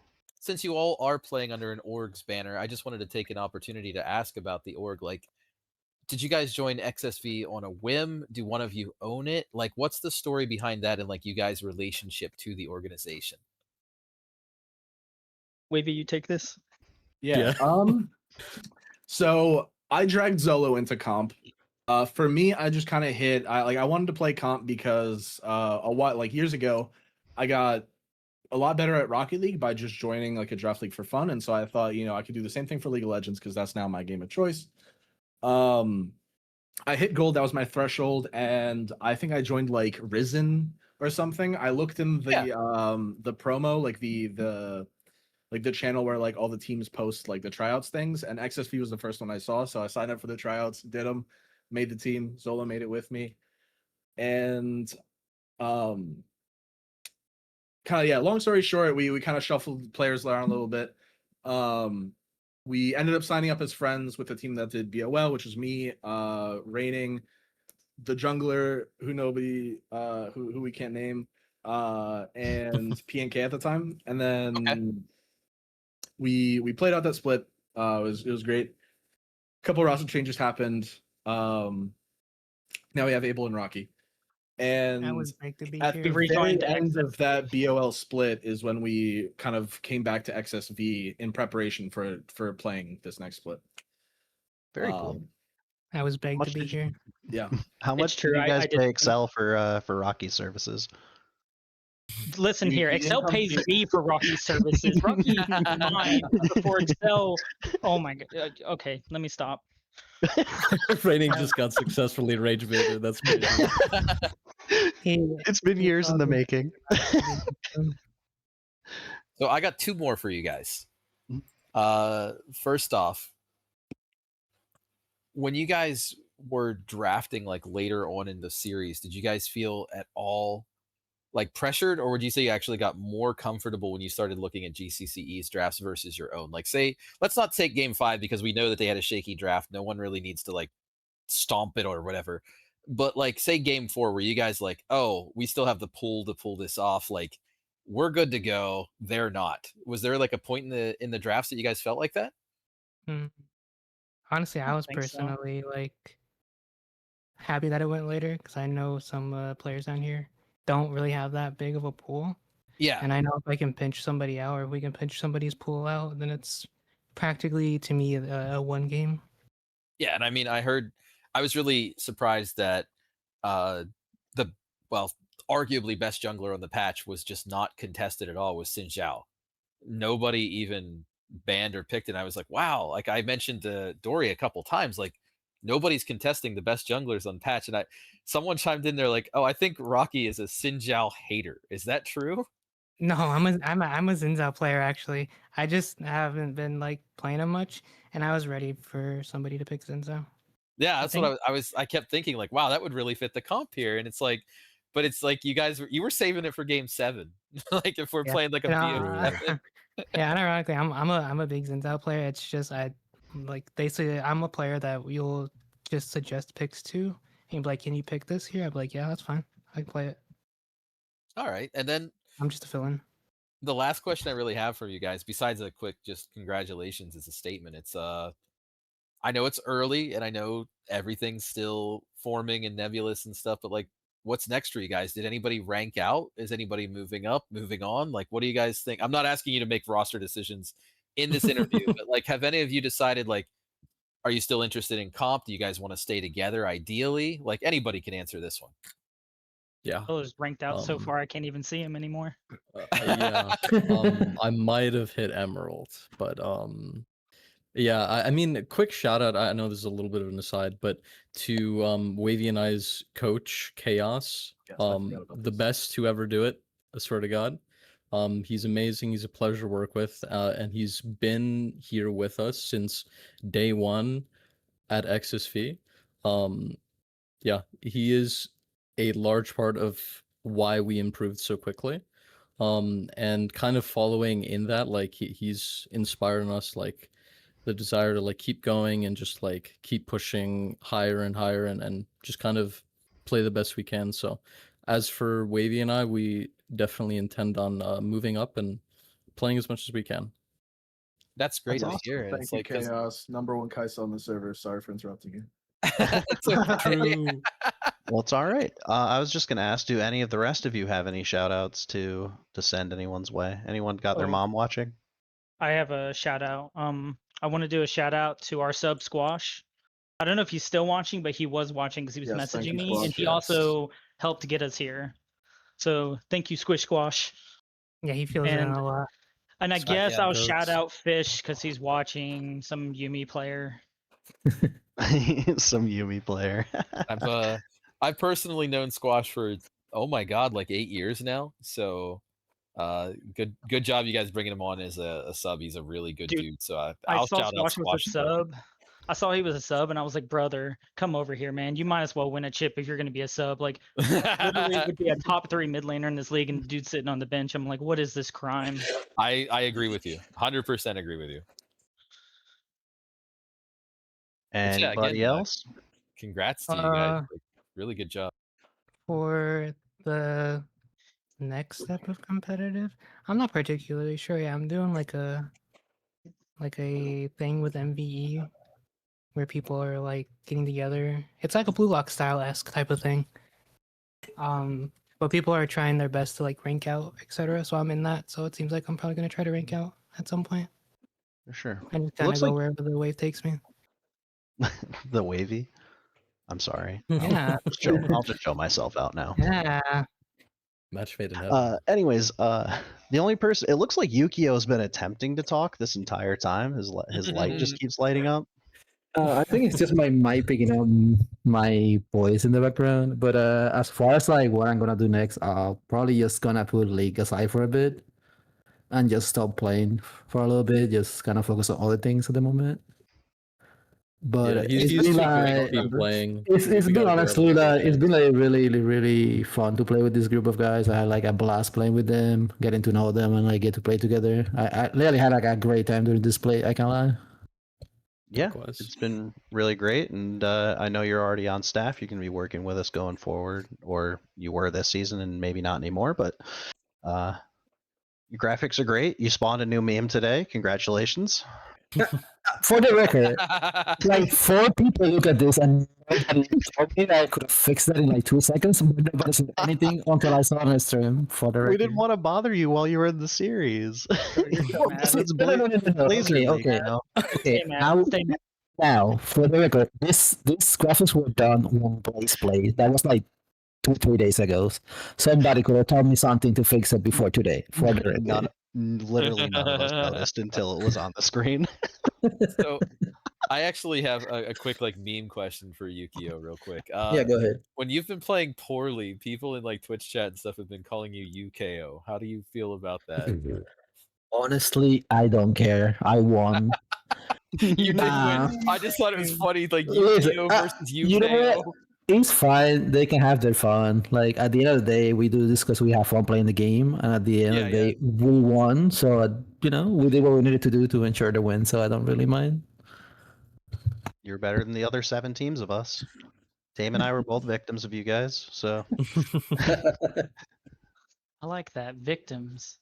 Yeah, I mean, Yeah. yeah. My team got knocked out too. I was trying to